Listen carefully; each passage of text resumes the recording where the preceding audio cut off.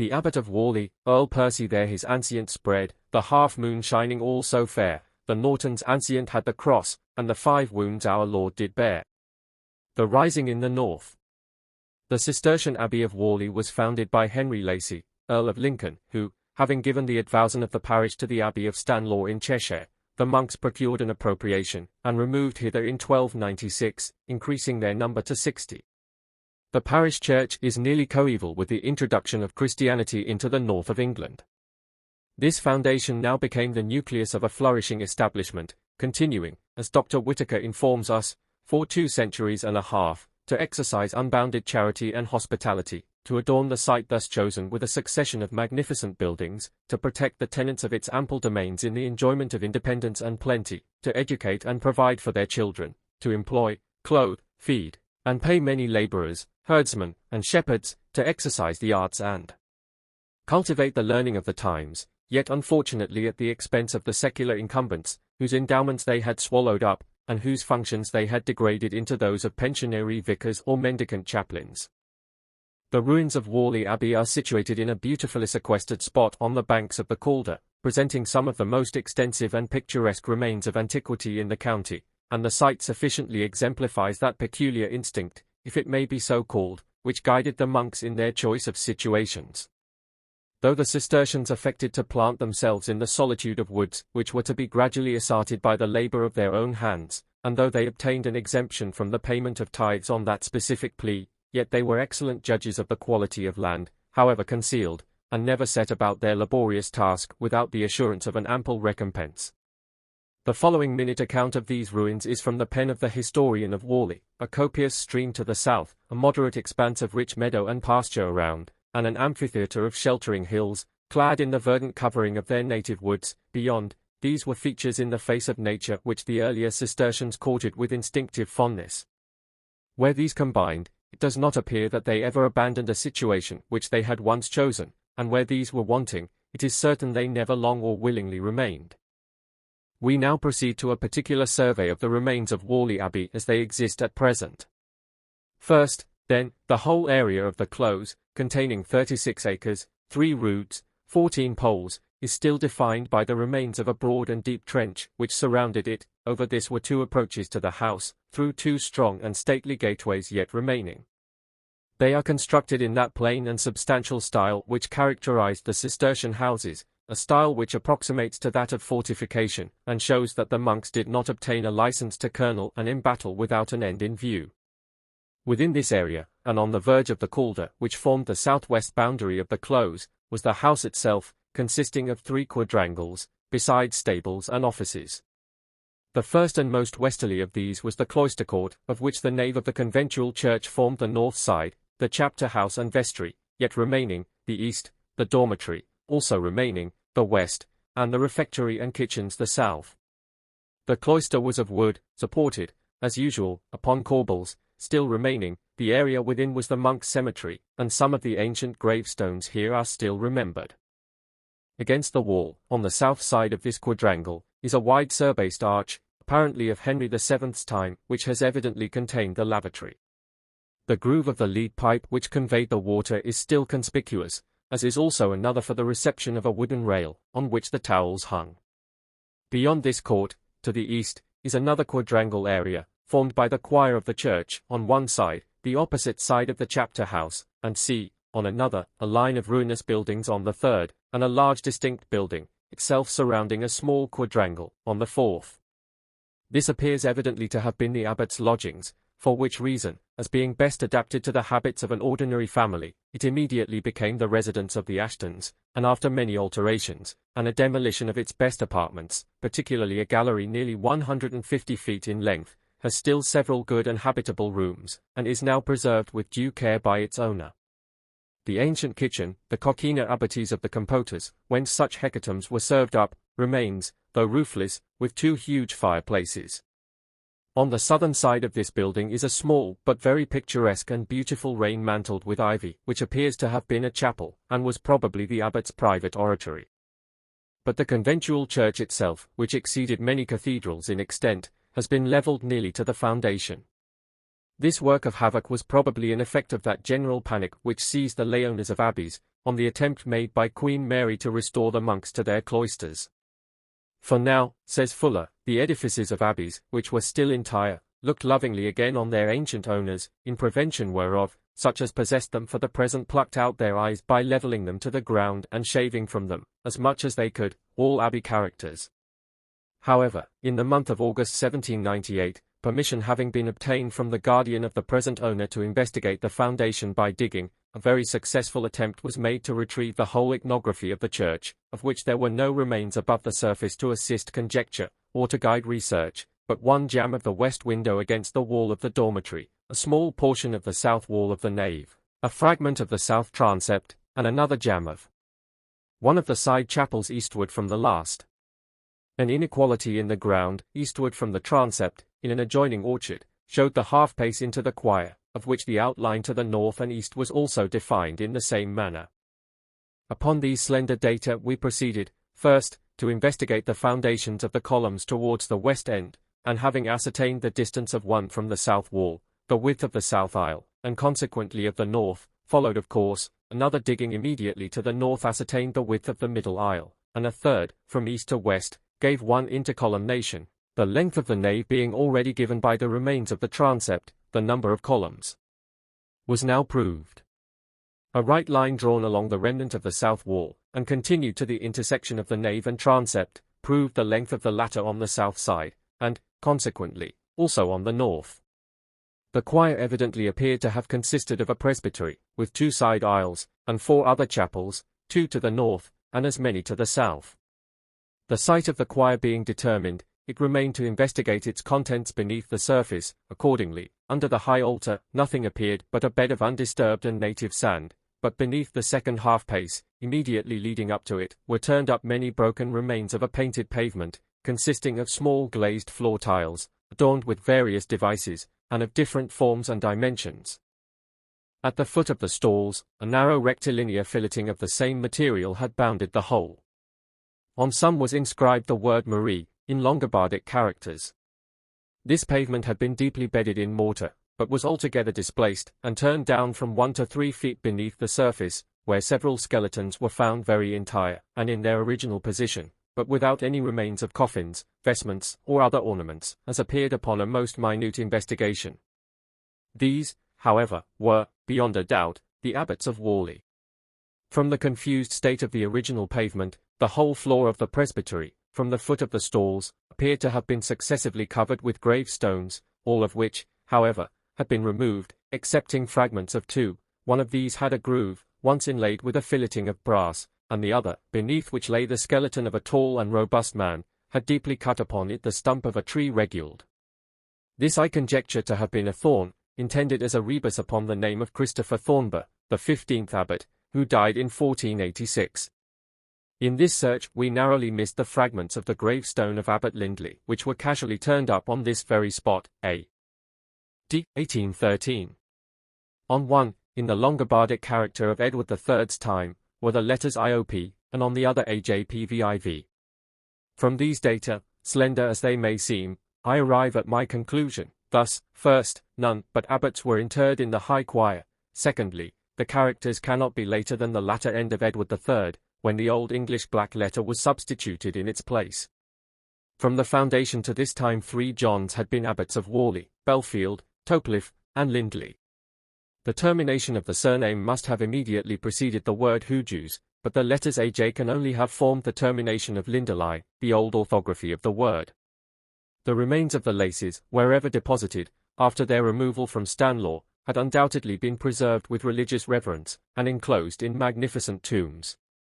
But in these researches there were no appearances which justified even a conjecture that we had discovered them.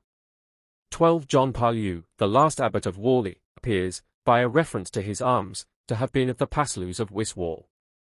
The first 20 years after his election were passed, like those of his predecessors, in the duties of his choir, in the exercise of hospitality, in attention to the extensive possessions of his house, or in the improvement of his buildings. But a storm was approaching, before which either his conscience or his bigotry prevented him from bending, and which precipitated his ruin and that of the abbey. The religious houses in general were now greatly relaxed in discipline, and many of them dreadfully corrupted in morals.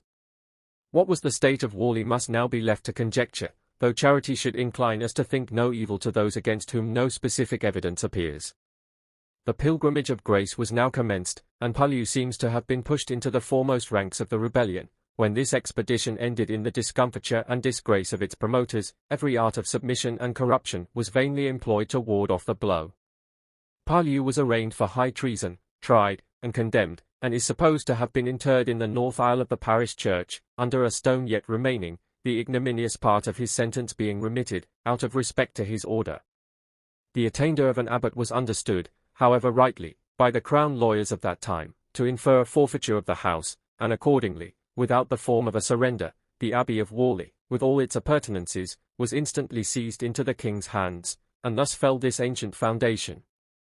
Fr. Thomas Holden, younger son of Gilbert Holden, of Holden, Gent, was, in all probability, the last surviving monk. On the dissolution he appears to have returned to his native place. In 1550 we meet with his name as Sir Thomas Holden, curate of Haslingden, and in 1574 he was licensed to the same cure at the metropolitical visitation of Archbishop Grindall, held at Preston, by the style of Thomas Holden, clerk, of sober life and competent learning. Strange as it may seem, we find the last surviving monk of Whalley a Protestant minister, 37 years after its dissolution. It was in the dark month of November, when the brown leaves are fluttering on the ground, when the wind comes mournfully through the bare woods, and the hollow nooks and quiet caves respond with their mystic voice, that two travellers were seen loitering up the grand avenue that swept nobly through the western embattled gateway of Whalley Abbey. The foremost of them wore a low-crowned cap, simply decorated with a heron's plume, and a doublet of mulberry-coloured velvet, puffed out capaciously at the shoulders. Trunk hose of a goodly diameter, and wide-flapped boots, decorated the lower extremity of his person. On his left hand he bore a hooded falcon.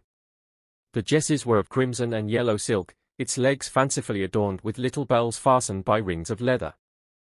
These made a jingling and dissonant music as it flew, being generally tuned one semitone below another, that they might be the more sonorous considering their small size.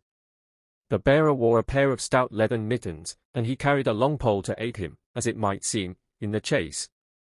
His manner bespoke him above the ordinary rank, and his garb, from the minute regulations then existing in regard to dress, showed at any rate his pretensions to nobility. This proud cavalier was followed by one servant only, who carried a capacious wallet, not overwell replenished with provision, as was apparent from its long lank shape and attenuated proportions. His master's cloak was slung on the other shoulder, and his belt displayed some implements that appeared alike formidable as means of offence or defence. Eventide was then drawing on, but it did not appear that the falcon had been loosed to the game. The usual tokens of success were wanting, the torn and bloody carcasses that marked an abundant sport. 2 or 3 of the brethren were sitting on a bench in the gateway. In passing by, the foremost of the strangers hastily addressed his follower. "Ralph Newcombe, plague on thee! Hast thou had a call again at the wallet? Thou guzzling tinder-throat, thy drouth is never slaked." Now Ralph, having felt sore oppressed with the weight of sundry leathern bottles, loaves, and wedges of cold meat, had taken especial care to lighten his back and load his stomach whenever the occasion was urgent. His endeavours had not been without success, for the wallet, as we have seen, hung from his shoulders, long, narrow, and unfurnished, save with the scraps and relics of many a savoury junket. "Coming, master," was the reply, sufficiently audible for his master's ear. The remainder escaped in a sort of grumble, the dregs of his ill humour at the interruption. The sportsman, if such he was, gained a ready admittance into the abbey enclosure. Passing round the north transept of the church, he made the best of his way to the abbot's house, where Pullew dwelt in great state, keeping a separate establishment and a numerous train of domestics and officials. Pullew was in some respects a man of parsimonious habits, and though his bounty might now be the better excused, yet in the more prosperous days of his dominion he had the character of a selfish and greedy priest, whose charity was less than that of his predecessor, and his personal expenses double. Encouraged by the Pilgrimage of Grace, as it was then called, headed by one Aske, a gentleman of but mean pretensions, who yet possessed the art of making himself popular with the vulgar, Pullew, though apparently taking no open part in the rebellion, had with his monks repossessed their ancient seat, from which they had been driven by the decrees of Henry VIII. The rebel army had their camp at Doncaster, where the Archbishop of York and the Lord Darcy openly espoused their cause, receiving in great state a herald from the king's army, who came to negotiate with these dangerous malcontents. They had formed high notions of their own power and importance, and entertained sanguine hopes of success, especially since the Duke of Norfolk, a supporter of the ancient religion, was appointed to the command of the royal forces along with the Earl of Shrewsbury. The monks made themselves certain that the result would be a complete purification of heresy from the land, or at least that measures would be adopted for the purpose of forcing Henry to a restitution of their rights. So fully established were they in this opinion, that, as we have just seen, some of them took possession of their ancient inheritances without the tedious formality of awaiting a fresh grant from the king. The rebel army, being allured by Norfolk with vain promises of satisfaction, were now dispersed, though with the understanding that another assemblage should take place at a given notice, for which purpose beacons were erected at convenient distances throughout the north. By these means their forces could again be mustered with the greatest security and despatch. Within this interval our narrative begins. Pahlew had received some communication from the leaders of the pilgrimage, but he seemed wishful to procrastinate, hoping, perhaps, he should be spared the necessity of any more direct treasonable demonstrations, by the timely submission of the king, yet his aid was of too much importance to be neglected. The stranger, on his introduction, was received with some ostentation, and not a little ceremony. They were evidently unknown to each other, but the keen glance of the abbot instantly detected the signal for some secret message. Pahlew was habited in the Cistercian gown, and scapulary of white cloth. His eye was dark, but restless, his lips, drawn in, were narrow and compressed, showing the curbed impetuosity of his spirit. Either as a churchman or a warrior, he seemed fitted for daring enterprise, yet was he of a wary and cautious bearing, a characteristic which his monkish education had in all probability thrown over his natural temperament. The attendants having departed, the stranger drew an unsealed letter from his bosom. A written message, my Lord Abbot, from the Abbot of Kirkstall. 'Tis now for your reverence's private regard, afterwards at your discretion. The abbot hastily glanced over this piece of quaint and formal Latinity, occasionally darting a rapid and penetrating look at his visitor. He says not aught regarding so goodly a messenger, said Pahlew, carelessly. I should have marvelled if he had, returned the other, with a contemptuous smile. He knew not of so important a personage when that epistle was elaborated from his pen. How, said the abbot, his features gathering into a portentous scowl. Nay, I beseech your reverence's grace, that you throw off all such disturbed apprehensions, for in troth a messenger of my bearing and capacity were worth a knight's ransom in these evil days, when the monks may not abroad with safety. Speak out. Remember I have yet the power to punish both insolence and treachery. The abbot's lip curled upwards, pale and quivering with rage, not unmixed with apprehension. Gramercy, said the stranger, with a provokingly careless expression of cool and contemptuous defiance, I cry you none, I am at present nameless. To work, Lord Abbot. Thou hast holden back too long, and there is a shrewd suspicion abroad of thine integrity in the good cause. Hold, said he, rising, as the reverend prelate was on the point of summoning his attendants, I am not thy prisoner. Impotent, I would crook my finger thus, and thou shouldest crouch at my bidding.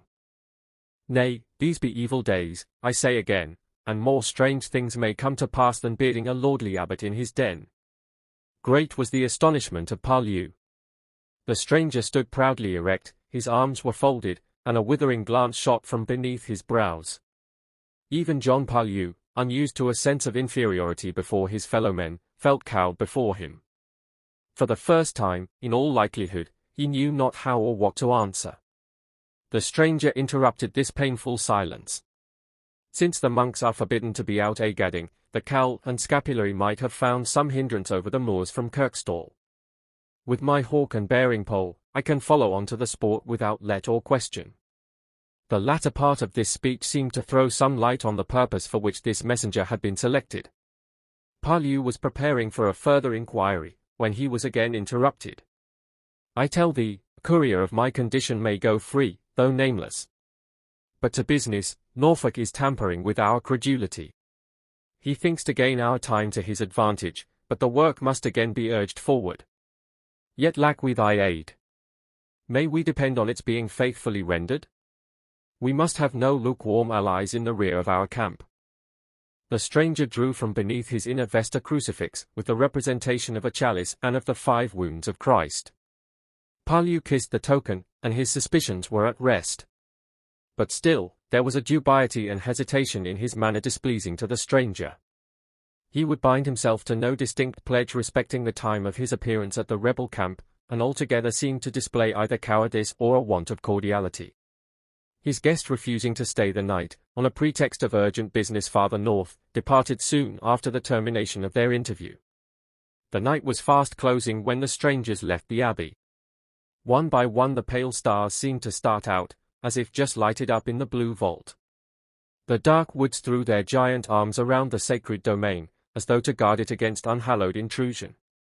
The travellers had gained the steep ascent towards the southeast, from whence the river, winding down the narrow valley, seemed as if here and there a spark was floating on its quiet surface. The lights, gliding on the opposite brink, fell distinct and unbroken upon the stream. The soft voice of the current grew strangely audible, in contrast with the deep silence, the wind rolling it round to the ear at intervals startling and abrupt. Preceded by a guide, they had taken the rough mountain road, leading from the abbey into the forest of Pendle, the stranger and his servant still walking, or rather climbing, for their journey could only be accomplished on foot. Having proceeded about 2 miles on this rugged path, they diverged to the left, where the only indication to assist their guide was the turf-cutter's track and a few heaps of stones, scarcely distinguishable from the common mass, but by an eye accustomed to these landmarks.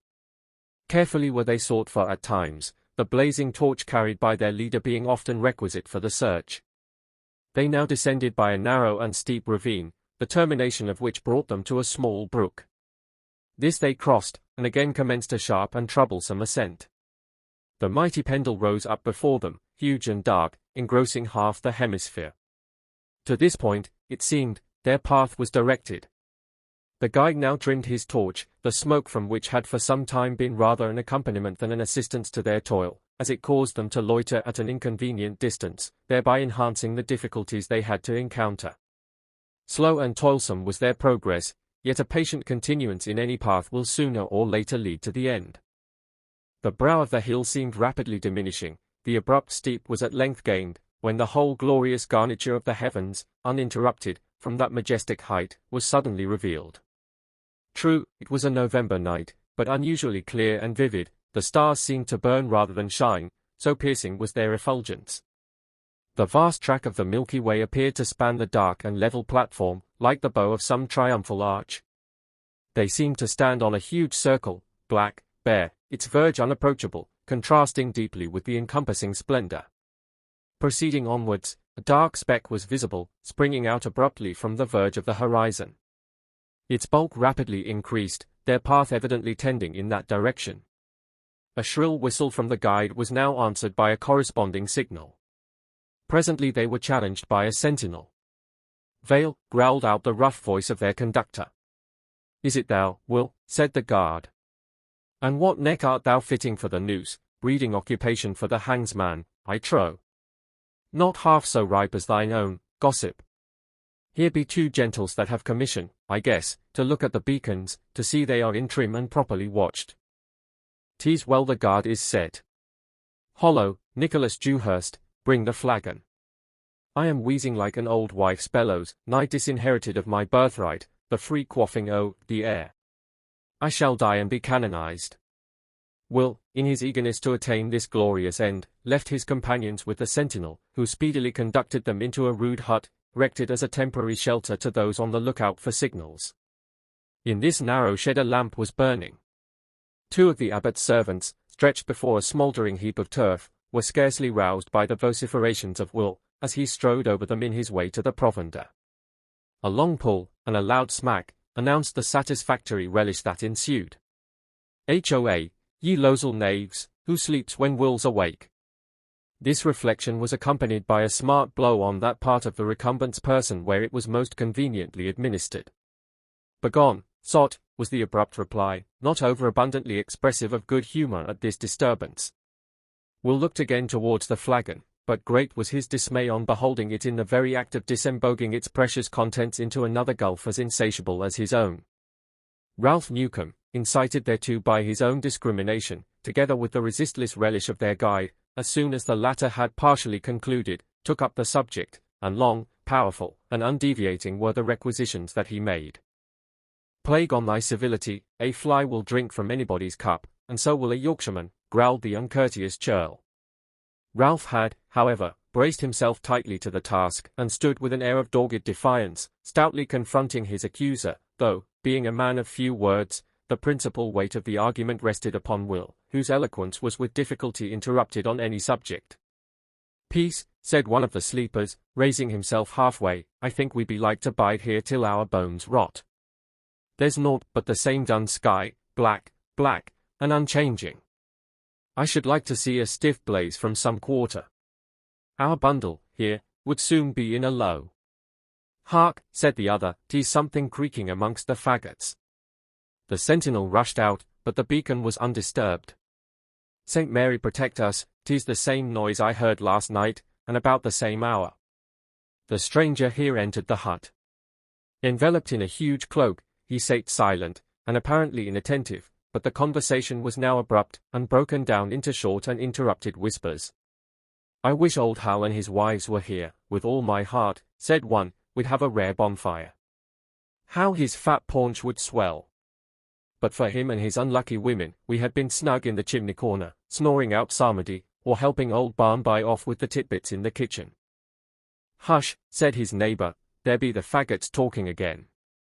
I think they are bewitched. Dan, look to them. Nay, said Dan, they may bide a while for me. The words were scarcely uttered when the building seemed in a blaze. Crash upon crash followed. The inmates, stupefied with terror, were well nigh suffocated ere their astonishment left them the power to escape. In the full conviction that the foul fiend had taken him at his word, Dan was dragged from the hut, speechless, and gasping with affright. Nothing less, too, than a visit from his satanic majesty in person was expected by the terrified rustics. On gaining the outside, the whole burning mass was before them, one vast pyramid of flame. Flakes of blazing matter were hurled into the sky, with short and rapid explosions. The roar of the wind through the glowing furnace was awful and appalling. Huge and ignited fragments were borne away with frightful rapidity. They rode on the rolling volumes of smoke like fire fiends armed with destruction, but the vast reservoir of flame still glowed on, apparently undiminished. The curtain of night seemed to be suddenly undrawn. Objects the most minute were visible as in the broad view of day. The brown heath, the grey, and the mossy stone, were each distinguishable, but clad alike in one bright and unvarying colour, red as the roaring furnace. Soon the great magazine of inflammable matter in the interior caught fire, and rolled out in a wide mass of light, like the first burst of a volcano. The stranger stood with apparent unconcern, his back to the flames, looking from the brink of the mountain northward, as if on the watch for corresponding signals. Soon a bright star hung on the heights above Sorley. Increasing in splendour, another broke out on the verge of the horizon, marking the site of the camp near Romuald's Moor.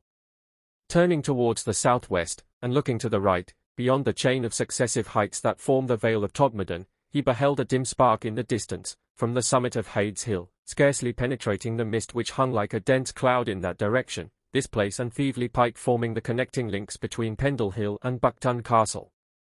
The terrified attendants knew too well the results which would follow this unaccountable and irreparable mistake. The whole country would be in commotion. Hordes of zealous and fanatic idlers and malcontents would repair to the appointed rendezvous, and this premature, and perhaps fatal movement, would be attributed to their carelessness. Parlieu, not over-nice in discriminating their several deserts, would doubtless subject them to immediate and condign punishment. These were thoughts common to each, unquestionable and conclusive, but what answer to give, or what excuse to make, was far from being decided upon with the same degree of certainty. We shall be hanged without mercy, was the dread sum of these uncomfortable reflections. I know not what you may be, said Will, but I intend to run for it. I've an old dame would make a sore disturbance at my death, more especially if dangling from the gallows tree, which of all the trees in the wood have been my aversion ever since I saw Long Tom of the Nab make so uncomfortable a shriving from thence. Run, then, said Nicholas, rather stoutly, and in a tone of more confidence than heretofore. I'll stay my ground this bout, and, further, I do propose to commit yon knaves into the holy keeping of our four-cornered crib, where they may be indulged in recreations of another sort than setting the whole country by the ears. 'Twill save our necks to slip theirs into the noose. This happy suggestion, the whole of these honest and conscientious servants of the church were prepared to obey. They might with safety accuse the strangers, indeed, it was more than probable they had hit out the right source of the mischief, so, marching up boldly to the execution of this Christian purpose, they were proceeding to lay hands on the foremost of the culprits. At this critical moment he turned suddenly round. Perhaps from a prior suspicion of their intentions, or from the knavish cast of their countenances, he saw that hostilities were in contemplation. At any rate, he seemed to be prepared for the event. Will, being the mouthpiece of the party, and accustomed, moreover, at times to a precise and methodical manner of delivery, was the chief speaker. "Sir, we arrest you for high treason. You are charged with firing off beacons without our privity or consent, thereby endangering the safety of the Lord Abbot, and the peaceable governing of this realm." He paused, quaking even at his own eloquence, but the stranger made no reply, till, throwing aside his cloak, he drew out a hagbut or demi-hague as it was sometimes called, being a sort of small harquebus, with its match ready kindled. "Tell the Abbot of Worley that neither ye nor the whole horde of drones and drivellers about his hive, shall take me against my own liberty and consent. Hold back. Your first step is your last, save to your grave. I will see the Abbot shortly, but not by your grace or assistance." Saying this, he bounded down the steep like the roused deer, in its first pride of flight, scorning the chase. The light flashing from his weapons marked his form rapidly receding from their grasp.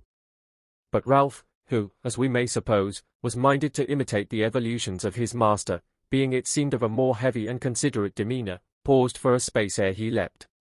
This deliberation was fatal to his enterprise. The enemy, recovering from their confusion, seized him in default of his master, and without further ado bore him away as a visible acquittance of themselves to the Abbot. There could be no great harm in throwing the blame of this unlucky affair on the companion of the escaped incendiary. Besides, it would be an effective lesson to him on the danger of keeping bad company. Through bog and brake, over moor and mountain, they hurried on with their prisoner, who, dooming them all to Clootie and his imps, and commending himself to Michael, Mary, and a number of his especial patrons in the Romish calendar, was urged forward with more than their usual speed. The blaze had ceased to be visible when they came to the last descent towards the village. Far and wide the alarm had spread, consternation and inquiry were on every countenance. The guards were besieged with anxious faces, supplicating intelligence, and much impeded thereby in their progress to the abbey. Outside the gates they found a dense crowd waiting for the news. The abbot and his brethren were in close council, expecting every moment the arrival of warders from the beacon. They were hurried into the chapter house, together with their prisoner, who had now taken to the sulks, refusing any reply to the numerous inquiries made by the servants who followed, eager for the final disclosure. The room was lighted by a single lamp. Little of the interior was visible, save the grim and ascetic faces of the monks who sat nearest to the center of illumination. Their features, in deep masses of alternate light and shadow, looked as if carved out, hard and immovable, from the oak wainscot. Occasionally, a dull roll of the eye relieved the oppressive stillness, and the gazer would look out from the mystic world he inhabited, through these loopholes of sense, into the world of sympathies and affections, with which he had long ceased to hold communion. Parlew was standing when they entered. His bushy grey eyebrows threw a strange and almost unnatural shade over the deep recesses beneath, across which, at times, like the foam swept over the dark billows of the spirit, a light and glowing track was visible, marking the powerful conflict within. Nicholas Dewhurst and Daniel Haydock. He shaded his eyes from the light, as he thus addressed the foremost of the party who had just entered. From what quarter was the signal first visible? My lord, said Dan, we are but unworthy of your highness' grace, did we not answer truly? Quick, thou art slower to thine answers than thy words. Why tarriest thou? If your highness will pardon, what, said Parlew, in a voice that made the culprits quake. I pardon nothing. What means this silence? Please your reverence, said Will, now advancing from the rear, his rhetorical flourishes somewhat curtailed, and his confidence thereby wonderfully abated. The first signal was our own, lighted by an incendiary, to wit, and here we bring him to your highness' reverence for judgment. We ordered the rope and the broad beam to be ready by daybreak. It were idle to paint the astonishment and dismay which this short narrative produced. Palu immediately saw the dangers by which he was involved. He was, by this desperate and unfortunate act, at once committed to the measures from which he had hitherto kept aloof, and he must now stand foremost in the cause, or tamely submit to the infuriate vengeance which this overt act of rebellion would inevitably hasten. He had hoped that, sheltered in this quiet nook, he should escape without being made a party in the contest, and rest secure until hotter heads and lighter brains had fought the battles that would leave him in possession of the spoil. If the king's party were triumphant, he fancied that, by seeming to take little or no part in the hostilities then abroad, his house might be spared in the general wreck that would ensue, but all these schemes of deep-laid policy and ambition were in a moment dissipated.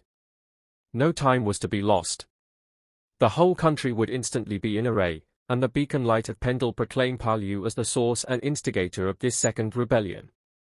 It would be in vain to stay the rising. Some enemy of his house, or some desperate adventurer, wishful to further his own schemes at another's expense, was doubtless the author of this mischief. The whole was but the discovery of a moment. Almost before the dark thought was visible on the brow he cried out, "Bring forward the traitor." But Ralph, on the first hearing of this accusation, strode forward, even to the table, where sat the awful conclave astonished at his temerity. He stood calmly erect, surveying his judges with a countenance scarcely moved from its usually hard and stolid expression. "If it be true," cried he, "as these idlers do aver, I am here to answer. If it be false, they must look to it." The abbot frowned at this presumptuous speech. "Who art thou?" "Marry, an ass ridden by fools." "Knave, see thou be discreet and respectful in thine answers. There be whipping posts for knaves, and stocks for the correction of fools. Why, if it be for the matter of my name, I trow, 'tis of an honest Christian-like and well-conditioned flavour, comes out of the mouth sharp as a beer spigot. Men call me Ralph." "And from whence?" said the abbot, impatiently. "These knaves of thy breeding can tell best. 'Tis a road I never before travelled, and, by your grace's favour, I do not mean to jog on it again." "He is servant to the stranger yeoman whom your worship entertained a few hours back, on some private errand," said one of the auditors. A sharp guess at the truth raised a slight quiver on the abbot's lip. The conversation of the stranger, the anxiety he displayed, with that of his brother of Kirkstall, seemed to point out the source and cause of his disaster. "Now, varlet, answer truly, or thou diest," said Palu, with a significant shake of the finger. "At whose instigation hast thou committed this foul treason against our house, and the good prospering of this realm?" "The deed was not mine." "Believe him not, my lord, we are upon our testimony," said the accusers. Ralph, turning aside, met them face to face. He commenced a short but shrewd examination, as follows: "You were watching, I suppose," said he, carelessly. "Were we," sharply replied 3 or 4 ready tongues. "Then, how could I fire the beacon without your leave?" A short pause evinced their dislike to this question, but Will, more ready than discreet, soon summoned assurance to meet the inquiry. "Thus, my lord, we had just taken them into the hut, thinking to show them a courtesy, but that knave's throat holds more liquor than his mother's kneading trough, or, if in the hut, how could I set the beacon in a low?" "But thou hadst a companion," hastily shouted Nicholas, finding their first position untenable. "And how comes it to pass that ye be taking or guiding thither any person, and more particularly wayfarers, whom we know not? How comes it, I say, that ye suffer this without my permission?" said the abbot, sternly. "Will was their guide, and we cared not to refuse your reverence's messenger." "My messenger," returned Palu, with a glance that almost bent them to the ground. "Please your highness," said Will, falling on his knees, "the stranger was a visiting of the beacons, so said he, to know if they were carefully watched. He came to me, as with an authority from your reverence, and I mounted them up to the guard-house, unwillingly enough. 'Tis a sore pull for a pair of shanks like mine." The abbot now saw plainly into the machinations by which he had been betrayed, and reprimanding his men for their negligence, and so careless an observance of his commands, ordered them off severally to the stocks. Their lamentations were loud but unavailing, especially when they found that Ralph was simply dismissed, for a space, to solitary confinement. Yet was Purlieu still at a loss to determine whence this subtle device originated, unless from his brother of Kirkstall, and he resolved to question Ralph secretly. It was owing to this purpose probably that the usual summary process of executive justice was not more speedily administered. A great marvel and gossip, as may readily be supposed, now arose throughout the whole country. Rumour, with her 100 tongues, flew fast, and her wide wings overspread the land. From all quarters, conformably to the signal, the levies marched with great rapidity to Doncaster, where they found Lord Darcy, who seemed to feel, or to feign, astonishment at this sudden rising without his orders. One and all proclaimed that the appointed signal was from the Abbot of Whalley, at whose war-inciting torch the whole line of beacons had been kindled. A messenger, however, was soon forwarded to the camp, from Purlieu, with an explanation of the affair, while at the same time he demanded their aid for the discovery and punishment of the offenders. But Darcy and Aske were too well pleased to see Paslew's crafty and selfish plans frustrated, whilst he was irretrievably committed to their cause. Tired of waiting the tardy result of negotiations with their sovereign, these ambitious spirits were glad to behold their army once more menacing the royalist position, hoping it would either quicken or terminate these dilatory proceedings. But the Duke of Norfolk and the Earl of Shrewsbury, at the news of this unexpected rising, were mightily amazed. Their plans were at once terminated. Their emissaries had failed to bring intelligence previously of the intended gathering. In the midst of their dilemma word was brought that the Abbot of Whalley had first lighted up the blaze of insurrection. Secretly resolving that this meddling priest should sorely rue his mischievous exploit, they again found themselves unwillingly obliged to enter into fresh stipulations with their adversaries, though determining on delay, if possible, in the hope of dividing their leaders, and of extinguishing the rebellion in detail. But we would crave the reader's return to the Abbey, where Ralph was left in strict durance, and possibly in some danger from the vindictive purposes of the abbot. Early on the following morning he was aroused from a deep-toned and laborious stertoration, by a figure that shook him as he lay, in a somewhat unceremonious fashion. The intruder was wrapped in a thick cloak or tunic, and he stood gruffly erect by the straw couch, whereon the prisoner's night dreams had nestled in their first existence. "I marvel thou sleepest so soundly. Thou art the first knave, I trow, that hast welcomed these walls with so loud a clarion." And what should ail the well-earned slumbers of Ralph Newcombe? His sleep may be as sound as some of those, mayhap, that have softer beds and gayer clothing. But the gallows, man, hast had no glimpse of the noose in thy night visions. Peradventure the hemp is not sown that shall make my collar. When the hangsman comes, 'tis time enough to wake, so, I pray thee, bereave not a poor man of the only solace the rich cannot purchase from him. Thou art a plain-spoken varlet, and I would but ask thy master's name and condition. Answer me straight, no equivocation, no shuffling or evasion shall serve thee, 'tis a stale device now, and will not avail. And who art thou, friend, that hast such a greedy appetite for men's names, thou canst not rest a bed for the craving of thy stomach? I am the abbot, and thou a prisoner in this good house. Fearful odds, methinks, for the strife. Now hark thee, most reverend abbot, my name thou knowest at a peradventure, but for the name of my master, as thou callest him, seeing it be a notable secret, thou mightest as well go ask his goshawk yonder, who, I guess, continues an unworthy prisoner as well as myself. I'll have the truth wrung from thy tongue. Thumbscrews and iron mittens will not be denied so easily. Humph, said Ralph, these be rare things for cracking the shell, but, for all that, I wot they'll not get at the kernel. What? Defiest thou my power, in my own custody too? Purlieu grew pale with anger, but the impolicy of this proceeding soon suggested itself to his wary, though at times impetuous, temper. Yet the stubborn disposition of his prisoner resisted alike his cajolements and his threats. In vain were offers of reward multiplied, nor bribe nor entreaty could avail. Purlieu then left him, threatening to extract by force what milder measures had failed to elicit. He had that morning despatched a messenger to the rebel chiefs at Doncaster with an explanation of the accident, likewise with an assurance of his good wishes to the cause, but still he delayed to go in person, or to send his quota of levies. True, however, to his threats, if not to his promises, towards the close of the day he again visited the dungeon. He was accompanied by 2 grim attendants, whom he ordered to wait outside until their services should be required.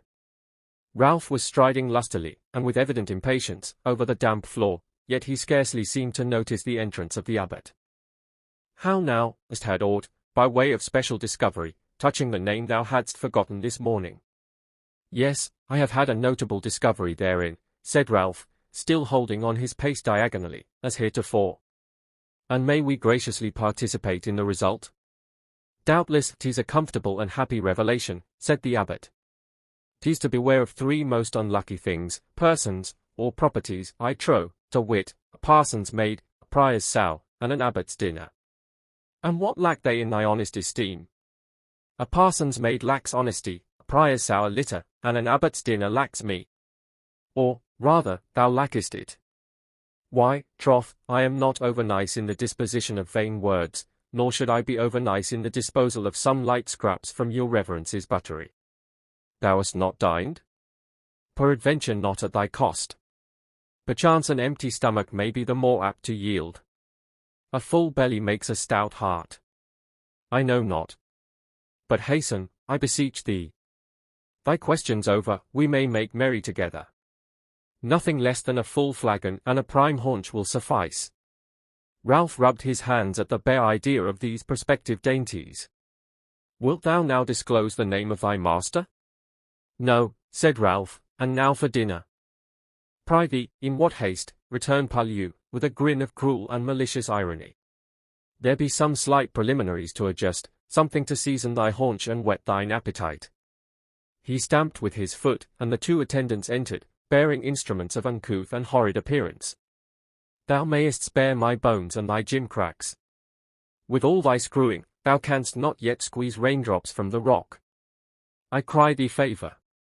Thou hast dared the stroke, thou hast courted the vengeance thou wouldest withstand, but thou shalt yield or break.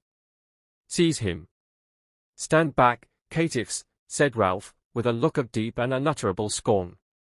"But to thee, words would fail to express my contempt, my derision, my defiance of thy puny power. Read, and skulk back to thy cell."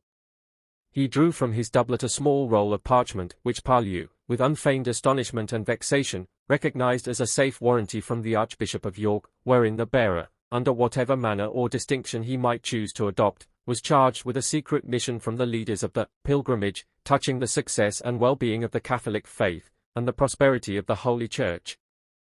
All abbots, priests, and others, being true sons of the Church, were called on to aid and comfort him in the due exercise of his mission, to furnish him with a safe passage, and to obey his bidding without let or question.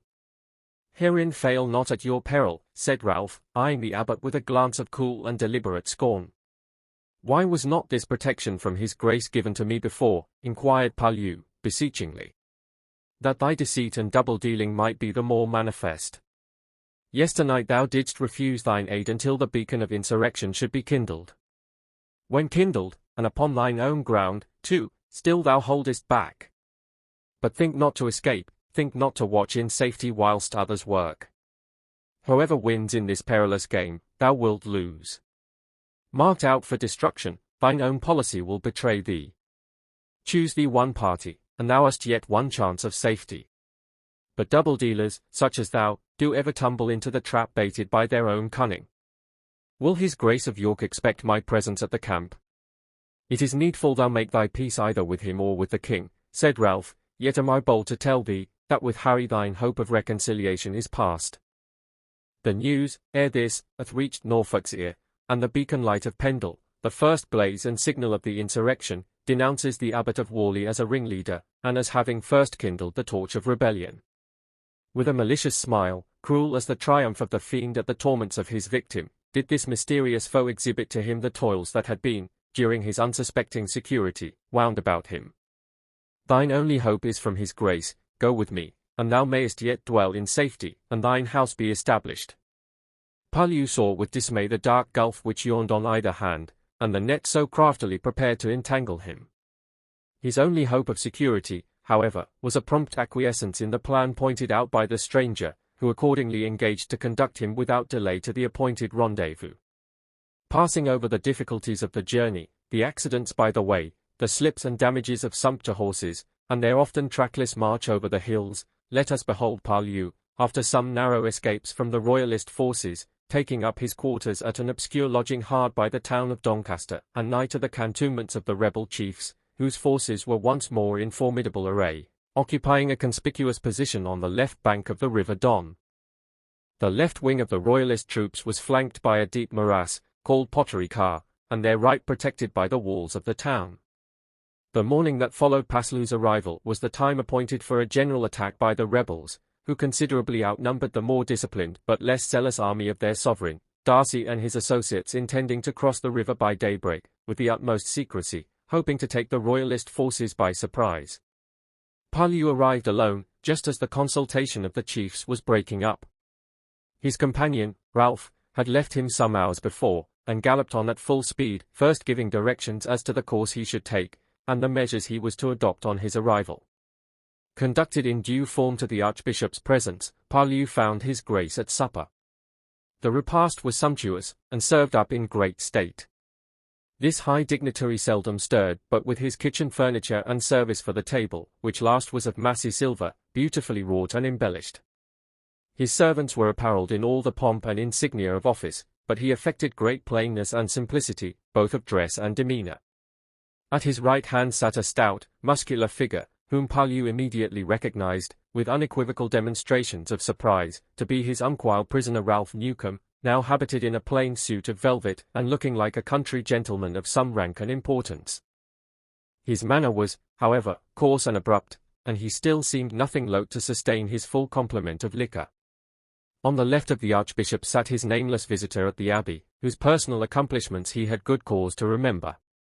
Below them sat several chiefs of the Confederacy, apparently of an inferior rank. "Abbot Parslew," said his Grace, "thou art a tardy, and it may be undutiful son. Thine homage to the Church has not been either freely or faithfully rendered, yet does she now welcome thee to her embrace, with the promise of a free and unconditional forgiveness." Said he of his Grace's right hand, Abbot Parslew was of too great weight in the scale of events to be left to choose his own side of the balance. "I am right fain of his company, and in troth he can use the persuasions well, the thumbscrews and tight boots upon occasion." "Master, ask," replied the Archbishop, "if the sons that our mother hath suckled and nourished from her own grace and bounty were every of them as true as thou art, who yet receivest not of her temporal favours, then would her kingdom be enlarged, and her arms should outstretch to the utmost verge and compass of all visible things. But there be evil men and seducers abroad, traitors to their altar and their faith." Here he paused, but presently continued, "My friends, though our religion be meek and lowly, yet does it not deny to us the comforts but sparingly scattered through this vain and perishing world." His Grace here filled a cup of spiced sack, inviting Parslew to partake of their humble entertainment. Bewildered and intimidated, he yet obeyed with all due reverence and courtesy. "Confusion to the heretic king," cried he on the left of the Archbishop, filling his glass, and at the same time taking especial note that the guests should repeat this bold and startling treason. "Lord Darcy," said one of the guests, "thou hast imbibed that wish so oft in thy drink, that should the king catch thee he may find it branded in thy four quarters, when they are cut up to ornament his Majesty's posterns." "And what might he find on thine, Norton?" said the fiery leader. "A cook's rolling pin and a mutton pasty." A loud laugh here announced the hit, of which this sally was the bearer, it being levelled directly at the well-known propensities of the personage to whom it was addressed. "Come, friends all," said the Archbishop, "let not the jibe and jest go round, there be matters of graver import that should occupy us this night. Tomorrow, let the elements be propitious, and the day is won." "Odie's life," said Ask, "surely the rain will not again prevent us from passing the river, as it did in our last campaign." "If it do," cried a deep and melancholy voice from the lower end of the table, "then will I say this pilgrimage of grace is the device of man, and not of God, and the work will not prosper." This ominous anticipation seemed to strike terror into the most stout-hearted. "Foul fa the croaking raven," said Ask. "No good comes on tea, when the Lord of Ravenswood breaks from his usual silence. Mischief follows, safe as the bolt after the flash." "Hush! My son," said the Archbishop to this bird of ill omen, "thou speakest unwisely. 'Tis not for us to adjudge the displeasure of heaven upon slight testimonies. He trieth our faith, when the dark cloud overshadoweth his mercy. But let us not dishonour this good cause, and weaken our hands by indulging in such gloomy anticipations. The night showeth little token of a change, and when I was last abroad, the river passed on, shallow and murmuring, over the ford. The guests were fully occupied to a late hour in discussing the plan of attack, the occupation of the town, together with subsequent arrangements, after which, with mutual anticipations of success, the company departed. Pao Liu, on retiring to his chamber, though much fatigued, found himself unable to sleep. The dark chaos of events brooded heavily upon his brain. Feverish and excited, the dread tomorrow seemed already pressing on the past, mingling its deep and unseen flood with the full tide of existence. The whirl and eddy, created by the conflict, lashed his thoughts almost to madness. He grew appalled. The billows blackened as they rose. He seemed sinking, overwhelmed in the struggle, and the spirit quivered as they passed. He arose, darting an anxious glance through the low casement. The moon was riding on the top of a huge mountain of clouds towards the northwest. As he gazed, they came rapidly athwart the heavens, like the wings of some terrible demon visibly unfolding. On a sudden the door of his chamber flew open. He started forward to meet the intruder, but there was no footstep, no sound save the hurrying gusts that foreran the approaching tempest. Soon, like a mighty deluge, it burst on at once in its full vigor, as though it would overwhelm creation once more in immediate ruin. The roll of the river answered swiftly to the tempest's voice, now swollen to a huge and foaming torrent, rising rapidly over its level banks, and threatening devastation on every side.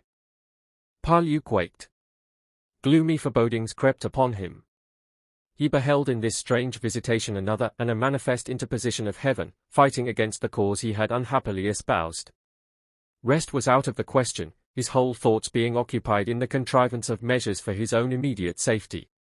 In the morning consternation had seized the whole camp. They beheld the muddy and turbulent waters before them, again frustrating their hopes, levelling their proud schemes, and fighting visibly and irresistibly against them, in front of their adversaries. So intimidated were the troops, and so convinced that their cause was now hopeless, that not all the persuasions and threatenings of their leaders, nor the archbishop's promises of an eternal reward, could prevent the breaking up of this vast multitude, and the hasty dispersion of the rebel host. Ere morning Pao Liu was gone. He liked not the dust from a falling house. Weary and alone he came back to his dwelling on the 10th day after his departure. From this time danger and misfortune crowded fast upon that devoted house. The dark course of events unfolded with frightful rapidity, and Pao Liu, by many a vain contrivance, sought to avert the king's displeasure and his own doom. A relaxation of some measures more than ordinarily severe was attempted, and we find, from existing records, that a pension of 10 marks per annum was granted to Thomas Cromwell, the king's secretary and principal visitor, whether in the way of bribe or fee is not certain. It shows, however, the humiliating and submissive circumstances to which the monks were now reduced. They were indeed fallen from that high estate, when kings were their tributaries, and empires too narrow for the wide grasp of their ambition. The following is a copy of Thomas Cromwell's indulgence, taken from the Townley MSS, to all estates due honour and reverence, and to all other commendation in our Lord everlasting. Know ye that we John, abbot of ye monastery of our Blessed Lady of Whalley, in Commander Lanc, by ye assente and consente of ye convente, have freely granted unto ye right honourable Mr. Tho. Cromwell, Secretary, General Visitor, and Principal Official to our most Sovereign Lord Kyng Hen. 8. An annual rent or fee of 6, 13, 4, yeareel, to be paid at ye nativity of St. John Baptist unto ye said Master Thomas Cromwell. We, ye said abbot and convent have put to ye same our hands and common seal. Yevon at Whalley the 1st of January 28 Hen. 8. But every act of submission, every stratagem and advice, had failed to ward off the blow. Within 10 weeks from the date of this document there was neither abbot nor abbey of Whalley. After the dispersion, imprisonment, and execution of the principal leaders of the rebellion, the day of reckoning and retribution was at hand. Shrewsbury, by the king's orders, sent a herald with a troop of horse, who, taking Pao Liu, Eastgate, Haydock, and some others of the monks prisoners, they were arraigned at Lancaster, and convicted of high treason. On the 12th of March 1537, Pao Liu was conveyed back to Whalley for execution, where, in a field called the Whole Houses, immediately facing the house of his birth, a gallows was erected, on which Pao Liu and Eastgate suffered punishment or martyrdom, for the story varies according to the bias of the party by whom it is told. Haydock was carried to Padiham, and died there the same ignominious death on the day following.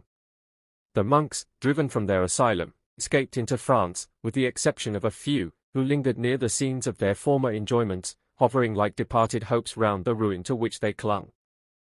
Sir Edward Stanley, why, then, the world's mine oyster, which I with sword will open. God never wrought miracles to convince atheism, because his ordinary works convince it. Bacon. No man doubts of a supreme being, until, from the consciousness of his provocations, it becomes his interest there should be none. Government of the tongue. Men are atheistical because they are first vicious, and question the truth of Christianity because they hate the practice. South. The following will, perhaps, be thought misplaced as a polemical subject. But in relating what may be conceived as the true motive that incited Sir Edward Stanley to the founding of that beautiful structure Hornby Chapel, we may be allowed to show the operation as well as the effect, to trace the steps by which his conversion from an awful and demoralizing infidelity was accomplished. We have borrowed some of the arguments from Leslie's short method with the deists, condensing and illustrating them as the subject seemed to require.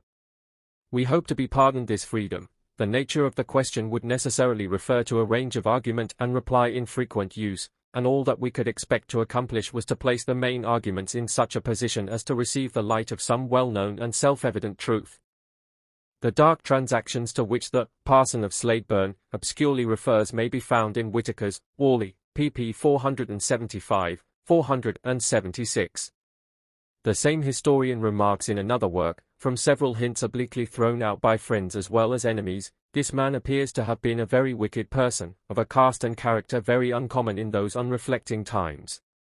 There certainly was something very extraordinary about the man, which, amidst the feudal and knightly habits in which young persons of his high rank were then bred, prompted him to speculate, however unhappily, on any metaphysical subject.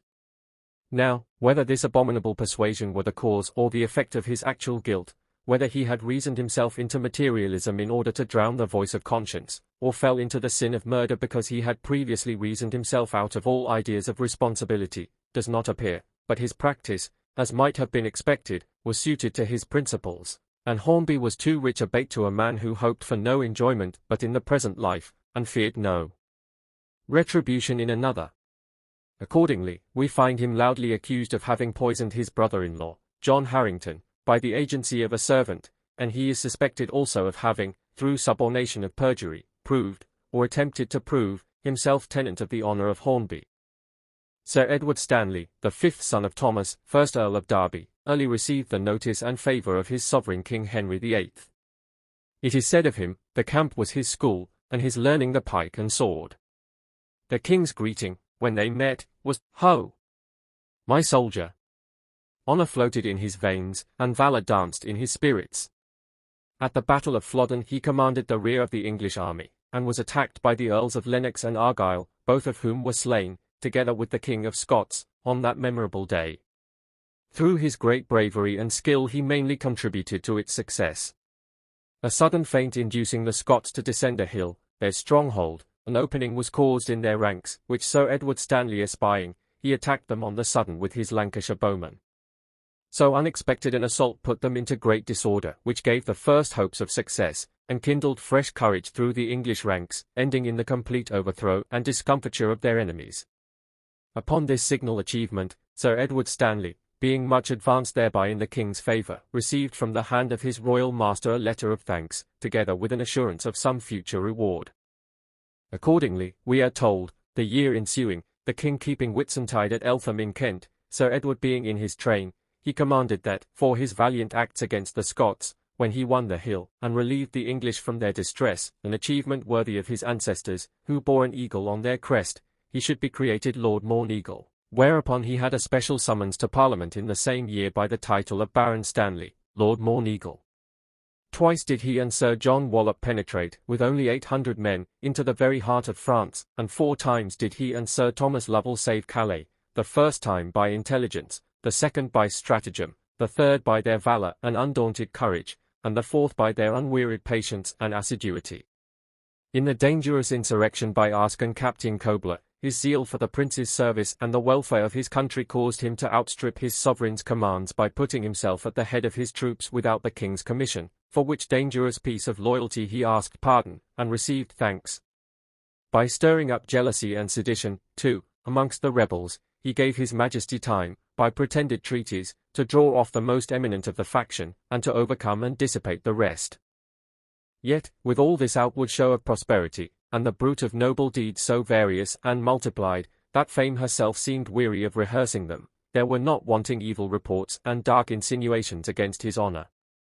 Foul surmises prevailed, especially in the latter part of his life, as to the means by which he possessed himself of the estates he then held in right of his lady, and those too that he enjoyed through the attainder of her uncle, Sir James Harrington.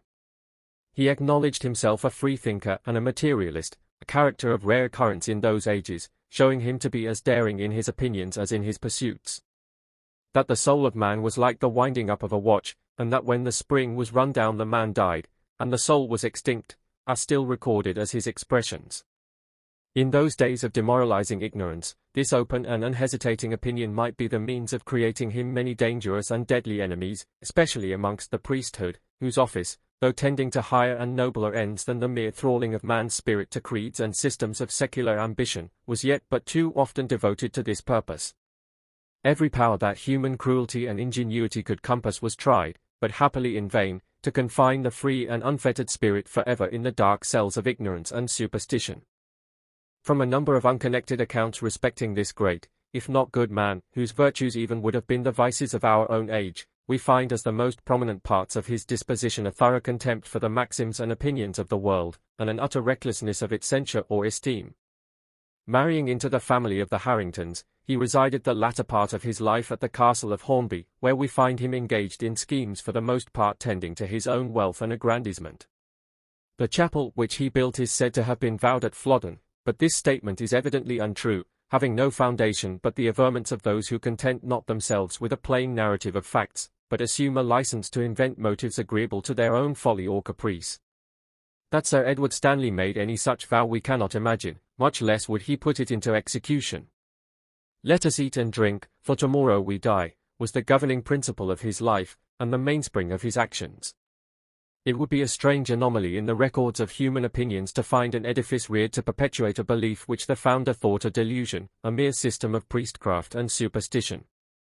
To this prominent feature in his history our attention has been directed, and we think the following tradition assigns a better and more plausible motive for the founding of that beautiful structure, the chapel at Hornby. It was by the still light of a cloudless harvest moon that two men appeared to be sauntering up the stream that winds through the vale near Hornby. One of them wore a clerical habit, and the other, from his dress, seemed to attend in the capacity of a menial. They rested at the foot of a steep cliff overhung with firs and copsewood. The castle, upon the summit, with its tall and narrow tower, like a feather stuck in its crown, was not visible from where they sat today. The moon threw an unclouded lustre from her broad full face far away over the wide and heavy woods by which they were surrounded. A shallow bend of the stream towards the left glittered over its bed like molten silver, issuing from a dark and deep pool shaded by the jutting boughs and grim-visaged rocks from whence they hung. The travellers now ascended by a narrow and precipitous path. Their task was continued with no little difficulty, by reason of the looseness of the soil, and the huge rocks that obstructed their progress. By dint of scrambling, rather than walking, they, however, approached to the summit, when a light became visible over the hill, growing brighter as they ascended. It was the castle turret, where Lord Morneagle generally spent the greater part of the night in study. Whatever might be the precise nature of his pursuits, they were not supposed to be of the most reputable sort. Wizard spells and rites unholy were said to occupy these midnight vigils. Often, as that lonely watchtower caught the eye of the benighted peasant, did he cross himself, and fancy that shadows were flitting to and fro on the trembling and distant beam. "There it is," said the hindmost person, who was none other than the parson of Sladeburn. "That lantern, I think, is unquenchable. Does thy master never quit yon burning pinnacle?" "Maybe," replied the servant, "he careth not to be oft abroad, and who dare thwart his will? Troth he had need be of a tough temper that should give him speech unquestioned. They who hold a higher communion reck but little of this frail and pitiful dust," returned the clergyman, after a solemn pause. "It is enough that he hath sent for me. I would fain warn him ere he depart, else yon walls had not again echoed my footstep." This confidential domestic spoke not. He was either too much attached to his master, or implicated with him, to hazard a remark. The path was now wider and less difficult of access, leading over a pretty knoll, glittering like lodestars in the dew, beyond which arose the huge and cumbrous pile then distinguished as the castle of Hornby. The barking of some half-dozen horse-mouthed dogs announced their approach. Passing over the drawbridge, they entered the courtyard, from whence a side postern at that time opened a communication to the turret chamber without passing through the main building. A winding staircase led them directly to the summit. Soft gleams of moonlight came at intervals through the narrow loopholes, being the only help or direction whereby to accomplish their ascent. After a tedious gyration, which more than once made the hindmost party pause to obtain a respite, the guide opened a low door. It swung heavily aside, disclosing a small anteroom, destitute of all furniture save a large oaken chest, that seemed to be the depository, or ark, as it was usually called, for the safekeeping of the family archives. The conductor approaching an opposite door gave a private signal. It flew open as if by its own impulse, displaying a chamber of no mean dimensions, in which, by the light from a gigantic lamp, was seen a figure seated before a table absolutely groaning with piles of books, and various apparatus of unknown and wondrous import. Instruments of unimaginable shape lay in heaps round the apartment, their use it were impossible to conjecture. Furnaces, alembics, jars, glass urinals, and bottles of all sizes, rendered the chamber perilous of access, save to those who were acquainted with the intricacies of this labyrinth. Sir Edward, as he was yet generally styled, looked full at his visitors as they entered. His eye was large and dark, the expression fierce and commanding. He was clad in a gown of black silk, covering an inner vest of sables. From a broad belt, glittering with costly stones, hung a short sword and a pair of pistols richly embossed. The upper portion of his head was bald, the hair on its sides short and frizzly. His beard was of a reddish tinge, trimmed square and bushy, beneath which his white ruff seemed to glisten from the sudden contrast. His forehead was high and retreating, his face pale, and his cheek hollow and slightly wrinkled. His nose was small, looking ill-suited to the other features, which were large and strongly marked. His mouth was full, but compressed, and his teeth beautifully white and well-shaped. When he spoke, they were much exposed, projecting slightly, and tending to give an air of ferocity to his countenance. In stature he was tall and well-formed. Proudly upright in his gait and attitude, he appeared like one born to be obeyed, to rule in whatsoever station he occupied. Sir Hugh Parker. The parson of Sladeburne is welcome to Hornby, said Lord Morneagle, rising. It is long since we have met. I claim the privilege of old fellowship, give me thy hand. My lord, I am here at your request. Your wishes are commands with my poor endeavours. Thou mayest retire, Maudsley, said the Baron to his servant, motioning him to depart. The minister was accommodated with a low stool, made vacant for the occasion. Lord Morneagle, closing the book, abruptly addressed his visitor. I knew thou wast in the neighbourhood, and I would unravel a few arguments with thee, a few quiddities about thy profession. I know thou art skilful at thy trade, which, though a vocation having its basis in fraud, finding countenance through the weakness and credulity of mankind, doth yet hold the commonalty in thrall and terror, a restraint which none other scheme might peradventure impose. You are too harsh, my lord. I minister not to aught that my conscience disapproves. Being of the Reformed Church, I do not mightily affect creeds and opinions. The Bible is the fountain, pure and undefiled, its waters fertilize and invigorate the seed of the faith, but choke and rot the rampant weeds of error and superstition. The Bible.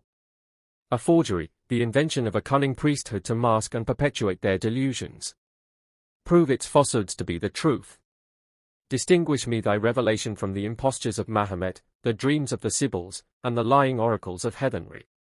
Oblige me either to renounce my reason and the common principles which distinguish truth from error, or to admit the proof thou shalt allege, which proof, look thee, must be such as no imposture can lay claim to, otherwise it proves thy doctrine to be an imposture. If thy religion be true, there must be such a proof.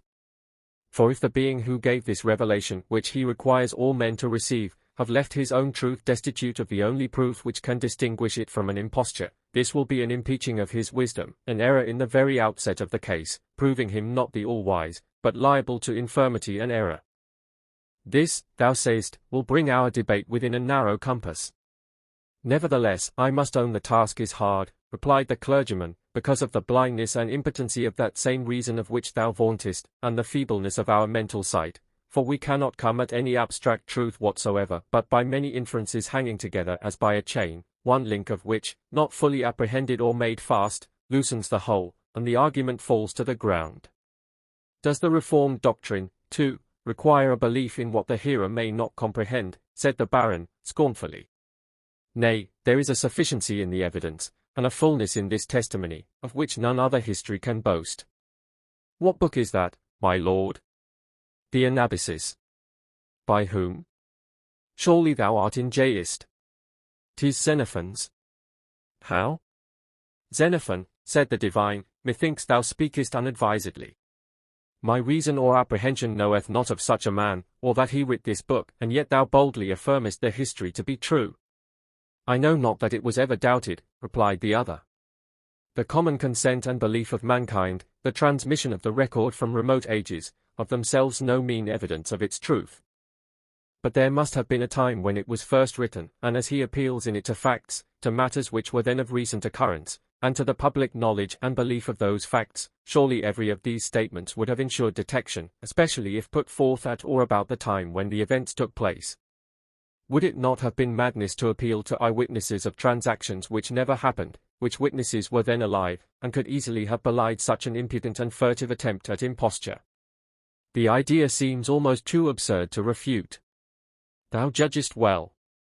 It would be madness and absurdity in the extreme to deny the existence of thy historian, or the events to which he refers, and yet a record which to thee is of the greatest moment, wherein thine own interests are forever involved, and to the truth of which there is much more clear and irrefragable testimony, thou rejectest as a fraud and an imposture.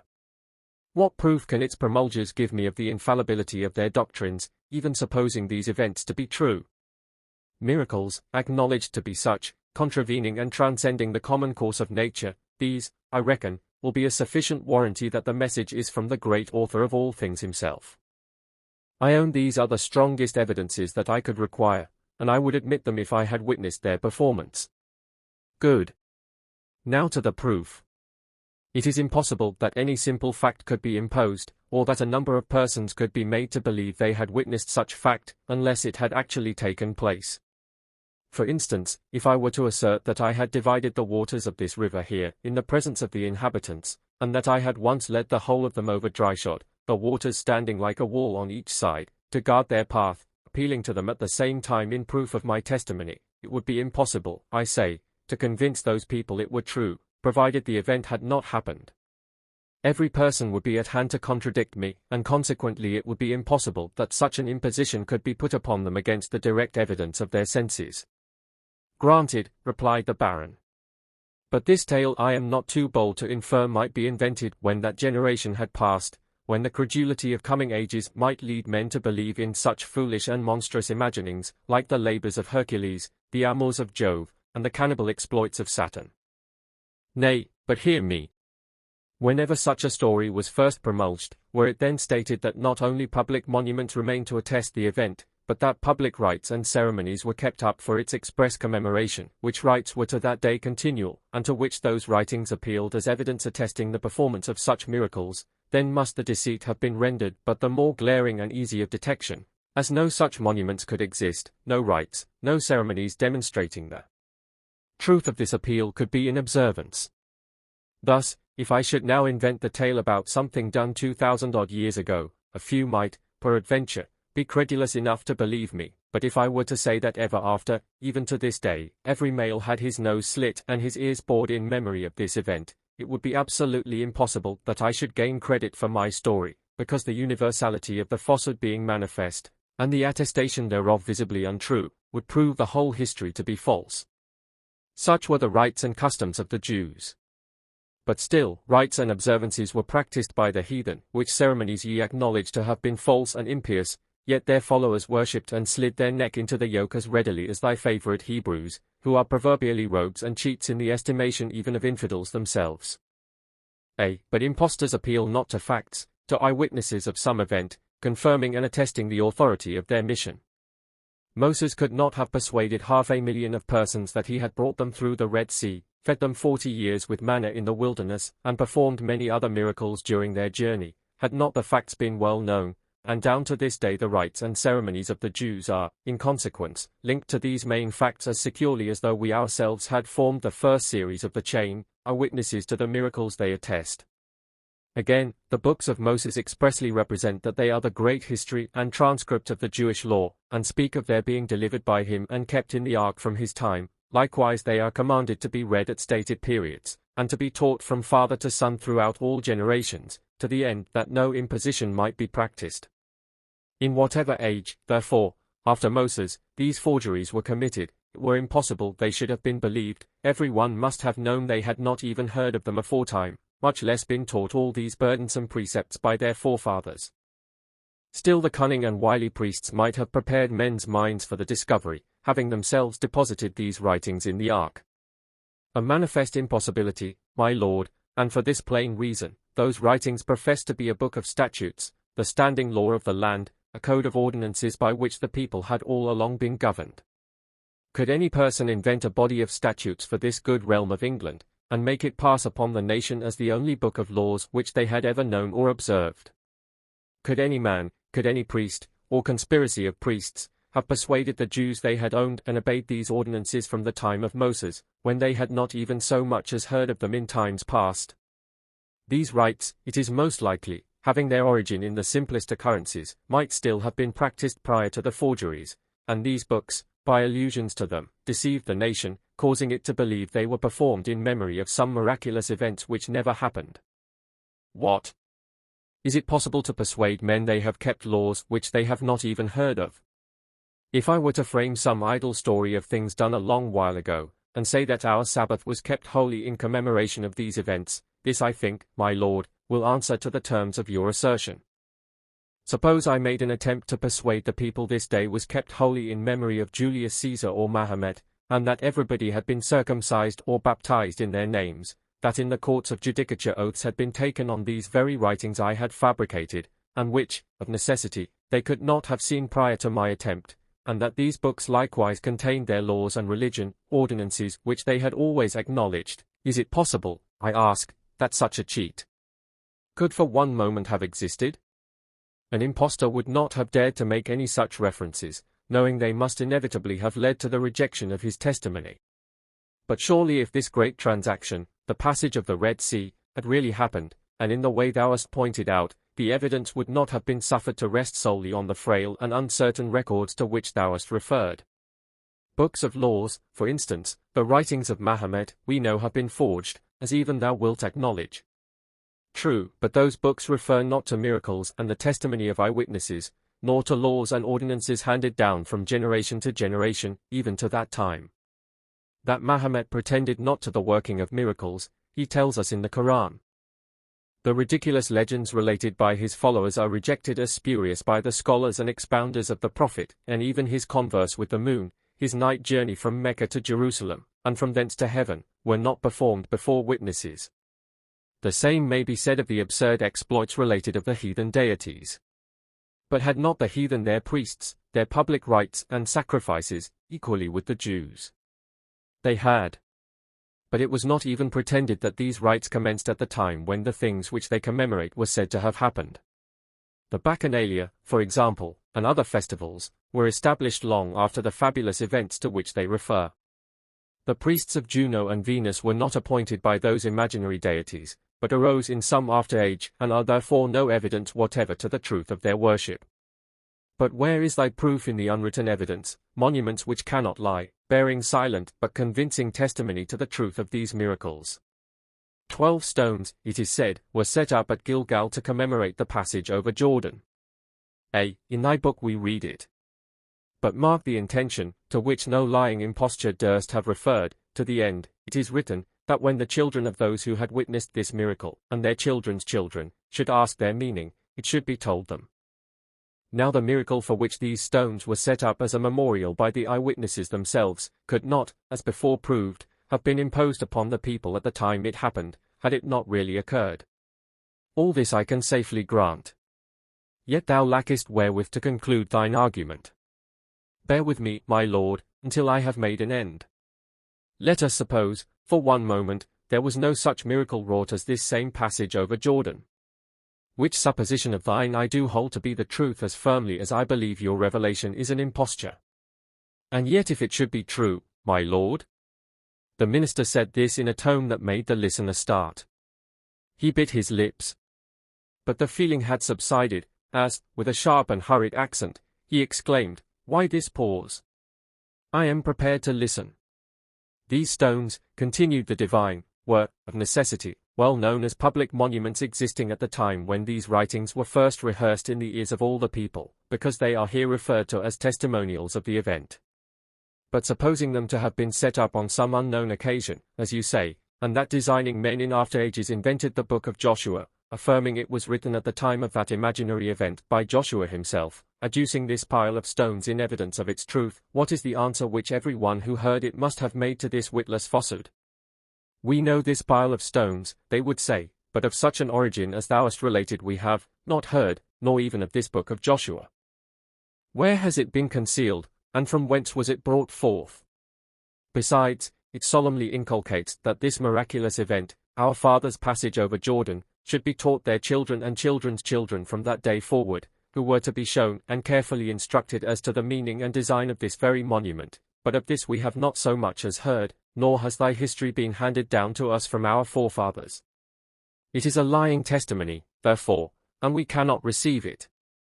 Yet do we find the children of Israel commemorating, handing down, and instructing their children from age to age into the meaning and design of these memorials, which instruction must at some time or another have had a beginning, having its commencement with the very events to which they refer, which events it would then have been impossible to make the people believe against the plain evidence of their senses.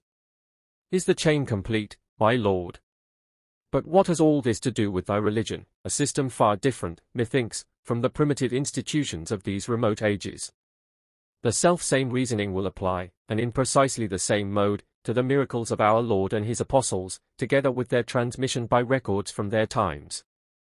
The histories of the Old and New Testaments could not have been received at the time they were written, if they had not been true, because the priesthoods of Levi and of Christ, the observance of the Sabbath, the Passover, and circumcision, the ordinances of baptism and the Eucharist, are there represented as descending by uninterrupted succession from the time of their respective institution.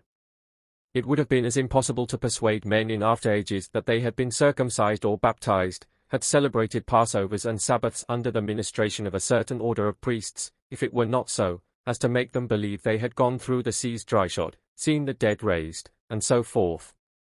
But without such a persuasion neither the law nor gospel could have been received. Yet, methinks, if I were the founder of a new religion, and had all the stores of nature and omnipotence at my command, those boasted attributes of thy lawgiver, I would not have left it liable to doubt, to the sneers and cavils of any one who might question my pretensions, or my right to control their belief. The truths of omnipotence should be clear as the sun's beam, and unquestioned as his existence. If they believe not Moses and the prophets, neither would they believe though one should rise from the dead. 'Tis not for lack of proof, 'tis for lack of will.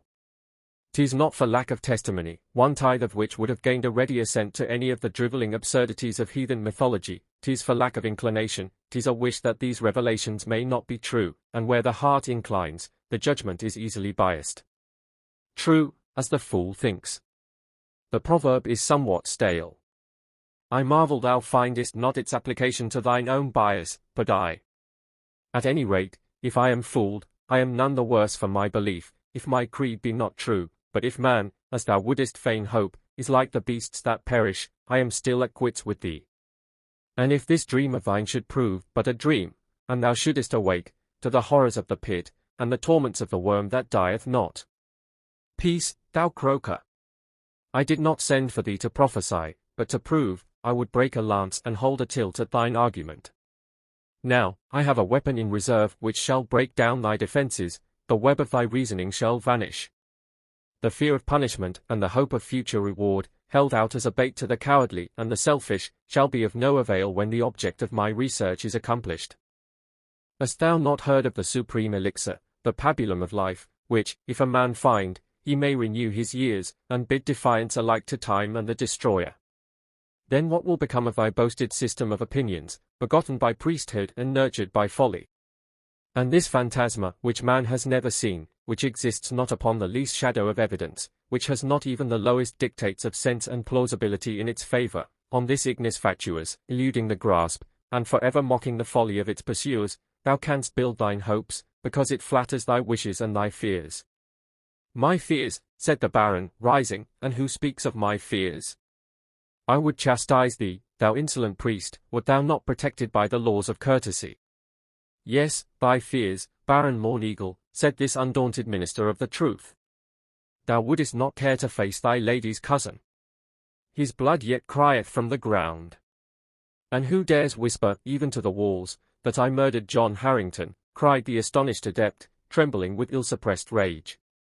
Methinks he holdeth his life too cheap who doth let this foul suspicion even rest upon his thoughts.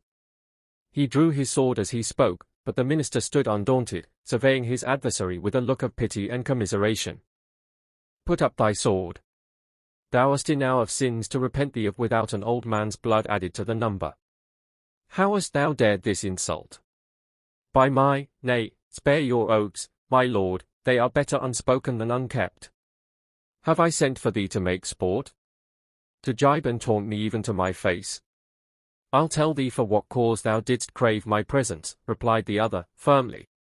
Thou hast misgivings lest thine own hopes should not be true, lest thou shouldest perchance depart with a lie in thy right hand. Thou didst send for me, an unworthy minister to the faith which I profess, that by thy subtlety thou mightest deceive thyself, that by overthrowing my arguments thine own might be strengthened, for truly 'tis a comfortable thing to have our opinions confirmed through the weakness of an opponent. And daredst thou, with such apprehensions upon thy stomach, to commit thyself alone to my mercy and my keeping? Suppose I should reward thee according to thine own base suspicions. Understandest thou me? Yes, proud and guilty man, too well. But I fear thee not. What? Holdest thou a charmed life? Thou mayest fall into a broil as well as other men. And who shall require thy blood at my hands? Ere I left, said the divine, warily, I whispered a word in your cousin Beaumont's ear. Should I not return, he will be here anon. Peradventure I am not misunderstood. Thou hadst need be careful of my life, otherwise thine own may be in jeopardy. A fierce and terrible brightness, like the lurid flashes from his own torment, burst from his eye. The very anger and malice he strove to quell made it burn still hotter. His visage gathered blackness, cloud hurrying on cloud, like the grim billows of the storm across a glowing atmosphere. Rapid was the transition. Rage, apprehension, abhorrence, all that hate and malignity could express, threw their appalling shadows over his features. Still the dark hints uttered by his visitor seemed to hold him in check. Chafed, maddened, yet not daring to execute the vengeance he desired, he strode through the apartment with an uneasy and perturbed gait. He paused at times, darting a look at the minister as if about to address him. Suddenly he stood still, nerving his spirit to some awful question. My cousin John Harrington died in his own chamber. In this house, God wot.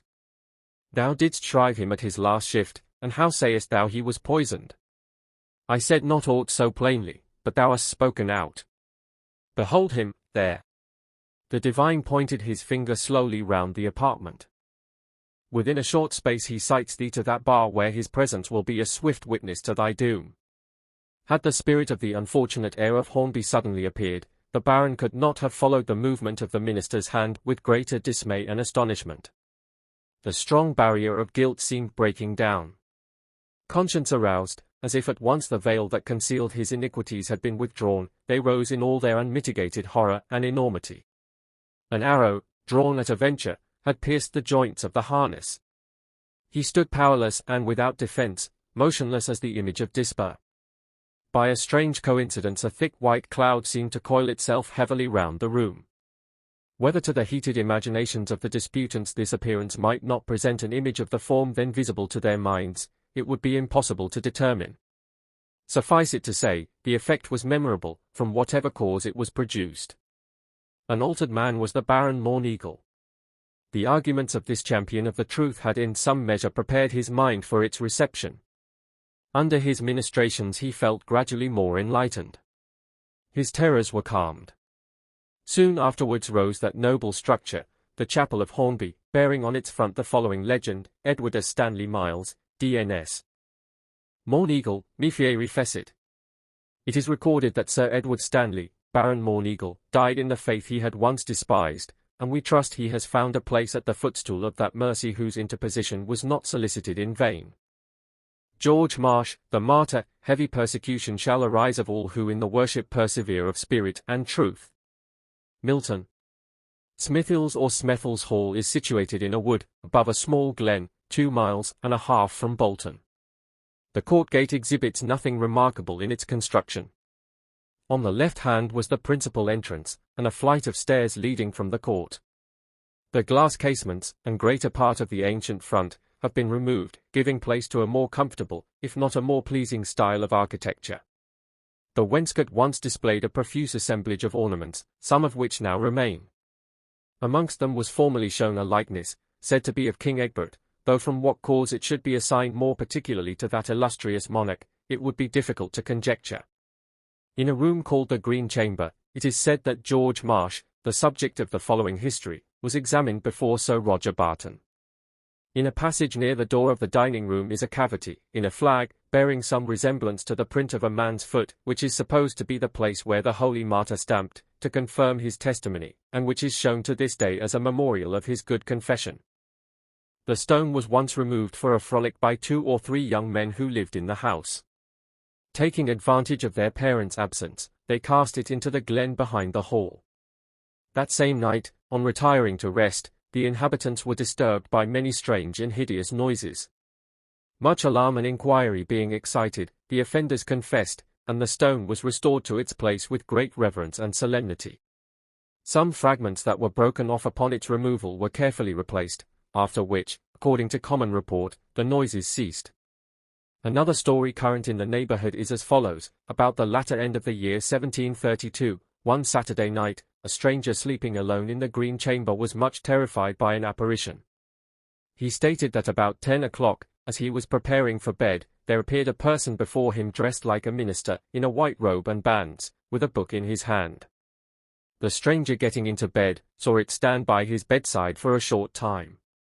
It then slowly retired out of the door, as if going downstairs, and he saw it no more. This person invariably persisted in the same story, and the owner of the estate immediately ordered divine service at the chapel on a Sunday, which had long been discontinued. The vaults seem to have been strongly walled and fortified, and were most probably used as burying places, many bones having been found when digging. There is a tradition that King Egbert founded this place, and kept his court here, but no corresponding trace of it occurs in history, and we may suppose, from the order of his conquests, that his residence would be in the more southern parts of the kingdom. The situation is secluded, and well calculated for concealment, favouring the general opinion that it was the retreat of the famous pirate, Sir Andrew Barton, whose exploits and defeat are so beautifully told in the old ballad of that name in Percy's Relics. It is surprising that so little should be known of this great and bold man, whose conduct had nearly occasioned a war between England and Scotland, and whose death, it is supposed, was one of the grievances which led to the Battle of Flodden. Up to the time of Henry VII, it appears, the Radcliffes were lords of Smethills, but Joan, daughter and sole heir of Sir Ralph Radcliffe, having married Robert Barton of Holme, he became in that reign seized of the manor and lordship, where his posterity continued, until Grace, sole daughter and heir of Thomas Barton, the last male heir, was married to Henry, eldest son of the first Lord Fauconberg, whose descendant Thomas, in the year 1721, sold the manor, which afterwards passed into the hands of the Byrons of Manchester, by whom it was sold to Mr. Peter Ainsworth of Halliwell, descendant of the Ainsworths of Pleasington, in this county 13, the present owner. Smethills is dependent upon the superior manor of Sharpies, the lord of which claims from the owner of this place a pair of gilt spurs annually, and, by a very singular and inconvenient custom, the unlimited use of the cellars at Smethills for a week in every year, 14 at the close of a cold, keen day, about the early part of spring, in the year 1554, there came 2 men across a bleak and barren tract of land called Dean Moor, near to Bolton in the moors. When at some distance from the main path, and far from the many by-roads intersecting this dreary common, they, first looking cautiously around, as though fearing intruders, fell on each other's neck and wept. The sun's light beamed suddenly through a cleft in the heavy clouds near the horizon, along the stunted grass and rushes, stretching far away to many a green knoll in the distance, behind which the dark hills and lowering sky looked in wild and terrific blackness over the scene.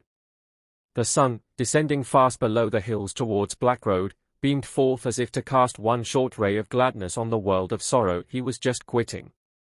Rivington Pike, and the dark chill moors stretching from it eastward, were bathed in a wide and stormy burst of light, like the wild and unnatural brightness that sometimes irradiates even the dim shadows of despair. A heavy mist lay at their feet, hiding most of the intermediate space from the eye of the observer, so that the long line of barren hills seemed to start out at once from a sea of vapor, like the grim barriers of some gigantic lake. The clouds were following hard upon the sun's flight, so that by the time he had disappeared the sky was covered with a dense and impervious curtain, rendered darker by the rapidity of the change. Chill and eddying gusts rustled over the dreary heath, the voice of nature only responding to the chords of sadness and of sorrow. The hollow roar of the wind was like the moaning of a troubled ocean, a few big drops from the hurrying scud seeming to presage an approaching tempest. The two friends had crept behind a stone wall, built up in a hollow, by a stagnant pool, taking but little heed of the darkness and the storm, so intent were they upon the subject which engrossed their thoughts. I might flee, Ralph, but it would straightway be said, not that I had left my country and my kin alone, but rather that I had deserted the faith and doctrine I profess, after having unworthily ministered hereabout for a season, which might be an occasion of much scandal, a weakening of the faith of my poor flock, and a grievous discouragement to those that remain. A living dog is better than a dead lion, says the wise man. Besides, it is our presuming in his providence, when he opens a way for our escape, and we, of our own wilfulness and folly, neglect the blessing. Do thyself no harm. Provide for thine own life, and run not as the horse and mule, that have no understanding, into the very throat of thine enemies, and them that seek thine hurt. The first speaker was a man of plain but comely appearance, habited in a coarse doublet buckled about the waist with a leathern girdle. A round woolen cap, from beneath which a few straight-combed locks hung about his face, gave a quaint and precise aspect to his figure. His features, though slightly wrinkled, did not betoken either age or infirmity, but his whole appearance indicated a robust and vigorous frame, capable both of exertion and endurance. The other individual exhibited a more ungainly form and deportment. He had not the same look of benevolence and goodwill to man which irradiated the features of the first, of whom it might be truly said, that his inward affections did mould and constrain his outward image into their resemblance, so that meekness and benignity shone through his countenance from the ever-glowing spirit of love and Christian charity within. There was a sharp and shrewd intelligence in the eye of the latter speaker which showed that some considerations of selfish and worldly wisdom might, by possibility, mingle with his unerring notions of duty. Yet was he a man of great piety and worth, and well fitted as a counsellor in times of peril and distress. Ralph Bradshaw, replied the other, thou hast been my tried friend and my stay in this waste and howling wilderness, and I have found thy counsel hitherto wholesome and pleasant. But, continued Marsh, with a heavy sigh, I have not told thee how Sir Roger Barton's servants have made diligent search for me in Bolton, and have given strict charge to my brother Robert that he should, by tomorrow at the latest, appear with me at Smethels, else shall he and my poor mother answer before him at their peril. By God's grace, I would not leave these weaklings of the flock to suffer for my sake. Leave this matter until thou depart, I will devise some means for their relief. I would not have thy life needlessly put in hazard, seeing how few men have been raised up like unto thyself, privileged as thou art to minister the bread of life to the hungry and famishing poor in this barren corner of God's spiritual vineyard. And yet, replied Marsh, I ought with all boldness to confess the truth, fearing not to answer for the hope that is in me, and why should I refuse to obey the commands of those who are in authority? For the magistrate beareth not the sword in vain. Truly, obedience were his right, if so be this were some righteous judge raised up of God for the punishment of evildoers. But, as thou well knowest, the justice thou shalt demand will not be rendered, the summons thou hast received to answer on doctrinal and disputed points, and to argue them before these wicked and crafty men, as touching thy belief, are but manifest excuses to get thee into their power, from which they mean not to liberate thee but by the fire that shall consume thy body, and free it for ever from their murderous gripe. Thou knowest, too, that Sir Roger beareth thee a malice, and hath used all subtlety that he might have wherewith to seek occasion against thee. Didst thou not rebuke him openly for his irreverence, when that he must needs play with his puppy, that had its collar full of bells, during God's holy service, that comfortable form of worship established and publicly taught in the lifetime of our last good King Edward, and not this papistical, idolatrous mass which they now use, to the eternal ruin of both soul and body. No mercy shalt thou have at their hands. And doth our blessed Master require of us that we give our bodies up to these wicked and malignant deceivers, that their devilish pleasure may be glutted in torturing and spitefully using us, while they go about putting innocent men to cruel and shameful deaths? As soon would he require that we should yield our bodies up to Satan and his angels. I know not how to answer thee, Bradshaw, in this matter, but my mind misgives me in taking so hasty a departure from our suffering and afflicted realm. Yet will we ask counsel of him who guideth the weak, and will not suffer us to be tempted beyond measure. Whereat these persecuted disciples did unite in prayer to that throne before which, having finished their earthly warfare, they now stand with crowns of victory on their foreheads, purified from this gross mortality. Marsh, much comforted by the exercise, doubted not that, according to his faith, wisdom and direction would be granted in the way he should take.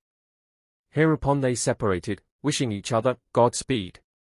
Through the darkness and tempest of that fearful night George Marsh approached the town, where, in a narrow lane leading from the brow of the hill by the church, abode his mother and her youngest son.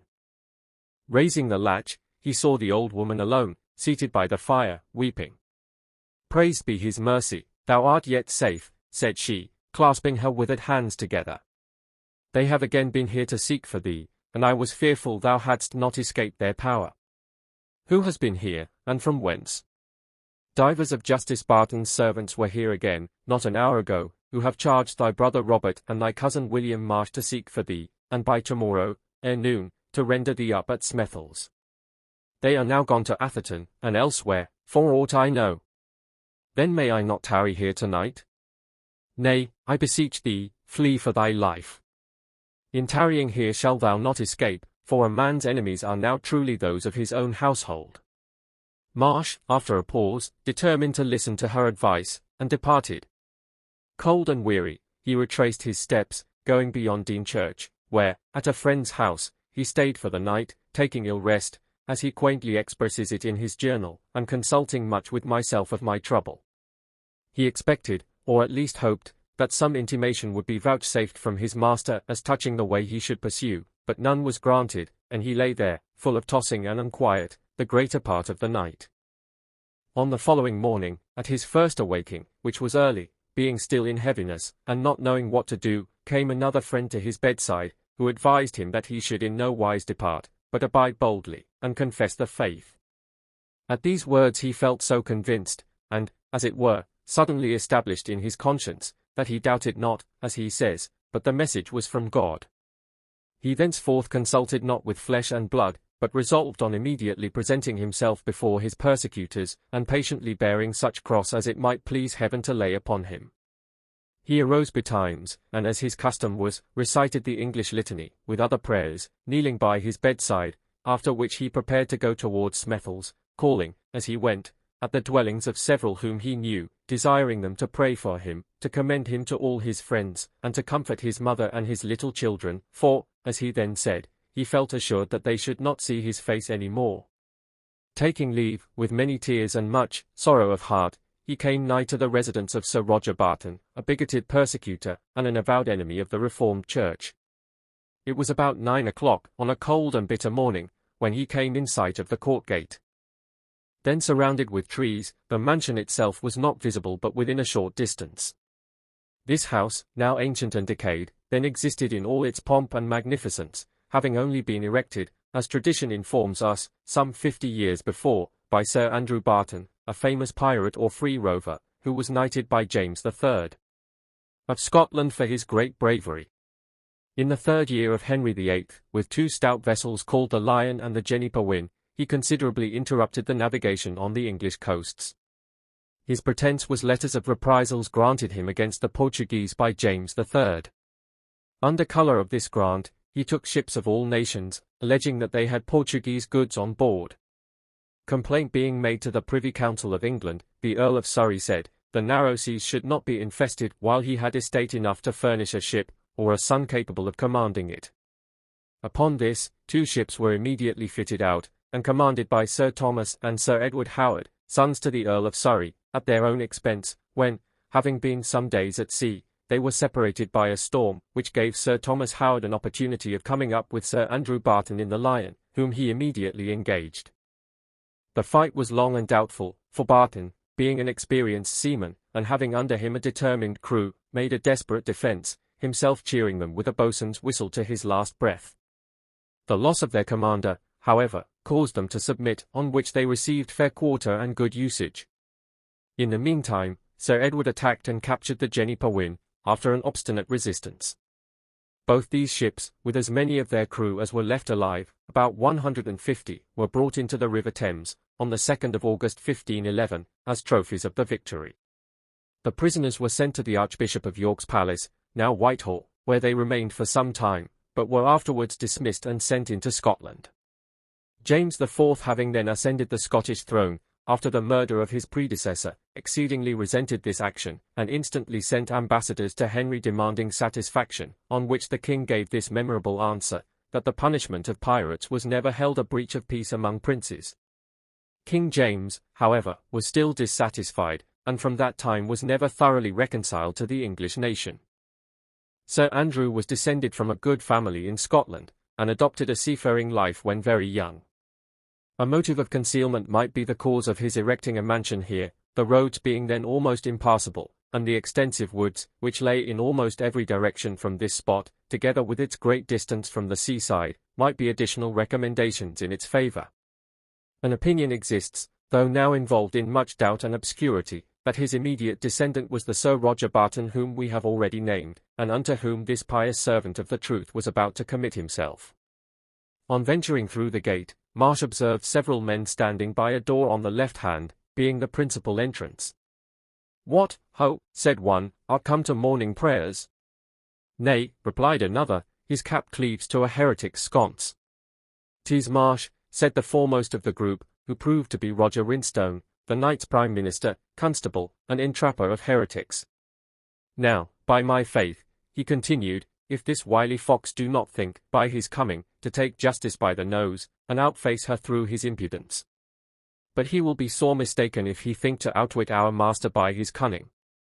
"Good friend, thy business," said Rinstone, cap in hand, addressing the minister scornfully, and thrusting his tongue into his cheek, to the great diversion of his companions, who, with shouts of laughter, began to ape the buffoonery of their leader.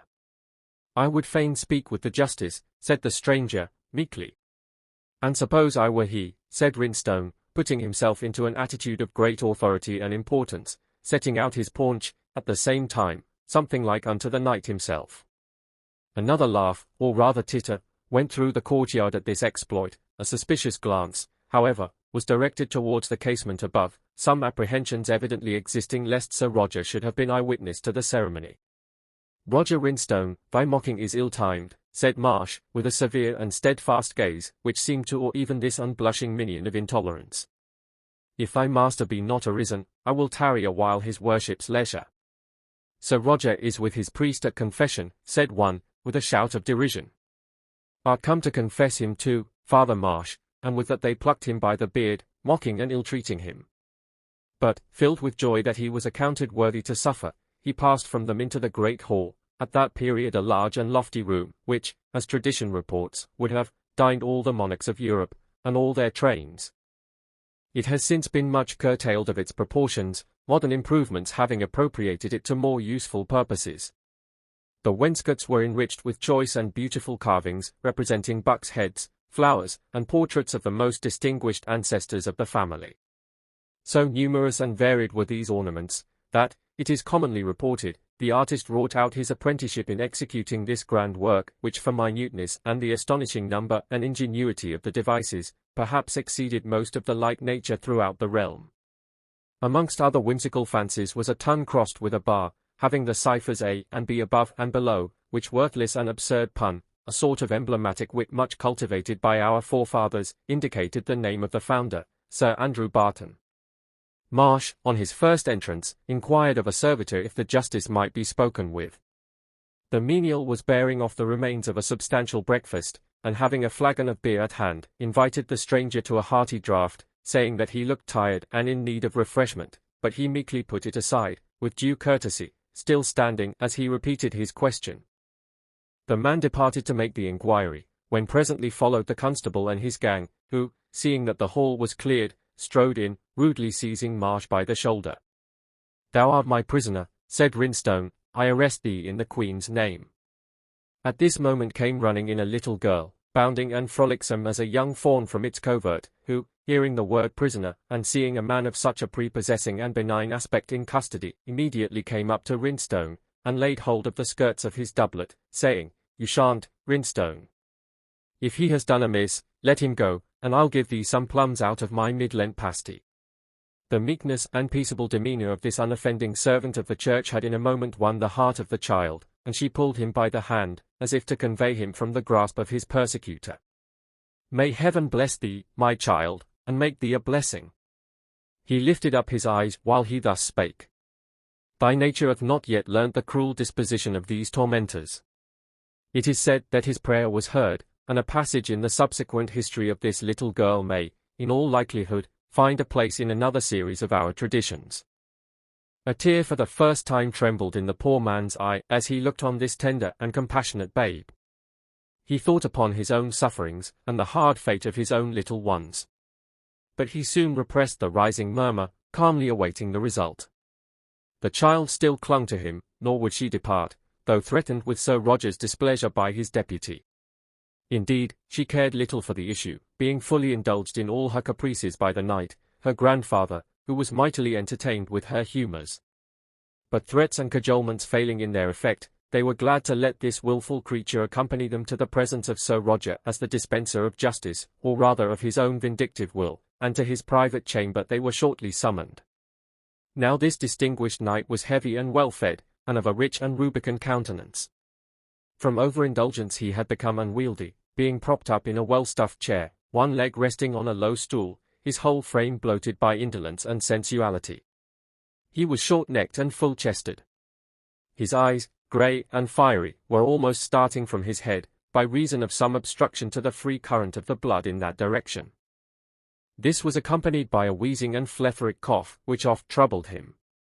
At his side sat a priest, who had a fair smooth face, and a shining head sprinkled over with a few pale-coloured locks close cut and combed back with becoming care from his temples. His eyes were small and restless, scarcely for an instant keeping to one position. He seemed to pay a silent deference to his patron, allowing Sir Roger to begin the examination as follows: "So thy relatives have ferreted thee forth at last?" Nothing like making their kindred in some sort answer for the bodies of these heretics. "I came of my own free consent, and alone, your worship," replied Marsh, "and hope to be honestly dealt with.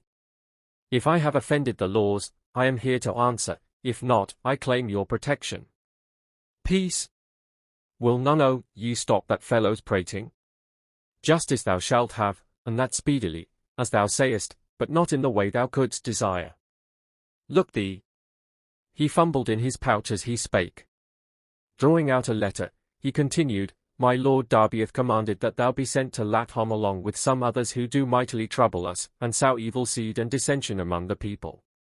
This, please your grace, I deny, and I would know mine accusers, and what they allege against me." "Now this is a brave answer, truly," replied the justice. "These rogues be all of one tale, pretending that they have done nothing amiss, and desiring to know, poor innocents, of what they are accused, as though they were ignorant of their own lives and conversation hitherto. Tush! It were a needless and an unthrifty throwing out of words to argue the matter, for they are wiser in their own eyes than 7 men who can render a reason. Do thou question him, and urge him to the test," said Sir Roger, turning to his conscience-keeper. "What art thou?" said the priest, leaning forward for the purpose of a more strict examination. "I am a minister," said Marsh.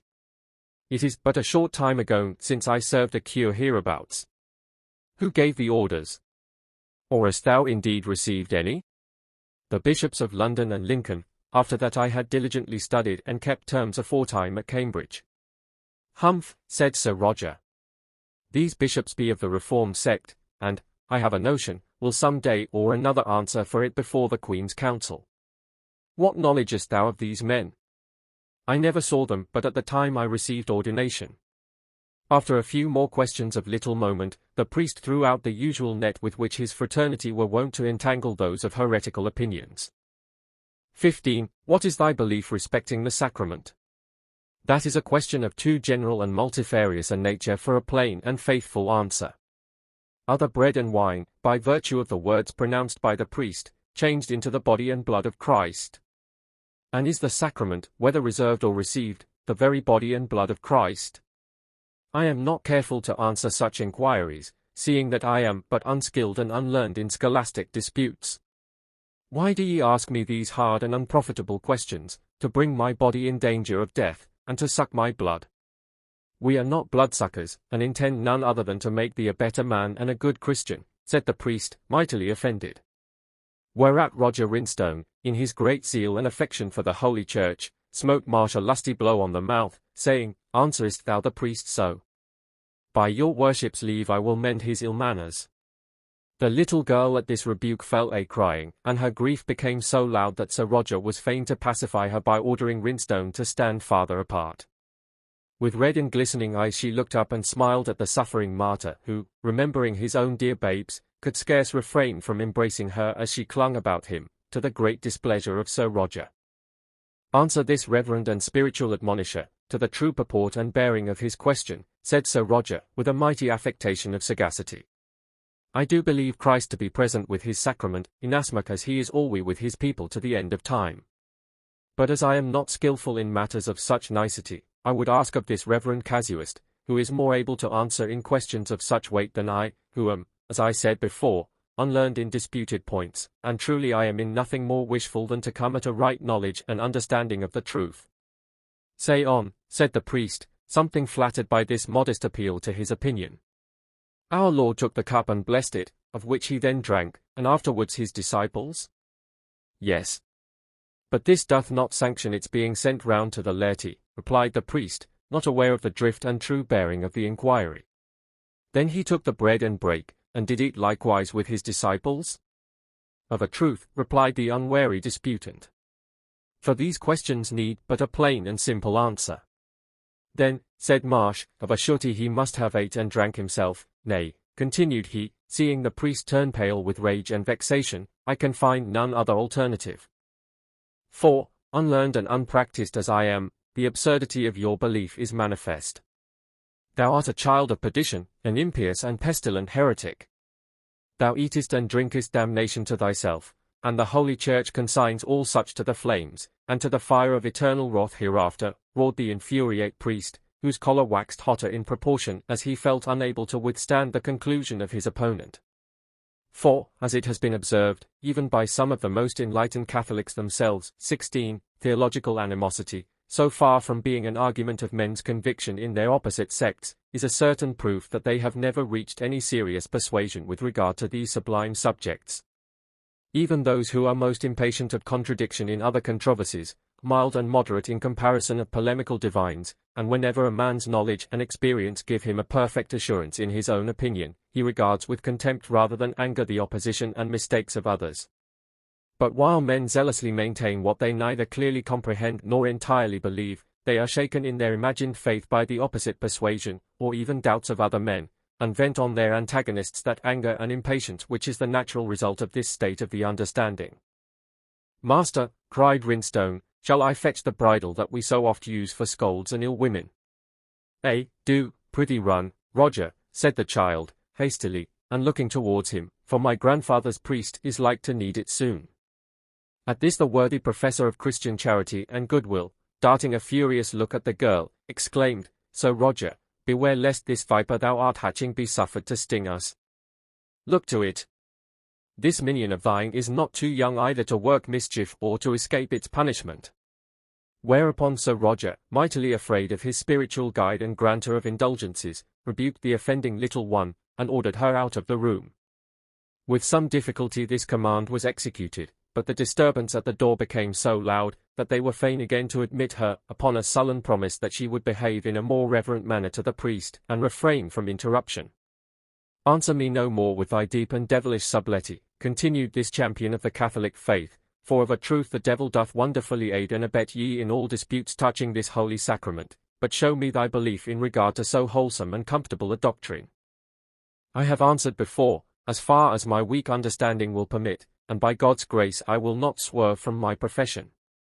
A doctrine pushed to an absurdity is its own refutation. Then spake one that was standing by, but who had hitherto taken no part in the debate. Truly, 'tis a pity that one so proper and well gifted, and who might doubtless gain some profitable appointment, should so foolishly cast himself away by holding these dangerous and heretical opinions. Thou wilt bring both body and soul into jeopardy thereby. If not for thyself, yet for thy children's sake, and for thy kindred, who must needs suffer from thy contumacy, return to the communion from which thou hast cast thyself out, and to the arms of that compassionate mother who is ever ready to receive back her erring but repentant children. Verily, replied the martyr, life, children, brethren, and friends, with all the other delights and comforts of this present state, are as dear and sweet unto me as unto any other man, and I would be as loath to lose them if I might hold them with a good conscience. But seeing I cannot do that, I trust God will strengthen me with his Holy Spirit so that I may lose all for his sake. For I now hold myself but as a sheep appointed to be slain, and patiently to suffer whatsoever cross it may please my most merciful Father to lay upon me. But, as God is my witness, he seemed to speak with a prophetic denunciation, from these vile ashes shall a firebrand come that shall consume and destroy utterly these bloody men and persecutors of God's inheritance. So astonished were the bystanders at his audacity, that they did not so much as attempt to stay his tongue or to lay hands upon him, whilst he continued, raising his arm in a threatening attitude, Ye killers of the prophets, and destroyers of them whom God hath sent unto you, because we reproach you with your evil deeds, and, blasphemy, cried out Sir Roger, who was the first to recover his speech, we will have thy tongue bored for its offence. Away with him, cried the priest, who seemed nothing loath to begin his torments. Thou shalt to my Lord Derby, and he will know how to deal with such a bitter and foul-mouthed heretic. All was uproar and confusion. The justice was even moved from his chair, and swore out lustily that by 10 o'clock the day following, unless this blasphemer were delivered at Lathom, he would imprison the whole family of them, such a pestilent fellow being fit, as he said, to infect all the parish with the plague of heresy. Roger Rinstone and his crew were preparing to drag him downstairs, but the justice, hobbling on his crutch, preceded them, leaning on the arm of his priest. The party, on their entrance into the hall, found Marsh's two kinsmen awaiting the event. They soon found that no favour was intended. See to it, knaves, bellowed the knight, that this fellow is delivered up to my lord at Lathom by tomorrow, or your own carcasses shall answer for his. Then did these poor men pray and beseech their kinsman that he would in some wise conform to the religion of his superiors, or find some way of escape from a cruel and ignominious death. But Marsh, standing steadfast before them all, cried out with a loud voice, Between me and them let God witness. Looking up to heaven, he exclaimed, as if with a sudden inspiration, If my cause be just, let this prayer of thine unworthy servant be heard. He stamped violently with his foot, and the impression of it, as the general notion is, yet remains, to attest the purity of his cause and the cruelty and injustice of his persecutors. To this day may be seen the print of a man's foot in the stone, which by many is believed to exist as a memorial of this good confession. In shape it is much like that of a human foot, except its being rather longer than common. In that part where the sole may have rested is a small dent, as though a man had stamped vehemently on the soft earth, and the weight of his body had borne principally on that place. The impression is of a dark brown or rather reddish hue, and is very perceptible when damp or moistened by cleaning. Marsh's subsequent history is soon told.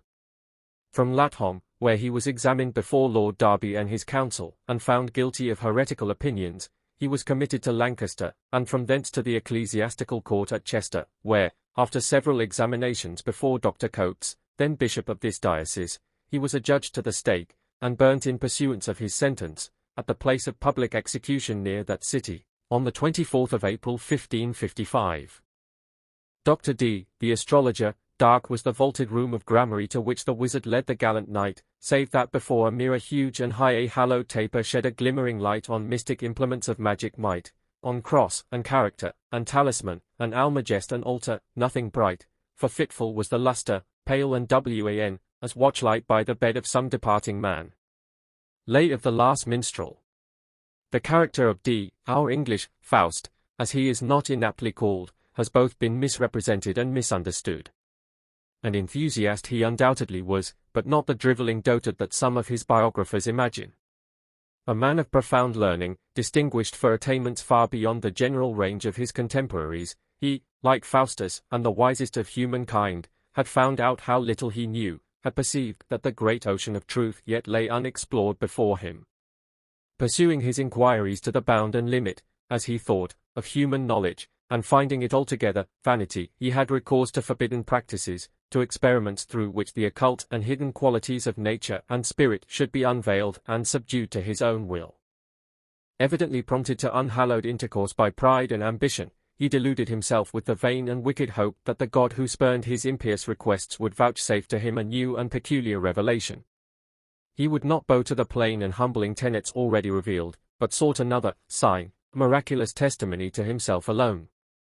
Fancying that he was entrusted with a divine mission, he was given up to strong delusions that he should believe a lie. He aimed at universal knowledge and exhaustless riches, but he died imbecile and a beggar. That he was deceived by Kelly, there is no doubt, and that he was sincere, at least in seeking his own promotion and aggrandizement, is equally certain, but we would rescue his character from the ridicule with which it has been invested. His grasp was greater than his power, and he fell, like heroes and conquerors in all ages, unable to execute, and overwhelmed with the vastness of his own conceptions.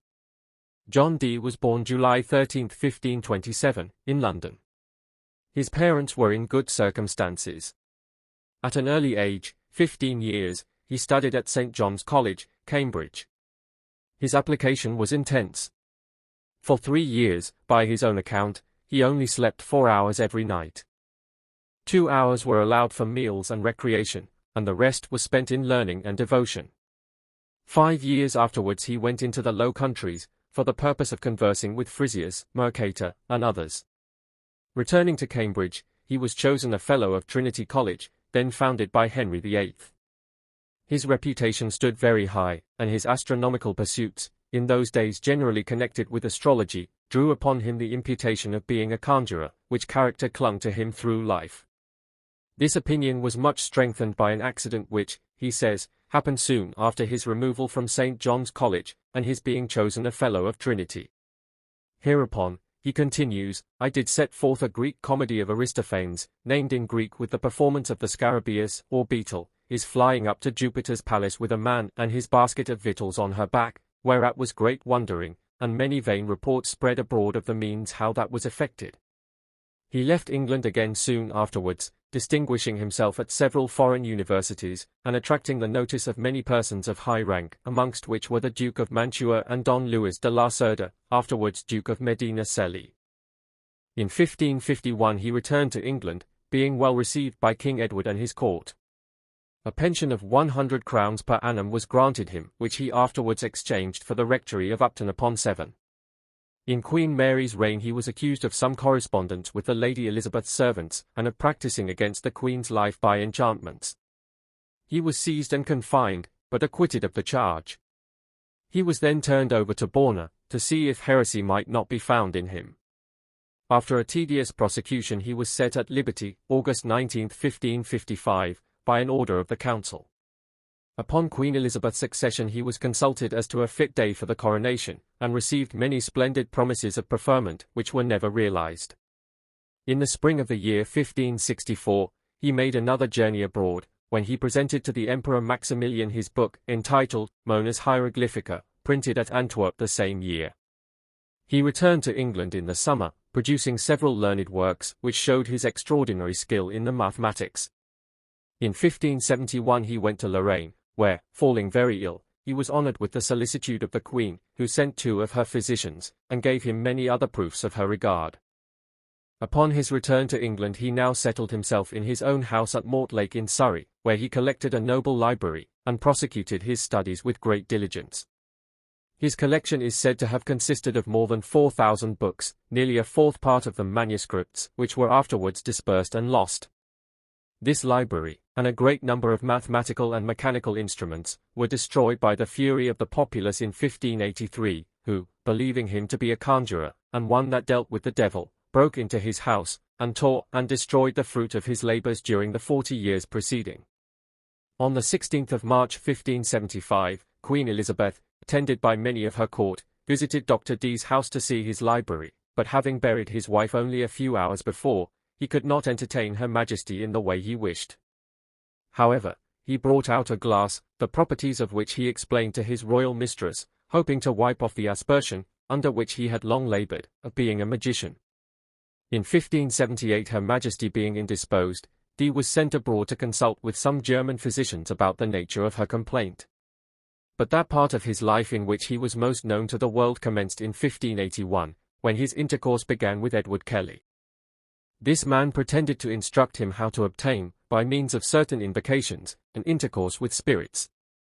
Soon afterwards there came to England a Polish lord, Albert Laski, Palatine of Saradia, a person of great learning. He was introduced to Dee by the Earl of Leicester, who was now the doctor's chief patron. Becoming acquainted, Laski prevailed with Dee and Kelly to accompany him to his own country. They went privately from Mortlake, embarking for Holland, from whence they travelled by land through Germany into Poland. On the 3 February 1584, they arrived at the castle of their patron, where they remained for some time. They afterwards visited the Emperor Rodolph at Prague. On the 17th of April 1585, Laski introduced them to Stephen, King of Poland, at Krakow, but this prince treating them very coolly, they returned to the Emperor's court at Prague, from whence they were banished at the instigation of the Pope's nuncio, who represented them as magicians. The doctor and his companion afterwards found an asylum in the castle of Trebona, belonging to Count William, of Rosenberg, where they lived in great splendour for a considerable time. It was said that Kelly had succeeded in procuring the powder of projection, by which they were furnished with money in profusion, but on referring to the doctor's diary, we find the miserable tricks and shifts they resorted to for the purpose of keeping up appearances. Kelly, however, it seems, learned many secrets from the German chemists, which he did not communicate to his patron, and the heart-burnings and jealousies that arose between them at length ended in an absolute rupture. The fame of their adventures was noised through Europe, and Elizabeth, in consequence, invited Dee home. He was now separated from Kelly, and on the 1st of May 1589, he set out on his return to England.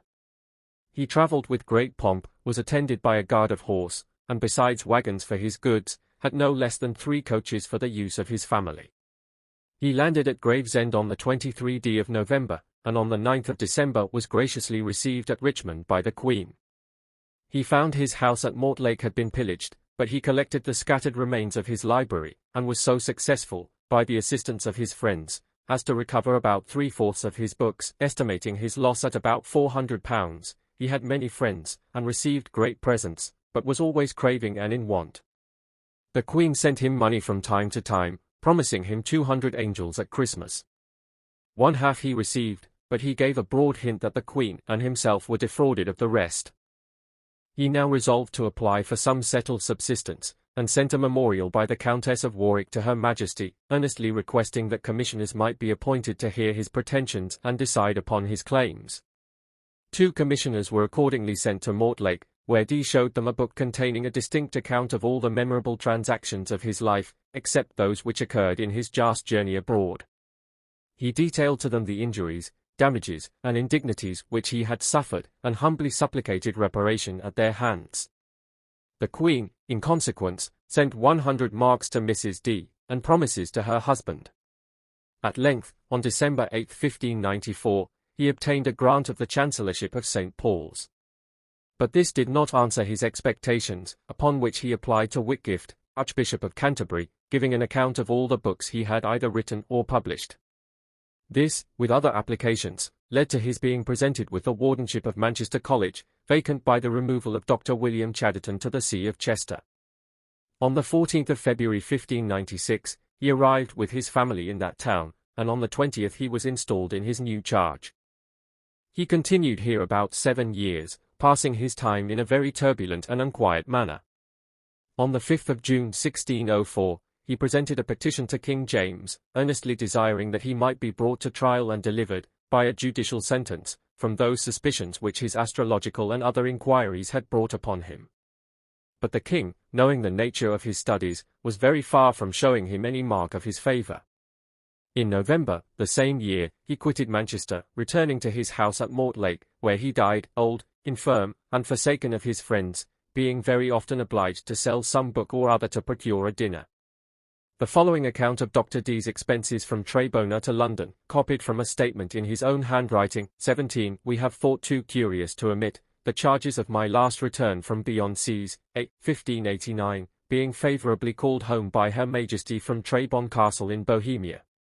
600 lib. My journey of remove homeward from Trebon Castle to Staden cost me more than $3,000, which we account 120 lib., besides the cost of 15 horses wherewith I travelled all that journey, of which the 12 which drew my 3 coaches were very good and young Hungarian horses, and the other 3 were Wallachies for the saddles, which 15 cost with one another 60 lib.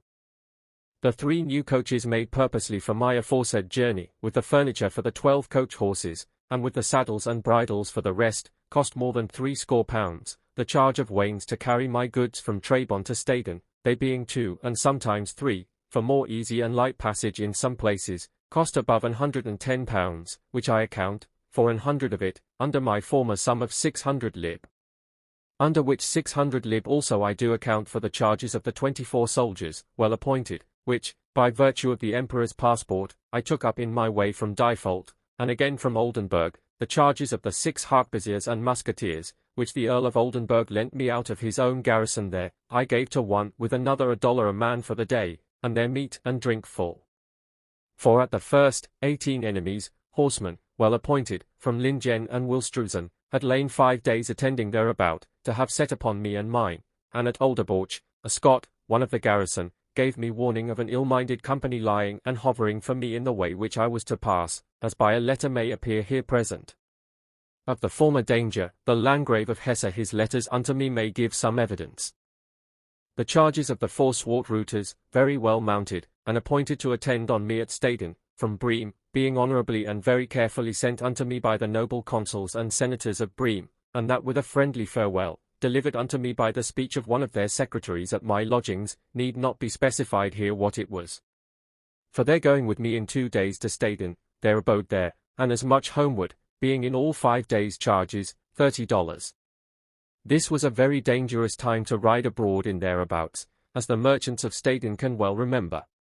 The excellent learned theologian, the superintendent of Bream, Mr. D. Christopher Basilius, his verses, printed the night before that of my going from Bream, and the morning of my departure, openly delivered to me partly, and partly distributed to the company of students and others attending about to see us set forth, and to bid us farewell, may be a memorial of some of my good credit grown in that city, and of the day of my coming from it.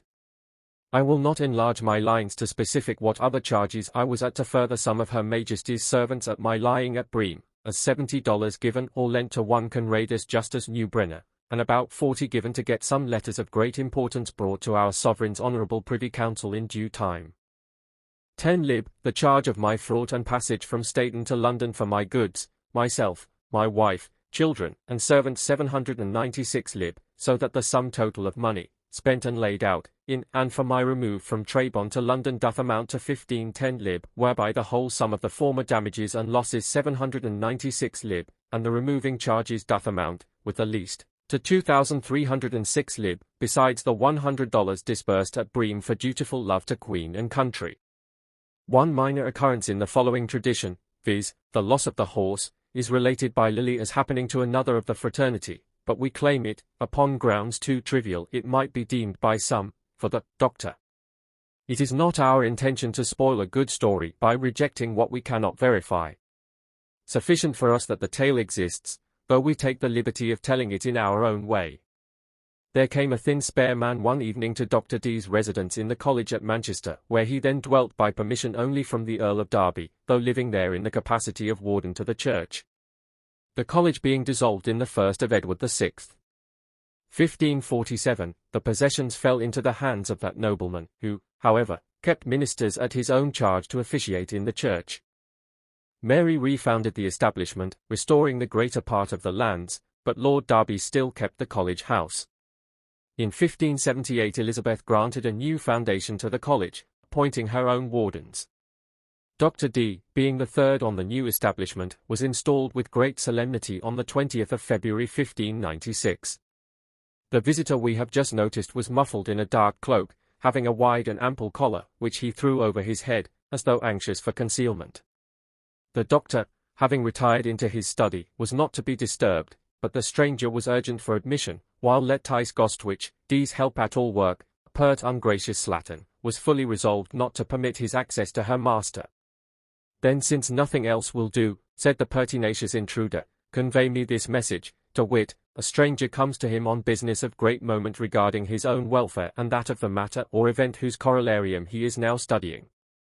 Lettice, wearied through his importunity, and hoping by compliance to rid herself from these solicitations, went to the doctor's private chamber, where, having delivered her message through the thumb-hole of the latch, for on no account would he allow of personal intrusion, to her great surprise, he bade her be gone.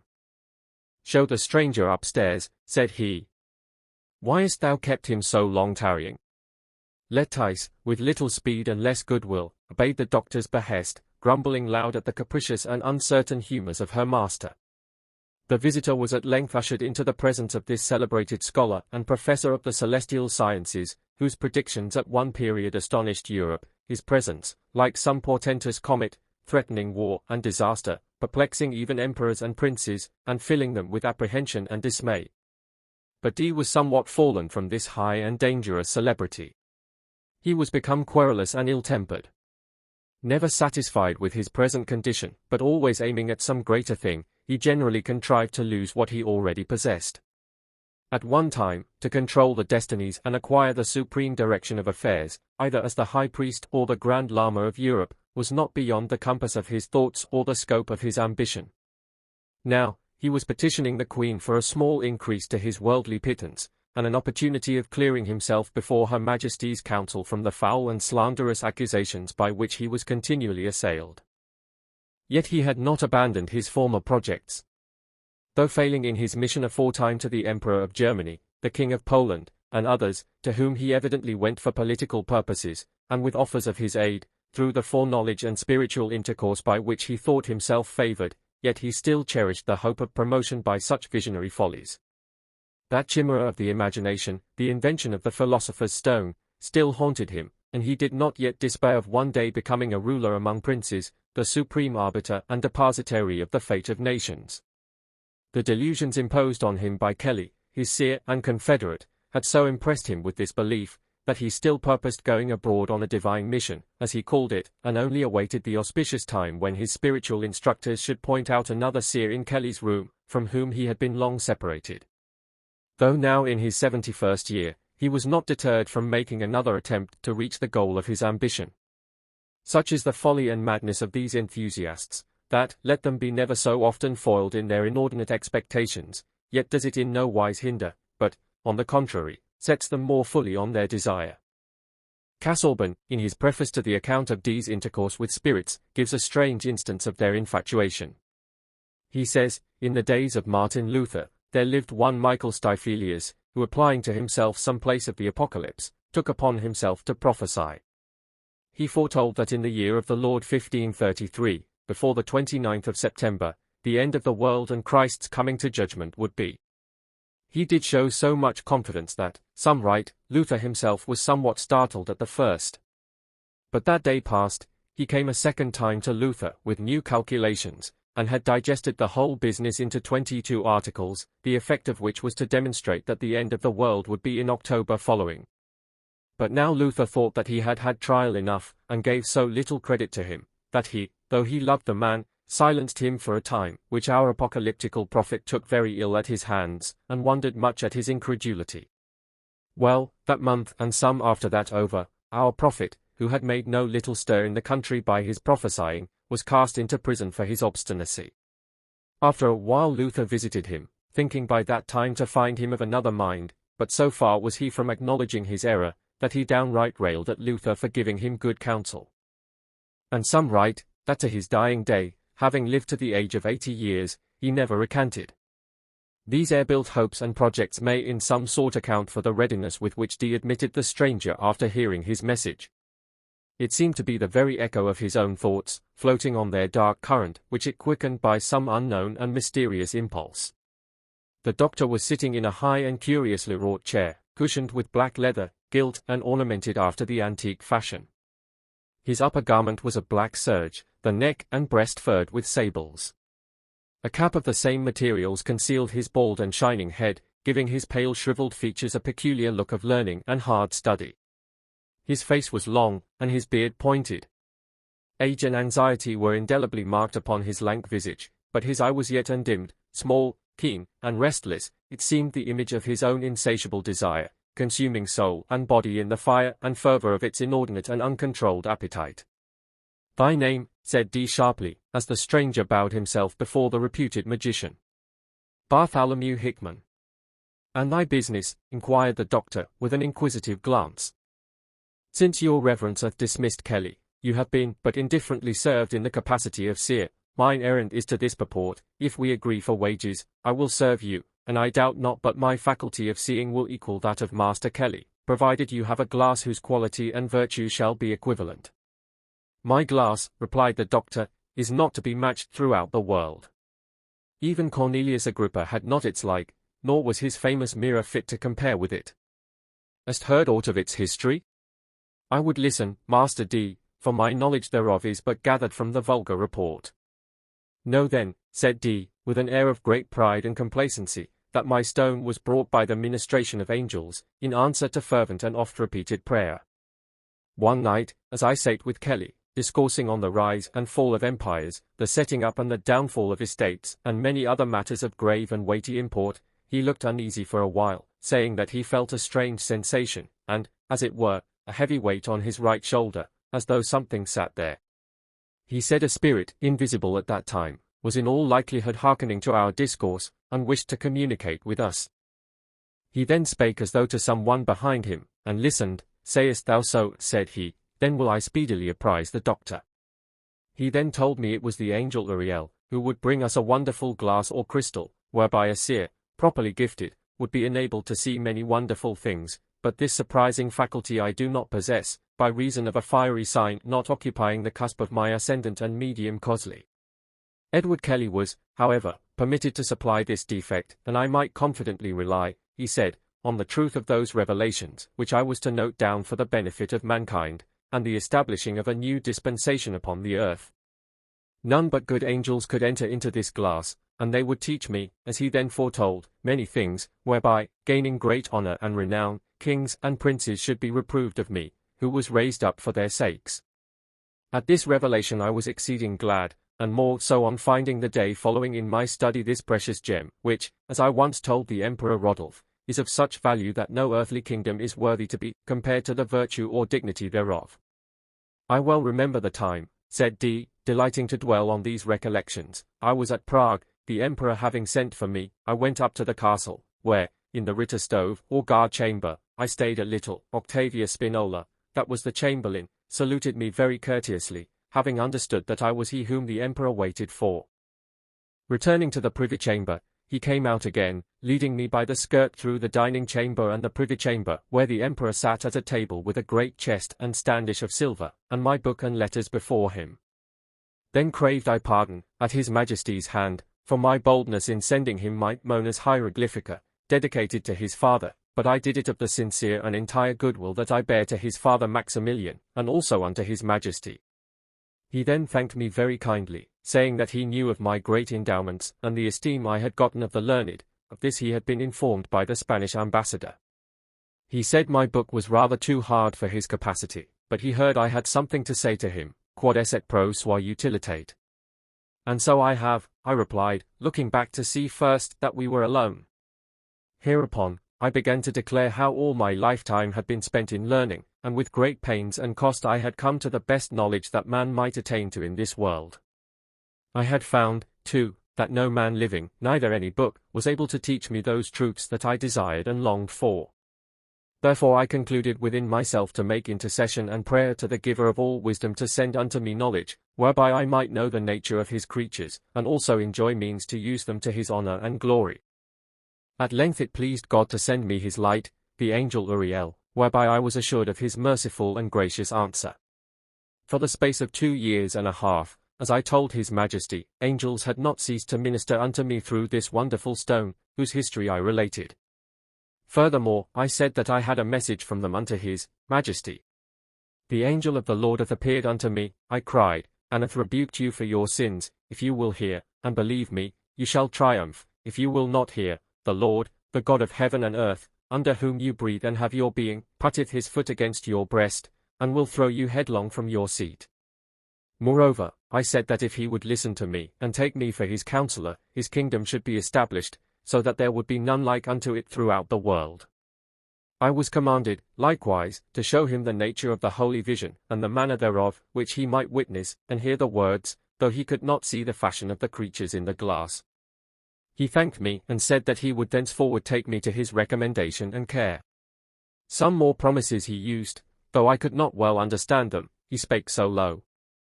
Perceiving, now, that he wished to make an end for this time, I made my obeisance and departed. But mark the favour of princes, through the cabals of some, and the intrigues of his favourite and physician, one Dr. Kurtz, who was fearful of my displacing him. In the end I was not only prevented from further access to his Majesty, but banished the empire. Go to, said D, much troubled at these thoughts. I am something too much affected of these vain impressions, and the pomp of these earthly ones. He arose, lifting an ebony cabinet on the table, which he unlocked with great solemnity.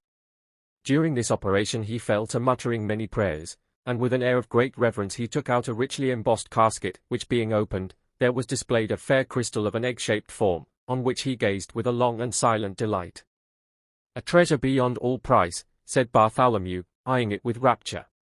Even so, said D, and, by the grace of the giver, I do hope to profit by it.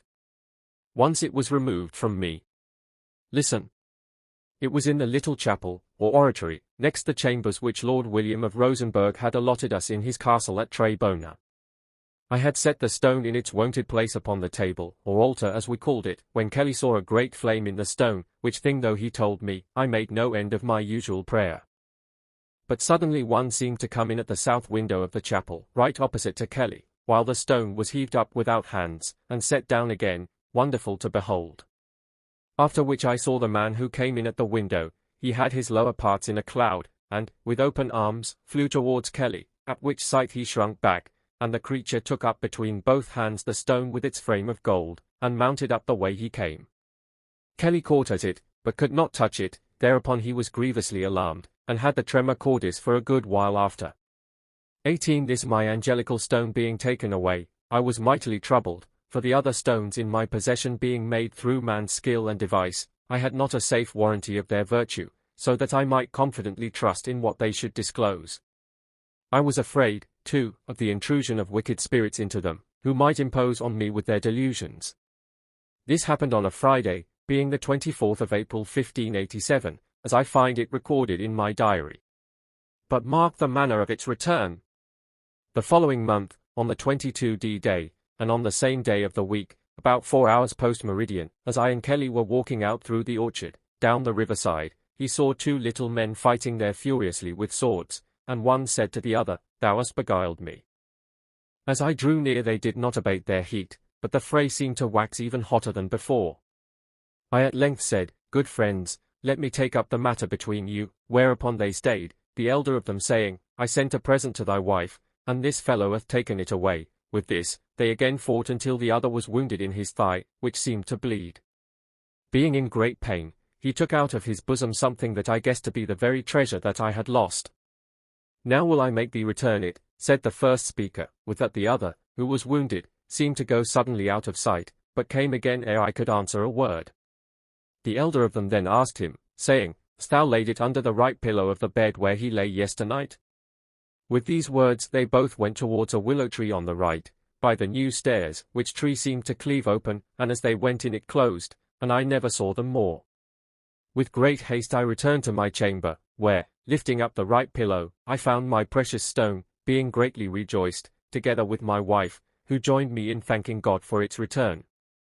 19 An exceeding comfortable and gracious providence, being preserved, I doubt not, from the evil ones, said Bartholomew Hickman. But I would fain give you a sample of my skill, if so be that you will prepare the crystal, charging it with due care and attention. Then did the doctor betake himself to the performance of sundry strange rites, consisting of many absurd forms and hard speeches, ever and anon ejaculating a fervent prayer for success, and a petition against doubt and deception. He spread a fair carpet on the table, disposing the candlesticks on each side, and a little behind the crystal. This was placed upon a cushion of black silk, a crucifix near, and the psalter before it, open at the service for the departed. After a profound silence for about the space of half an hour, Dee looked towards his visitor as if expecting that he should begin. The seer threw off his upper garment, and kneeling down, clad only in a short tunic of grey cloth, without ruff or belt, he betook himself, though with some agitation, to the repeating of a few short Latin prayers, intermingled with cabalistical jargon, and scraps of some unknown and uncouth tongue. The doctor gave special heed thereto, hearkening as though not over-credulous in the boasted skill of his visitor. Presently the latter put his face close to the stone, binding it before his eyes with a white napkin, his head still resting on the table. Dee asked him softly, "What sayest thou?" "Nothing," said Bartholomew. "Is the curtain not yet visible in the stone?" "I cannot even see the curtain," replied the seer, "for all is dark." Then Dee began to pray earnestly that some of his former friends might appear, whom he called by many outlandish names, such as Ave, Nalvige, Medini, and others. Immediately Bartholomew cried out, "I see a glimmer, soft." The doctor scarcely durst breathe, fearing to interrupt the opening of the vision. "I see a golden curtain, partly drawn aside." "The charge beginneth to work," said Dee. "'Tis the very appearance that was always vouchsafed to Kelly ere the spirits showed themselves in the glass. Note well what thou sayest. There appeareth a white cloud, as a curdly vapour wreathing itself about a pillar of burning brass, but no creature is visible. I hear a voice." "Mark the words and repeat them steadily," said the doctor, who drew nearer that he might hear the purport of the revelation. "Sanctum signatum et ad tempus," said the voice. "The sense of this may be understood diversely." "By which sense may we be guided?" said Dee, as though speaking to some invisible thing within the glass. Presently the seer again repeated, "Sanctum, quia hoc vel suum, sigillatum, quid determinatum ad tempus," the voice saith, "But these be hard speeches, Master Dee."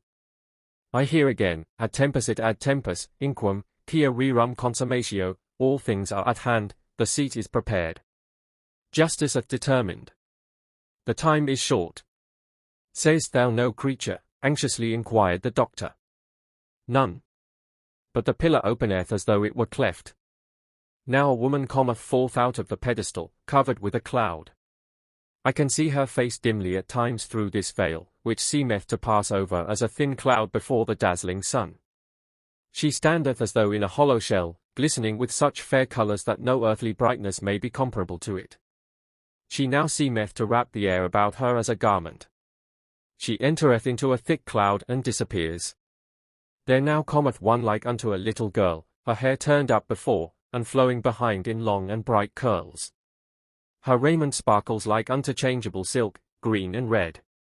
"'Tis Medini," said Dee, with great delight. "Note well what she saith, for she is my good angel. She sitteth down.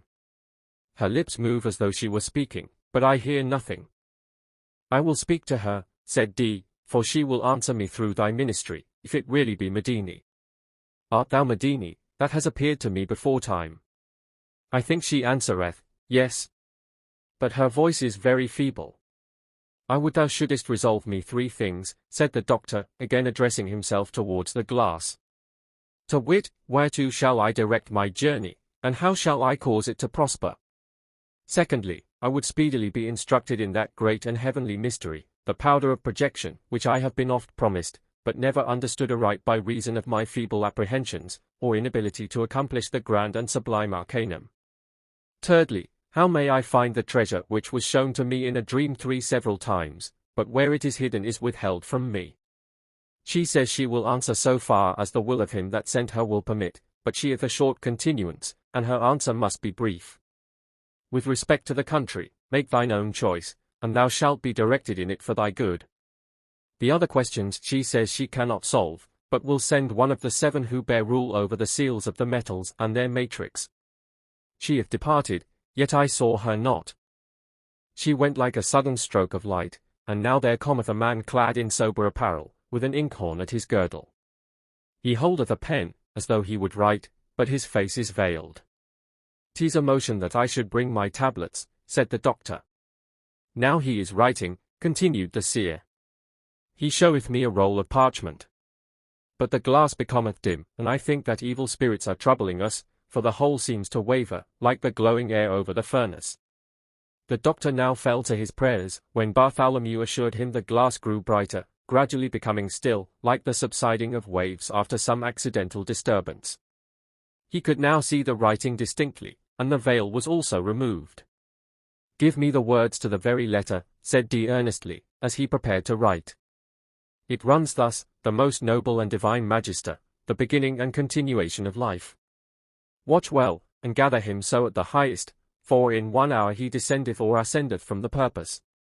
Take common ordcal, purge and work it by Rolodna, of 4 divers digestions, continuing the last digestion for 14 days in one and a swift proportion, until it be delasod fixed, a most red and luminous body, the image of resurrection. Take also Lulo of red Roxton, and work him through the 4 fiery degrees, until thou have his ordcal, and then gather him. Then double every degree of your Rolodna, and by the law of mixture and conjunction work them diligently together. Notwithstanding backward through every degree, multiply the lower and last Rolodna, his due office finished by 1 degree more than the highest. So doth it become the thing you seek for, a holy, just, glorious, red, and dignified delasod." "Methinks I have heard this before," said Dee, "and understood it not. I am truly in great perplexity for want of money, but still I understand not the purport of these symbols, the which, I beseech thee, now vouchsafe to thine unworthy servant." "See thou take the season," said the voice, "and get her while it is yet time. If ye let the harvest pass, ye shall desire to gather, and shall not be able.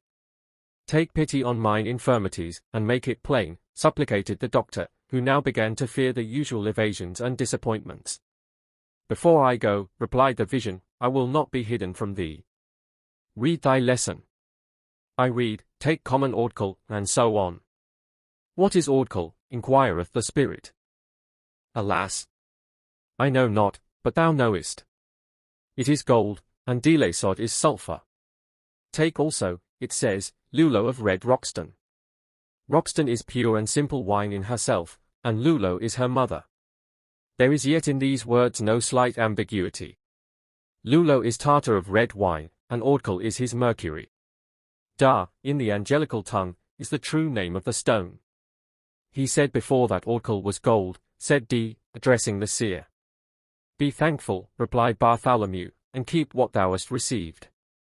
The doctor was for the present satisfied, but a little reflection afterwards, and another trial, left him as ignorant and as poor as ever. He now returned thanks in the Latin tongue, it being his general custom at the end of each revelation, or motion, as it was called. "Deo nostro omnipotentis sit omnis laus, honor, gloria, et jubilatio." Unto which the seer responded, "Amen." Now for the 3rd question. "He goeth to one side," said Bartholomew, "and the curtain hideth him. Now he returneth, leading an old man blindfolded, who answereth him in manner following, as though to questions put by the first, it is within, and by a garden belonging to the new lodge in Aldport Park. It is in 3 parts or places." He now seems to pause.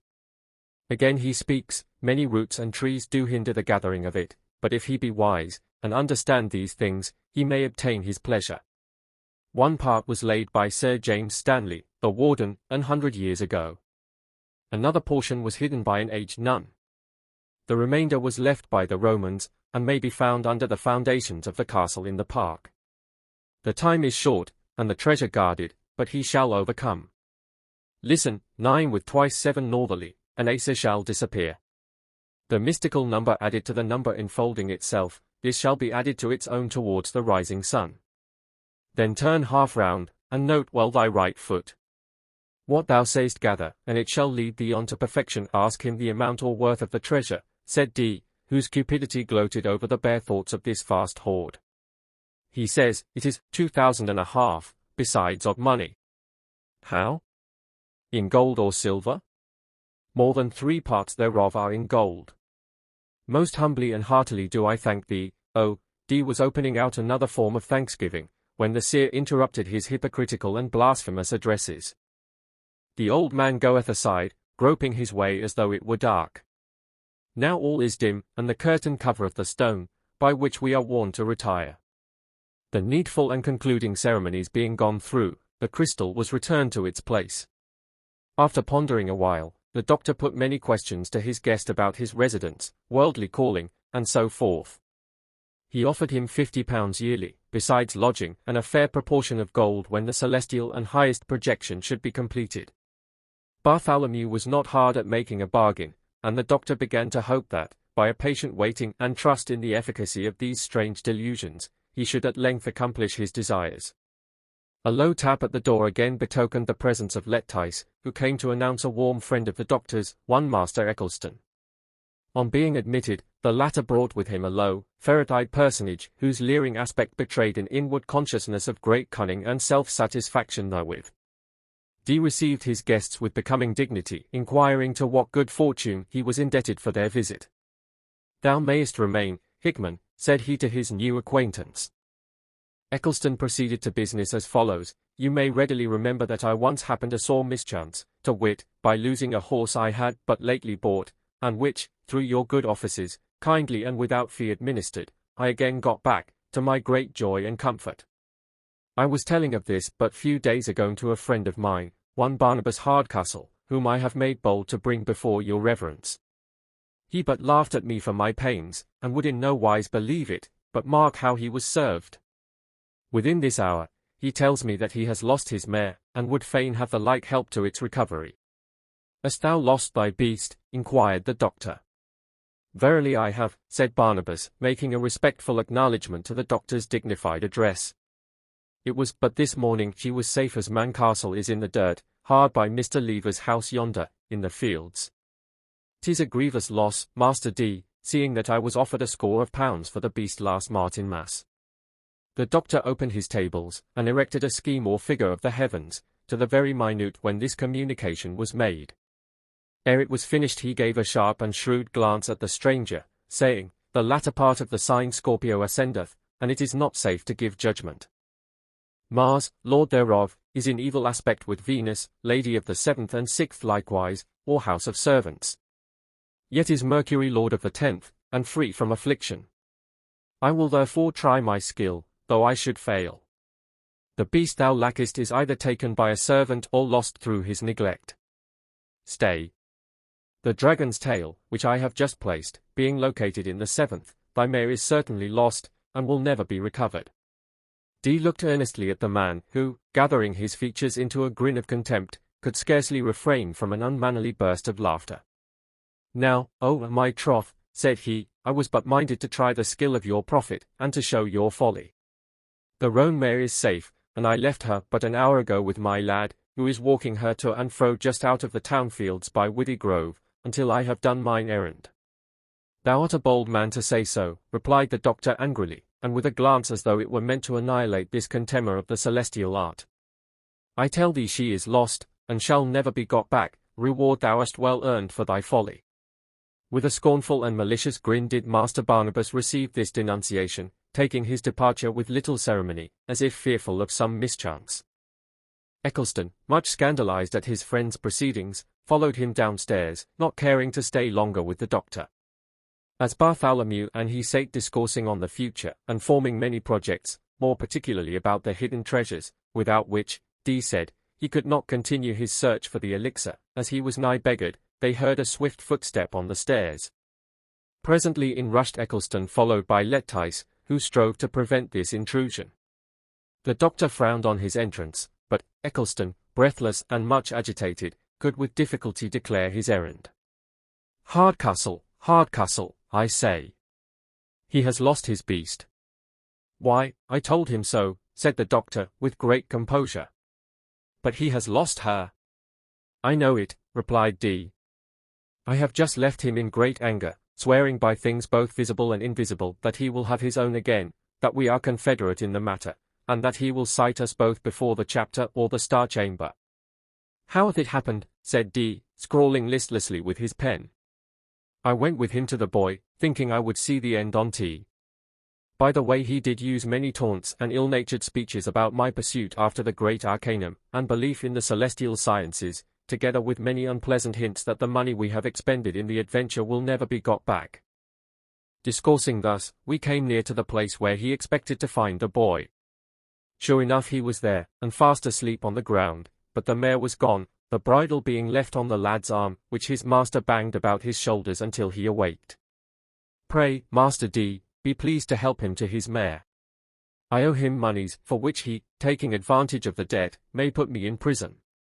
The scoffer shall not go unpunished, nor shall he that revelleth partake of the blessing. Go thy way, and tell him he may not recover his goods." Eccleston departed with this heavy message, and Bartholomew was again left communing with the doctor. The matter that still occupied their thoughts was the treasure at Aldport Lodge. With this in their possession, they might reasonably expect that great progress would be made in their search for the Philosopher's Stone and the vivifying elixir. These important articles obtained, the hidden secrets of nature would be at their command, and their schemes and wishes might then be pursued with the certainty of success. The night but one following, at the precise time when the moon came to a trine aspect with Saturn and Jupiter, was appointed for the discovery. The hour of Saturn commenced 5 minutes before midnight, and the heavenly influences were then singularly disposed in favor of their undertaking. With dazzling anticipations of future prosperity and success, they separated, one to indulge in dreams so chimerical and vast that even fancy herself drew back, dazzled with her own brightness, the other to an obscure lodging in the old Millgate, where he committed himself to the keeping of a straw pallet and a coverlet of which the rats had for some time before held undisputed possession. The night fixed upon for their search proved drizzling and misty. Bartholomew, wrapped in a thick cloak, sallied out of a low postern towards the college. The path was more dangerous and uneven than at present, and many a grim witness of good fellowship with his clay had the red cloth hose of Master Bartholomew Hickman ere he arrived at the arched doorway which admitted him into Dee's lodging. We have no means of ascertaining with any degree of certainty the musings and ruminations of the seer in his progress, not having the power, or skill it may be, like unto many profound and praiseworthy historians, who can portray the form and colour of the mind as well as the cut and capacity of the doublet. Suffice it to say, that he was so fully occupied in conning over his errand as not to be aware that a certain malicious personage was dodging his steps, to wit, our worthy owner of the mare, Barnabas Hardcastle, who kept a strict watch about the premises, hoping to find some clue to the discovery of his beast. An hour elapsed ere they came forth, the doctor bearing a covered light, and after him the little spare form of Bartholomew Hickham, carrying under his cloak sundry implements for the search. Passing through the churchyard, they turned into the Dean's Gate, creeping near the houses, whose overhanging gables poured down a copious shower from their dripping eaves. The streets echoed but to the tread of these adventurers, and to the howl of a solitary watchdog roused by their approach. They passed the gate without difficulty. The doctor was supposed to have been called forth on clerical duties, and the porter accordingly permitted their egress, merely inquiring the probable time of their return. A few straggling houses were built nigh to the ditch and outworks. Beyond these the way was open towards the park. Here they arrived in due time, entering in by a side wicket which led them round to the back part of the house by the gardens.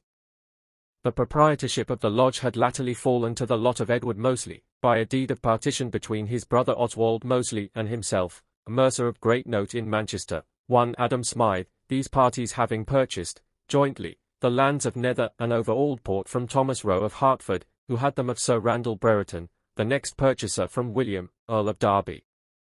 The house and grounds, about 95 acres, of Nether and over Aldport, formerly belonged to the warden of the college for the time being, and were held, by a rent of 4 marks per annum only, from the Lord de la Warr.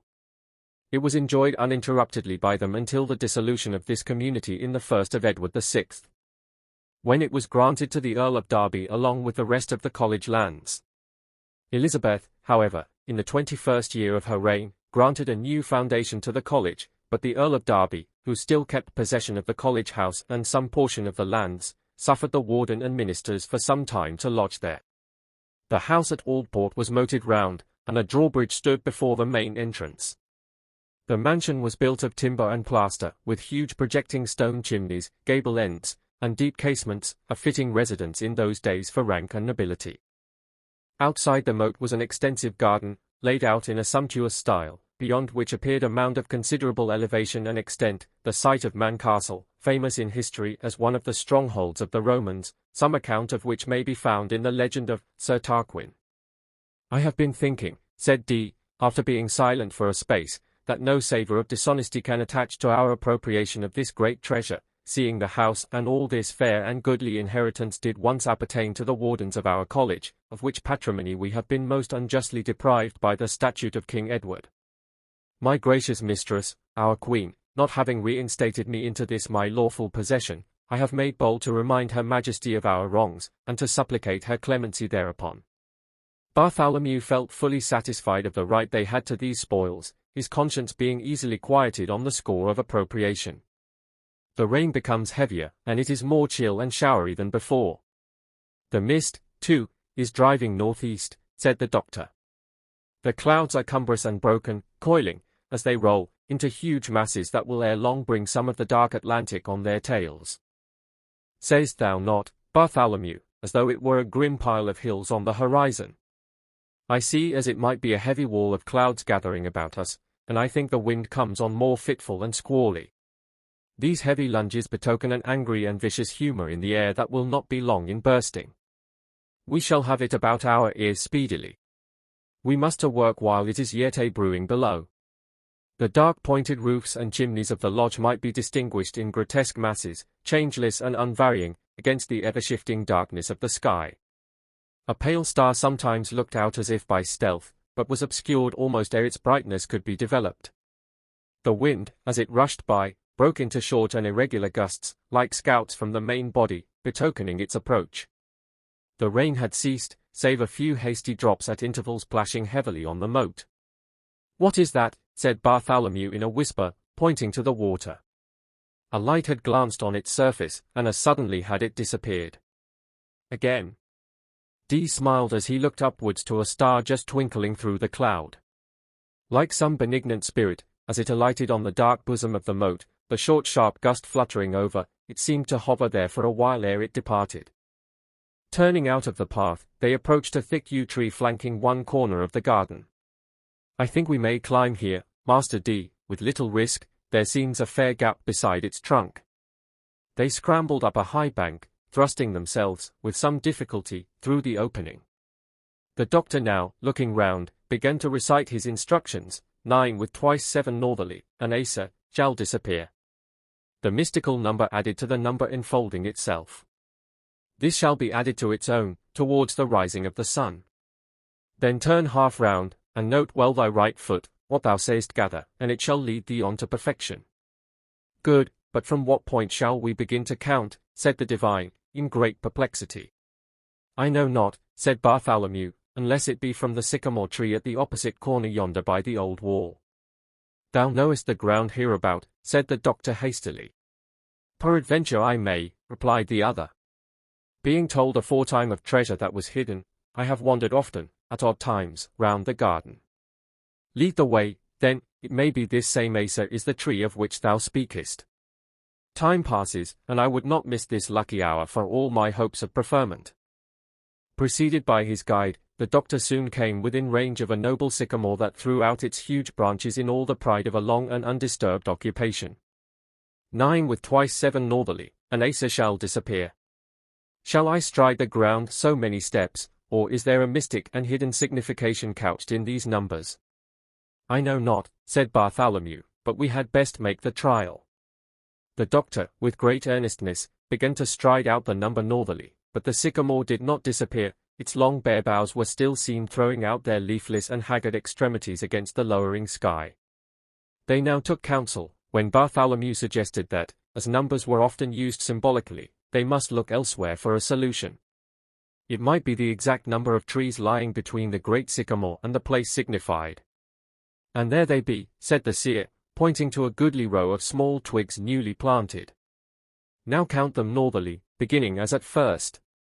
This being done, the doctor was greatly comforted on finding himself fairly soused up to the knees in a deep ditch or drain, from whence all appearance of the sycamore was effectually excluded.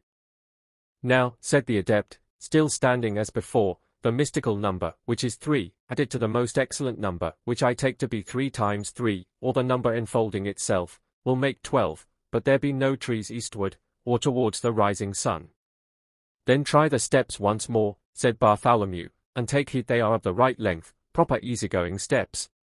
Stay, I will count them myself. Leaving his companion in the ditch, the seer counted forth his number with due care, halting at the last step. Now stand in my place, turn half round, and gather from thy right foot. D, having cleared the bog, placed himself in the required position. Stooping down, he groped diligently by his right foot, but was aware of nothing but a crabbed stump, that resisted every attempt they could use for its dislodgment. Bring the mattock, said the doctor, cautiously uncovering the light. But though Bartholomew tugged with great energy, the doctor helping, it was to little purpose, for the stump was immovable. We had best try the probe.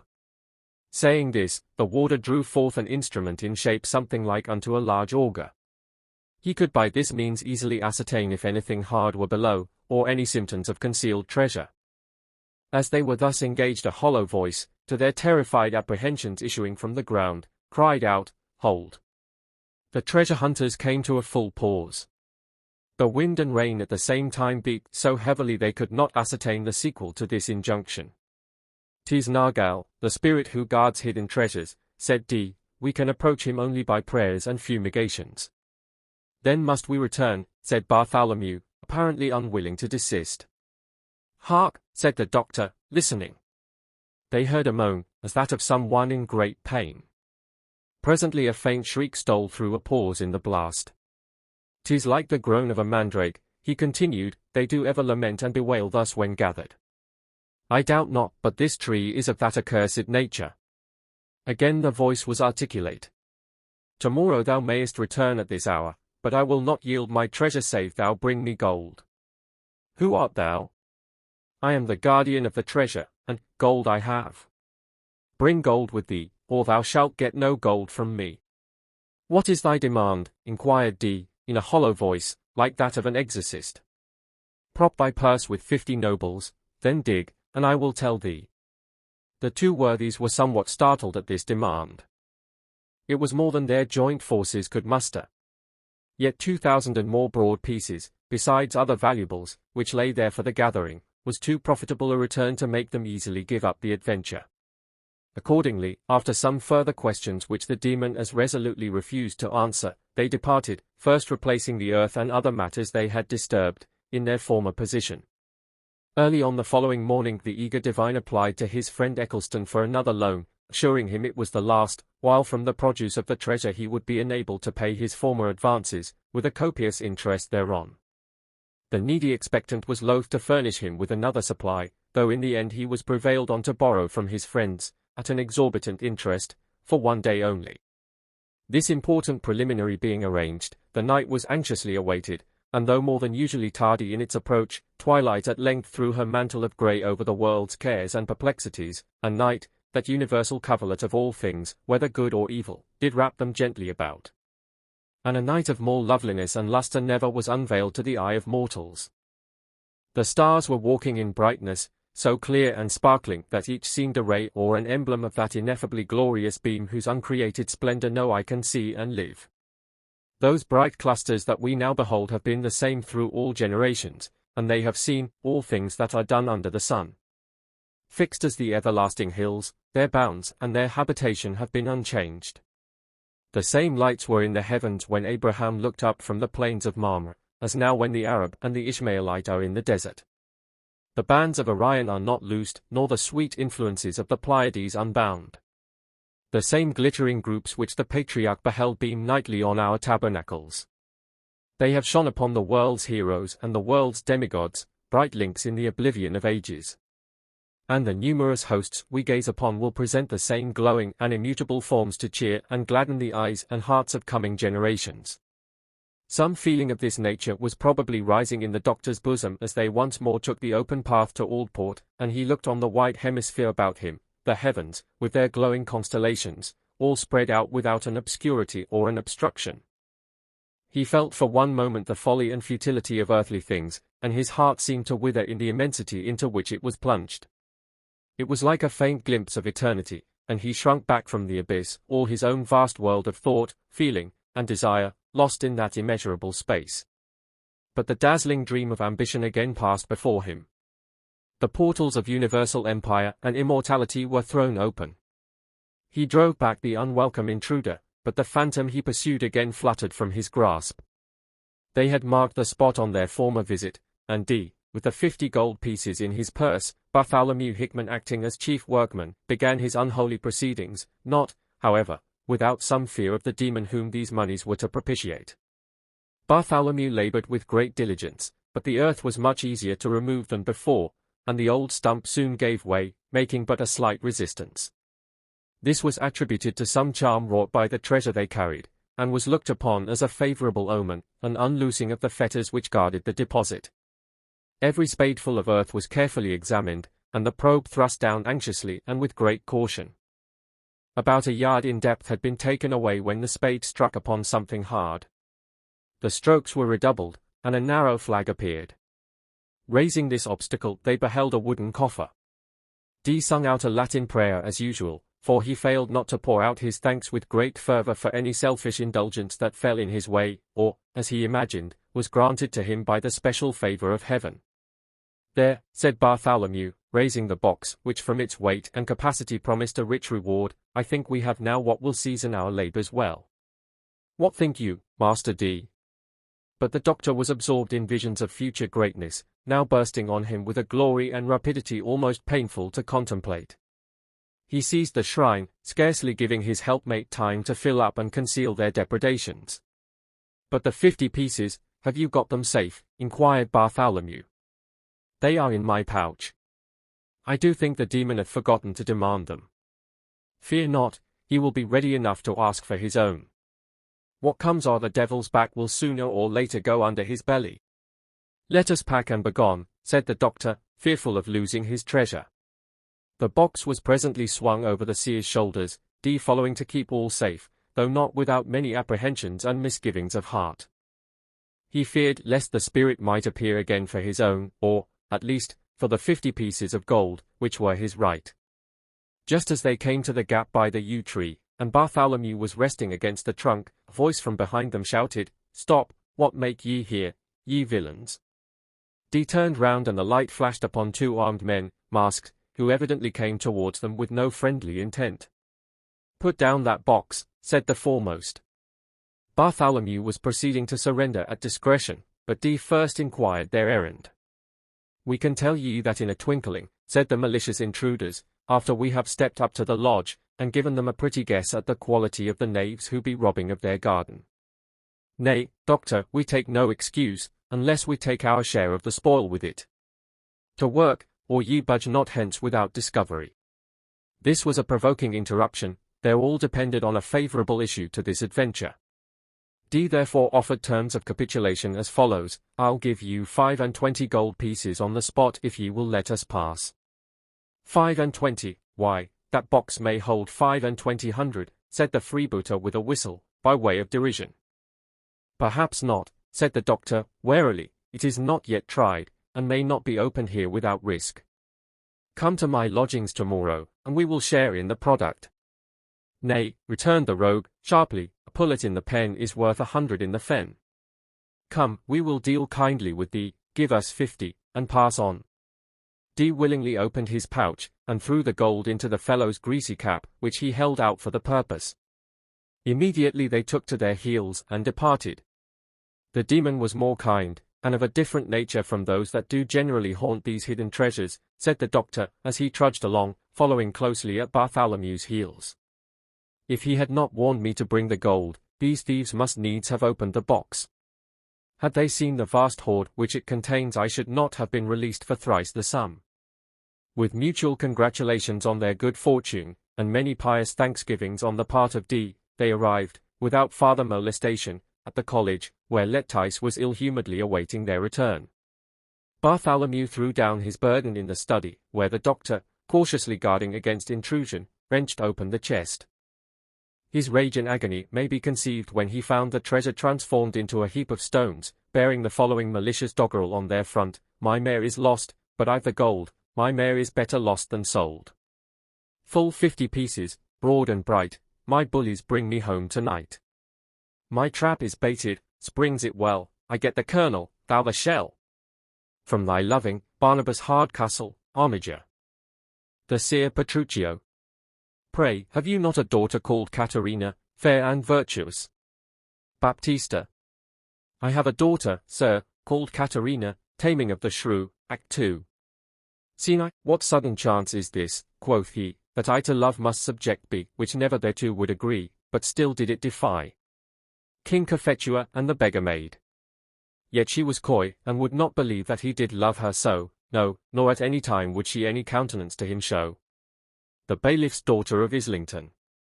The wonderful exploits of Edward Kelly, one of which is recorded in the following narrative, would, if collected, fill a volume of no ordinary dimensions.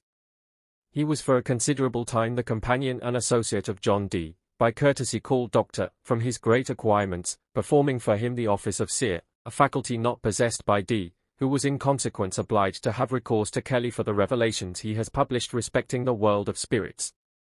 These curious transactions may be found in Casaubon's work, entitled, A True and Faithful Relation of What Passed for Many Years Between Dr. John Dee and Some Spirits, opening out another dark page in the history of imposture and credulity. Dee says that he was brought into unison with Kelly by the mediation of the angel Uriel. Afterwards he found himself deceived by him in his opinion that these spirits, which ministered unto him, were messengers of the deity.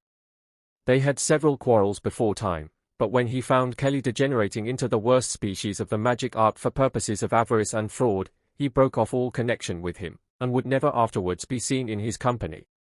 Kelly, being discountenanced by the doctor, betook himself to the meanest practices of magic, in all which money and the works of the devil appear to have been his chief aim. Many wicked and abominable transactions are recorded of him. Wiver, in his Funereal Monuments, records that Kelly, in company with one Paul Waring, who acted with him in all his conjurations, went to the churchyard of Walton le Dale, near Preston, where they had information of a person being interred who was supposed to have hidden a considerable sum of money, and to have died without disclosing where it was deposited. They entered the churchyard exactly at midnight, and having had the grave pointed out in the preceding day, they opened it and the coffin, exorcising the spirit of the deceased until it again animated the body, which rose out of the grave and stood upright before them. It not only satisfied their wicked desires, it is said, but delivered several strange predictions concerning persons in the neighborhood, which were literally and exactly fulfilled. In Lilly's Memoirs, we have the following account of him: Kelly outwent the doctor, viz., about the elixir and philosopher's stone, which neither he nor his master attained by their own labor and industry.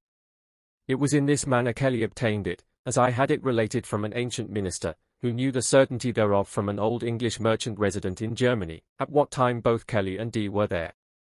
Dee and Kelly being on the confines of the emperor's dominions, in a city where resided many English merchants, with whom they had much familiarity, there happened an old friar to come to Dr. Dee's lodging, knocking at the door. Dee peeped down the stairs. Kelly, says he, tell the old man I am not at home. Kelly did so. The friar said, I will take another time to wait on him. Some few days after, he came again.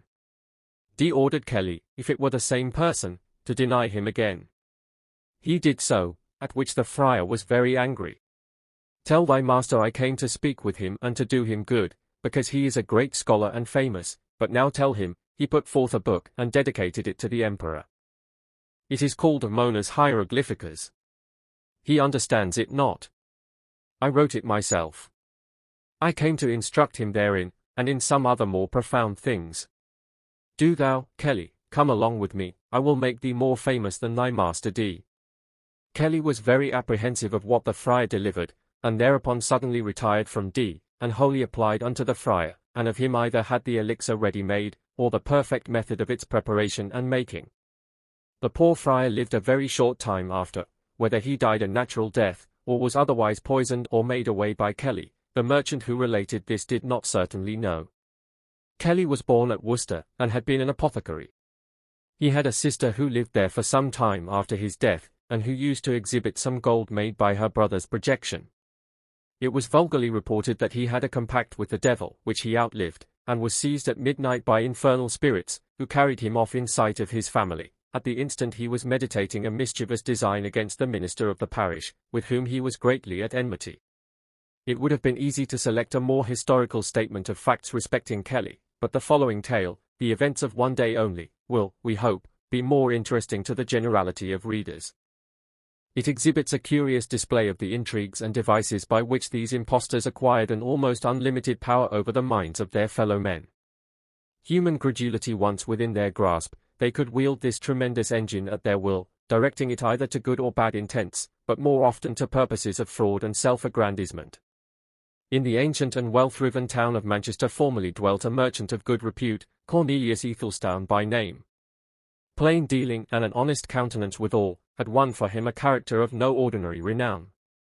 His friezes were the handsomest, his stuffs and camlets were not to be sampled in the market, or even throughout the world, insomuch that the courtly dames of Venice, and the cumbrous frowns of Amsterdam and The Hague, might be seen flaunting in goodly attire gathered from the storehouses of Master Cornelius. His coffers glittered with broad ducats, and his cabinets with the rarest productions of the East.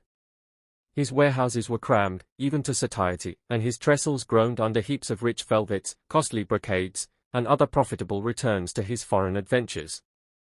But, alas, and whose heart holdeth not communion with that word, Cornelius was unhappy. He had one daughter, whom he loved passing well, yet, as common report did acknowledge, the veriest shrew that ever went unbridled. In vain did his riches and his revenues increase, in vain was plenty poured into his lap, and all that wealth could compass accumulate in lavish profusion. Of what avail was this outward and goodly show against the cruel and wayward temper of his daughter? Kate, by this name we would distinguish her, as veritable historians are silent on her sponsorial appellation. Kate was unhappily fair and well-favoured. Her hair was dark as the raven plume, but her skin, white as the purest statuary marble, grew fairer beneath the black and glossy wreaths twining gracefully about her neck. Her cheek was bright as the first blush of the morning, and ever and anon, as a deeper hue was thrown upon its rich but softened radiance, she looked like a vision from Mahomet's paradise, a being nurtured by a warmer sky and fiercer suns than our cold climate can sustain. She had lovers, but all approach was denied, and, one by one, they stood afar off and gazed. Her pretty mouth, lovely even in the proudest glance of petulance and scorn, was so oftentimes moulded into the same aspect that it grew puckered and contemptuous, rendering her disposition but too manifest, and yet, wouldest thou believe it, gentle reader, she was in love. Now it so fell out that on the very morning from which we date this first passage of our history, Cornelius awoke earlier than he was wont. His brow wore an aspect of more than ordinary care. It was but too evident that his pillow had been disturbed. Thoughts of more than usual perplexity had deprived him of his usual measure of repose. His very beard looked abrupt and agitated, his dress bore marks of indifference and haste. A slight, but tremulous movement of the head, in general but barely visible, was now advanced into a decided shake. With a step somewhat nimbler than aforetime, he made, as custom had long rendered habitual, his first visit to the counting-house. The unwearied and indefatigable Timothy Dodge sat there, with the same crooked spectacles, and, as it might seem, mending the same pen which the same knife had nibbed for at least half a century. The tripod on which rested this grey sidrophel of a comps looked of the like hard and impenetrable material, as though it were grown into his similitude, forming but a lower adjunct to his person. It was evident they had not parted company for the last 20 years. Nature had formed him awry. A boss or hump, of considerable elevation, extended like a huge promontory on one shoulder, from the other depended an arm longer by some inches than its fellow. As it described a greater arc its activity was proportionate. His grey and restless eyes followed the merchant's track with unwearied fidelity, yet was he a man full sparing of words, the ever-ready, anon, master, being the chief burden of his replications. It was like the troll of an old ballad, a sort of inveterate drawl tripping unwittingly from the tongue. The sun was just peeping through the long dim casement as Cornelius stepped over the threshold of his sanctuary. In it lay hidden the mysteries of many a goodly tome, more precious in his eyes than the rarest and richest that Dee's library could boast. No mean value, inasmuch as this celebrated scholar and mathematician, who was lately appointed warden of the college, had the most costly store of book furniture that individual ever possessed. Good morrow, Dodge. The pen was twice nibbed ere the usual rejoinder. Are the camlets arrived from the country? Inquired the merchant. Anon, master, this forenoon may be. Is the accompt against Anthony Hardcastle discharged? No, ejaculated the grim fixture. And where is the piece of Genoa velvet Dame Marjorie looked out yesterday for her mistress's wedding suit? I do bethink me it is a good ell too long at the measure. 6 ells, 3 nails, and an odd inch, besides the broad thumbs, replied Timothy. Right, she reckoned on a good snip for waist, but let no more be sent than the embroiderer calls for. Not a thread, grunted Dodge. A pause ensued. Some question was evidently hesitating on the merchant's tongue. Twice did his lips move, but the word fell unuttered. The affair was, however, finally disposed of as follows: Hast heard of aught, Timothy, touching the private matter that I unfolded yesterday? Cornelius put on as careless an aspect as the disquietude of his brow could needs carry, but the inquiry was evidently one of no ordinary interest. He twisted the points of his doublet, tied and untied the silk cords from his ruff, waiting Dodge's answer in a posture not much belying the anxiety he wished to conceal. Why, master, and it were of woman's humours, the old seer himself could not unriddle their pranks. Cornelius sighed, making the following hasty reply: Thinkest thou this same seer could not give me a lift from out my trouble? This same seer, I wot, replied Dodge, is sore perplexed. Some evil and mischievous aspect doth afflict the horoscope of the nation, Mars being conjunct with Venus and the dragon's tail. Now, look to it, master, it is no light matter that will move him. But almost or ere I showed him the first glimpse of the business he waxed furious, and said that he cared not if all the unwed hussies in Christendom were hung up in a row, like rats on a string. It is Kate's birthday, answered the merchant, tonight being the feast of St. Bartholomew, but, as thou knowest well, the astrologer that cast her figure gave no hope of her amendment should this day pass and never a husband. Who would yoke with a colt untamed? O Timothy! It were well nigh to make an old man weep. I am a withered trunk. Better had I been childless than have this proud wench to trouble mine house. The old man here wept, and it was a grievous thing to see his wrinkled cheeks become, as it were, but the sluices and channels of his tears. Timothy, too, was something moved from his common posture, and once he endeavoured to turn, as though he would hide his face from his master's trouble. He sought to speak, but an evil and husky sort of humour settled in his throat, and he waited silently the subsiding of the sorrow he could not quell. Cornelius raised his head, a sudden thought seemed to animate him. A ray had penetrated the gloomy envelope of his mind, and he peered through the casement intently eyeing the cool atmosphere. I'll visit the cunning man myself, Timothy. If he hear me not, then can I but return, weeping as I went. And with this speech he hastily departed. Now on this, the morrow of St. Bartholomew, it so happened that Kate also arose before the usual hour, and in a mood even more than ordinarily strange and untoward. Her maiden was like to find it a task of no slight enterprise, the attempt to adorn Kate's pretty person. Not a garment would fit. She threw the whole furniture of her clothes press on a heap, and stamped on them for very rage. She looked hideous in her brown Venice waistcoat, frightful in her orange Tiffany fardingale, absolutely unbearable in her black velvet hood, wire ruff, and taffety gown. So that in the end she was nigh going to bed again in the sulks, had not a jacket of crimson satin, with slashed bodice, embroidered in gold twist, taken her fancy. Her little steel mirror, not always the object of such complacency, did for once reflect a beam of good humour, which so bewitched Kate that for the next 5 minutes she found herself settling into the best possible temper in the world. Give me my kerchief, lace scarf, and green silk hood, and my petticoat with the border newly purfled. Hark! 'Tis the bell for prayers. Be quick with my pantofles, not those, wench, the yellow silk with silver spangles. Now my rings and crystal bracelets. I would not miss early matins today for the best jewel on an alderman's thumb. Anon, lady, replied her waiting woman, with a sort of pert affectation of meekness. But what should cause Kate to be so wonderfully attentive to her devotions was a matter on which Janet could have no suspicions, or at least would not dare to show them if she had. Kate, being now attired, tripped forth, accompanied by her maid. As she passed the half-closed door of the counting-house, Timothy, with one of his most leaden looks, full of unmeaning, stood edgeways in the opening, his lower side in advance, with the long arm ready for action. Fair mistress, Master Kelly would fain have a token today. He hath sent you a rare device. And what the better shall I be of his mummeries, hastily replied the lady.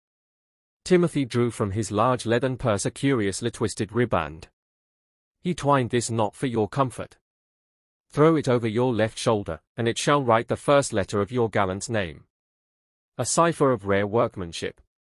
Kate, apparently in anger, snatched the magic riband, and, peradventure it might be from none other design than to rid herself of the mystical love knot, but she tossed it from her with an air of great contumely, when, by some disagreeable and untoward accident, it chanced to fly over the self-same shoulder to which Timothy had referred.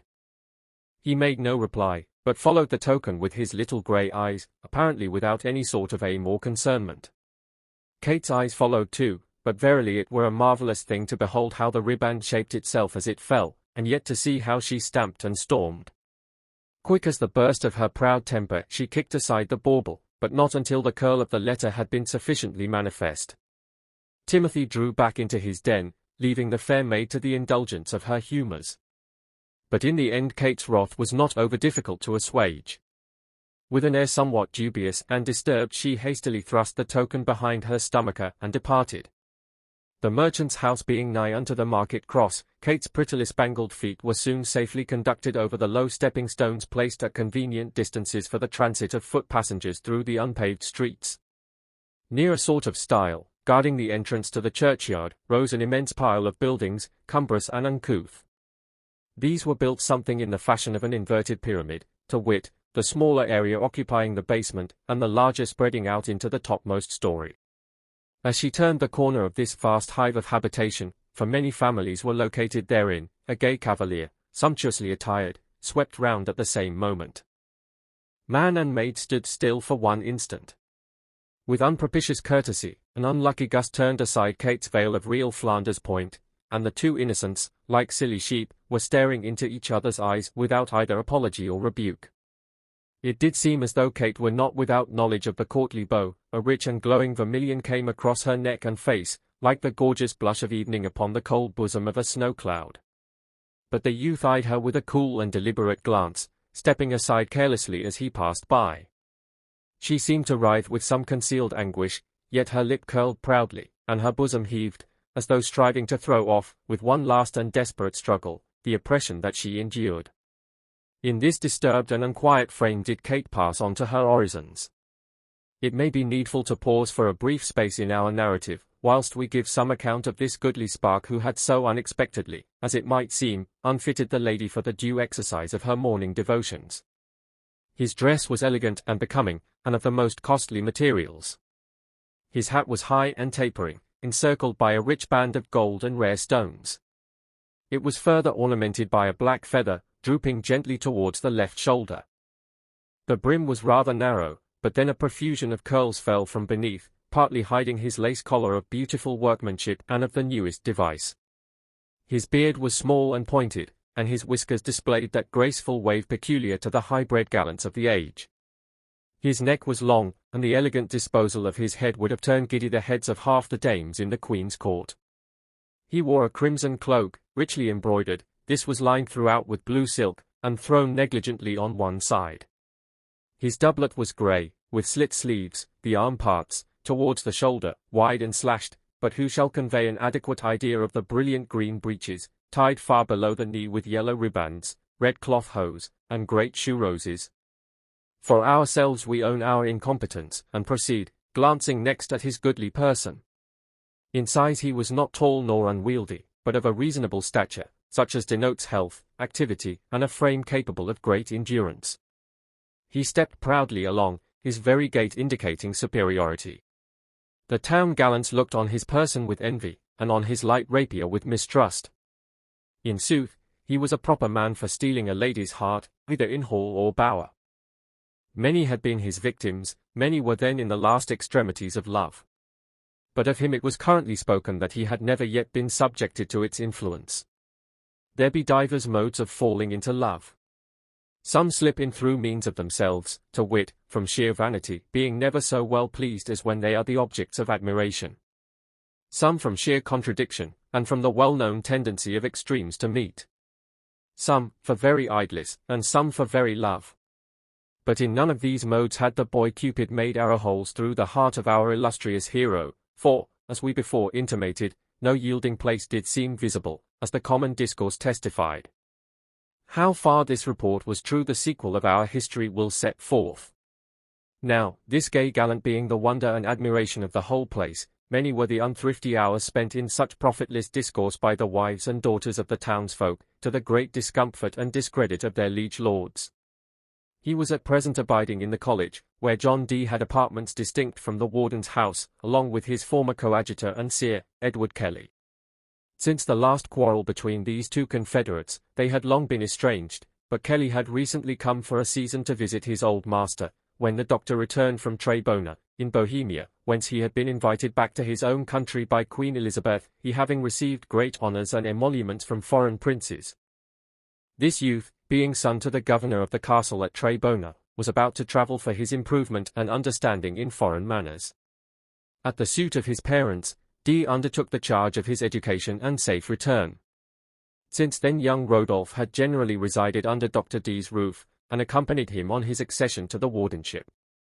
His accent was decidedly foreign, though he had resided some years in Britain, but not sufficiently so for Mancestrian ears to distinguish it from a sort of lisping euphuism then fashionable at court and amongst the higher ranks of society. An appearance of mystery was connected with his person. His birthplace and condition were not generally divulged, and though of an open and gallant bearing, yet on this head he was not very communicative. Mystery begets wonder and excitement, a sort of interest usually attached to subjects not easily understood. When it emanates from an object capable of enthralling the affections, this feeling soon kindles admiration, and admiration ripens into love. No wonder, then, if all tender and compassionate dames were ready to open upon him their dread artillery of sighs and glances, and the more especially as it soon began to be manifest that success was nigh hopeless. The heart entrenched, the wearer was impenetrable. Kate's oddly assorted brain had not failed to run a rambling at times after the gallant stranger. He had heard much of her beauty, and likewise of her uncertain humours. Each fancied the opposite party impregnable, and this alone, if none other motive had arisen, formed a sufficiently strong temptation to begin the attack. Kate was particularly punctual at church, and once or twice he caught an equivocating glance towards the warden's seat, and he really did at times fancy he should like to play at taming the shrew. Kate was sure the stranger slighted her. He treated her, and her only, with an air of neglect she could not altogether account for, and she was in month's mind to make the young cavalier crouch at her feet. How this was to be contrived could only be guessed at by a woman, and we will not let the reader into all the secrets of Kate's sanctuary. Suffice it to say, that in so harmlessly attempting to beguile her prey into the snare, the lady fell over head and ears into it herself. In a word, Kate was in love. And this was the more grievous, inasmuch as her lofty bearing hitherto would not allow her to whisper the matter even to her own bosom, and the pent-up and smothering flame was making sad havoc with poor Kate's repose. She had ofttimes suspected the state of her heart, but instead of sighing, pining, and twanging her guitar to love-sick ditties, she would fly into so violent a rage at her own folly that nothing might quell the disturbance until fairly worn out by its own vehemency. No one suspected the truth, yes, one forsooth, gentle reader, canst thou guess? It was no less a personage than our one-shouldered friend Timothy Dodge. How the cunning rogue had contrived to get at the secret is more than we dare tell. Sure enough he had it, and as certain too that another should be privy to the fact, to wit, Edward Kelly the seer. Dodge was a fitting tool for this intriguer, and well able to help him out at a pinch. Affairs were in this position when our story commenced. Rodolphe had formidable auxiliaries at hand, had he been disposed to make the attack, but his stay was now short, Kate was petulant and perverse, the siege might be tedious. Just on the verge of relinquishing he met Kate, as we have before seen, going to church. He caught her for the once completely off her guard, and the rich blush that ensued set a crowd of odd fancies jingling through his brain. It was just as the old chimes were ringing their doleful chant from the steeple, but these hindered not a whit the other changes that were set a-going. Not aware of the alteration in his course, he was much amazed when he found himself striding somewhat irreverently down the great aisle of the church, towards the choir, from whence the low chanting of the psalms announced that service was already begun. It was the opening of a bright autumnal day. The softened light streamed playfully athwart the grim and shadowy masses that lay on the checkered pavement, like the smiles of infancy sporting on the dark bosom of the tomb. The screen formed a rich foreground, in half shadow, before the east window. The first beam of the morning, clothed in tenfold brightness, burst through the variegated tracery. Prophets, saints, and martyrs shone there, gloriously portrayed in heaven's own light.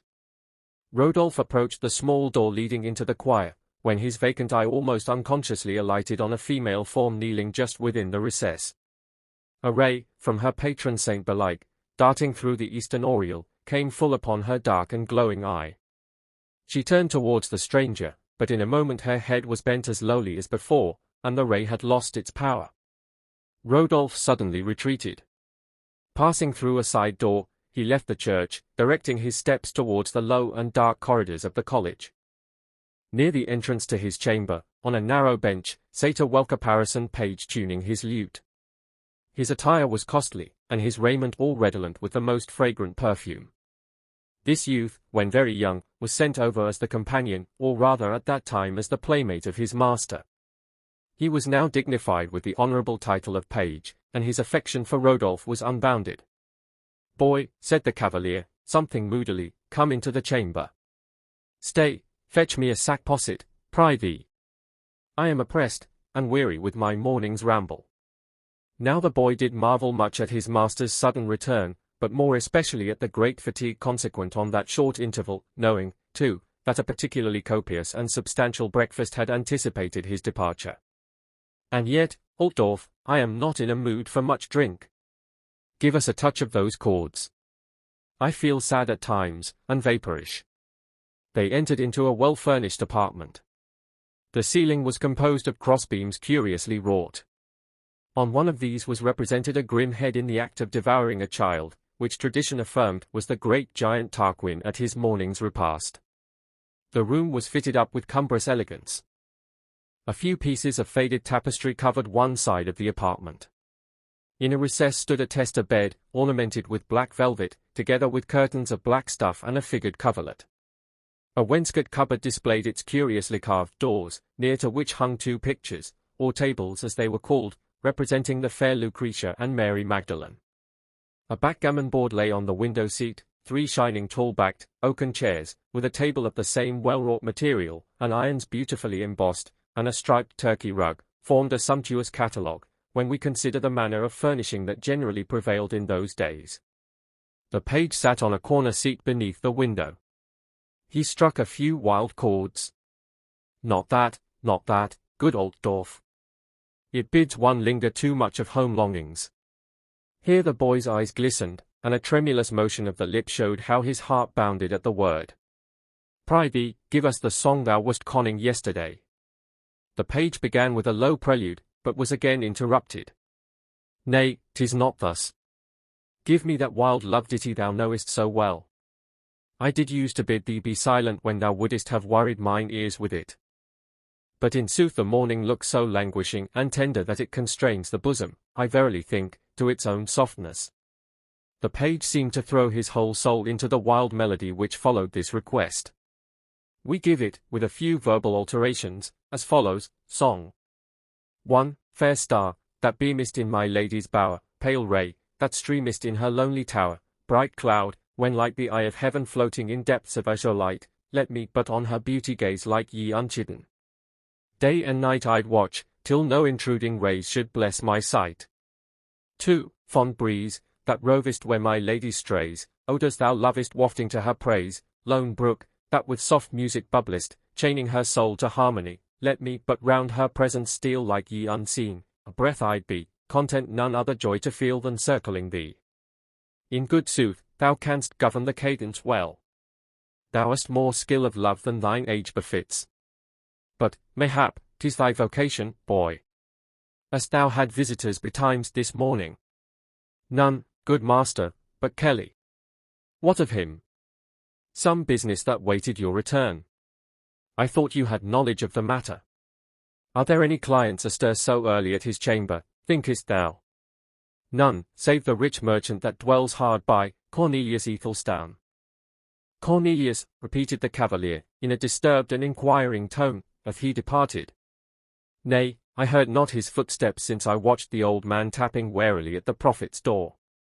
Rodolphe hastily replaced his hat, and his short and impatient rap was heard at the seer's chamber. It occupied the northeastern angle of the building, in the gloomiest part of the house, overlooking, on one side, a small courtyard, barricadoed by walls and battlements of stout masonry, along which were ridges of long rank grass waving in all the pride of uncropped luxuriance. Another window overlooked the dark flowing Irk, lazily rolling beneath the perpendicular rock on which the college was built, the very site of the once formidable station of Mancunium, the heart and centre of the Roman power in that vast district. No answer being rendered to this hasty summons, Rodolphe raised the latch, but marvelled not a little when he beheld the room apparently deserted. Voices were, however, heard in the inner apartment.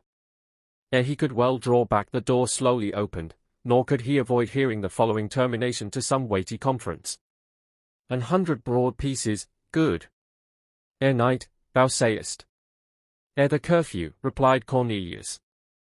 Look thee, 'tis but a slender space for mine art to work, and, the seer, as he uttered this with great solemnity, entered the antechamber. The gallant stood there, just meditating a retreat.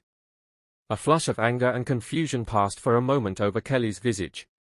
Quickly recovering his self-possession, with a severe aspect, he stood before the intruder. Art come to listen or to watch? Abruptly interrogated the seer. Both be rare accomplishments truly for a youth of thy breeding.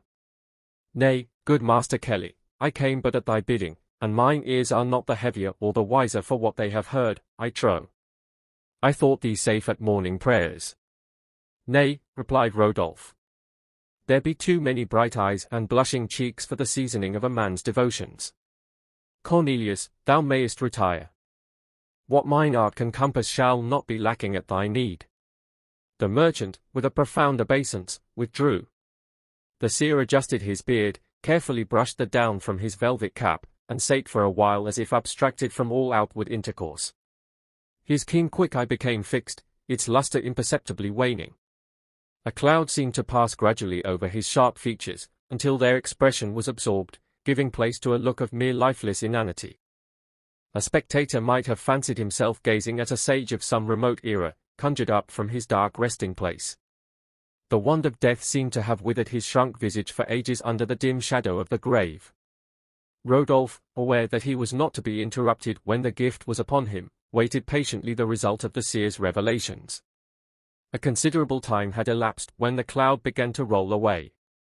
His features gradually reassumed the attributes of life, as each separately felt the returning animation. His eyes rested full on the cavalier. I have had a vision, Rodolphe. To me is it not spoken? Inquired he. Yea, to thee.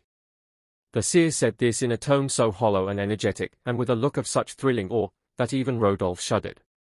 He seemed to feel his glance. Listen. The spirit warned me thus, the stranger that hither comes o'er the broad sea shall wed on the night of Saint Bartholomew. Nay, Master Kelly, thine art faileth this once, forsooth. Tonight is the saint's vigil, yet lurk I not in the beam of a woman's favour, and ere another year I may be cured of the simples at my father's dwelling in the old castle. The vision hath spoken, and it setteth not forth idle tales. Come to me anon, I will anoint and prepare my beryl and my divining mirror. Thou shalt thyself behold some of the mysteries touching which I have warned thee before time. About noon return to my chamber. Rodolphe withdrew into his own apartment. His countenance looked anxious and disturbed. He sat down, but his restlessness seemed to increase. His posture was not the most easy and graceful that might be desired, nor calculated to set off his personal advantages, though now become the more needful, if, as the seer predicted, he should wive ere night, albeit his bride were yet unsought, nor wooed, nor won. Nothing could be more destructive to that easy self-satisfaction, that seductive and insinuating carriage, so essential to the fine gentleman of every age. There was a sort of angular irregularity in his movements, neither pleasant nor becoming, and his agitation so far overcame his better breeding that he really did cram his beard between at least 3 of his fingers. His rapier had, moreover, poked its way through his cloak, and the bright shoe roses were nigh ruined, from the sudden crossings and disarrangements they had undergone. A considerable time had now elapsed. In the meanwhile his impatience had risen to an alarming height, insomuch that we would not have answered for the safety of his red cloth hose and silken doublet, had not noon been happily announced. Raising the latch of the seer's chamber with considerable eagerness, he found the room completely dark. An unseen hand led him to a seat. Soon he heard a low murmuring chant, as though from voices at a remote distance.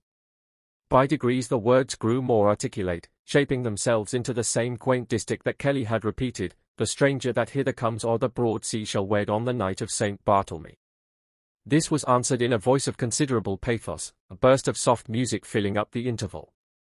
Gradually the eye began to feel sensible of the presence of surrounding objects, though in the ordinary way nothing could be distinguished, a faculty peculiarly sensitive with the loss of sight, and not quite dormant in the general mass of mankind. A faint gleam was soon perceptible, like the first blush of morning, apparently on the opposite side of the chamber. Becoming brighter, flashes of a dim, rainbow-colored light crept slowly by, like the aurora sweeping over an illuminated cloud. Suddenly he saw, or his eyes deceived him, a female form shaping itself from these chaotic elements. But it was observed only during the short intervals when the beams seemed to kindle with unusual brightness. Every flash, however, rendered the appearance more distinct. Dazzled and bewildered, the heated senses were become the victims of their own credulity, the mind receiving back its own reactions. Taking its impression probably from the occurrences of the morning, the eye rapidly molded the figure into the likeness of Kate. Her eyes were turned upon him, beaming with that soft and melting expression he had so recently beheld. It was but momentary, or he could have persuaded himself that she looked on him with an air the most tender and compassionate. Never did fancy portray her in a form so lovely. Deep and indelible was the impression, and though it might be, the imagination become impregnate with her own desire, yet she had performed her office well.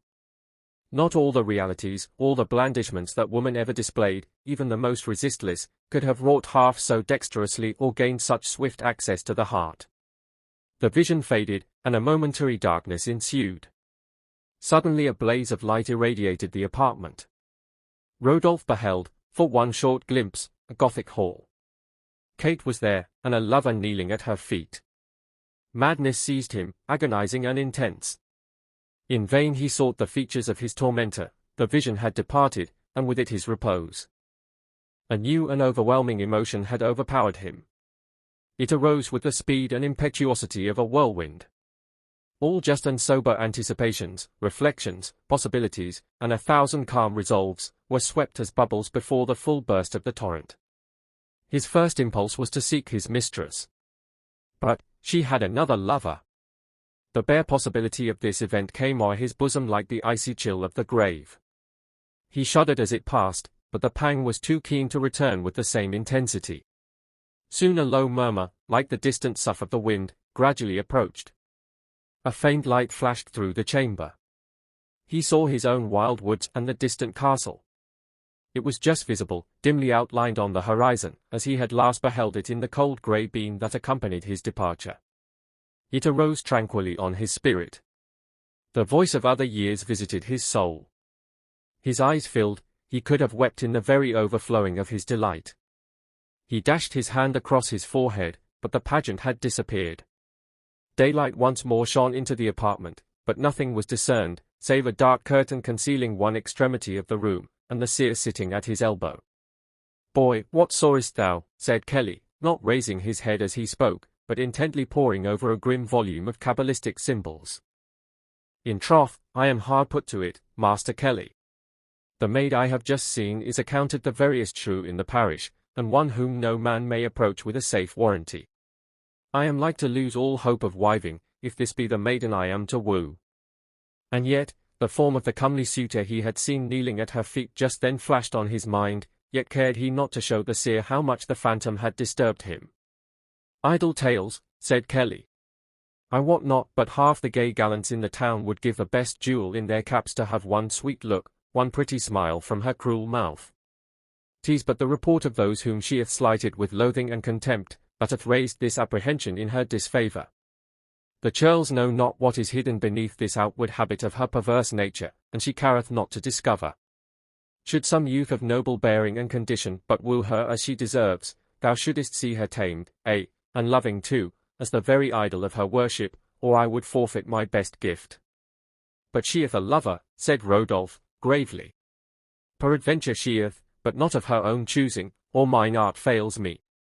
Look, this figure is the horoscope of her birth.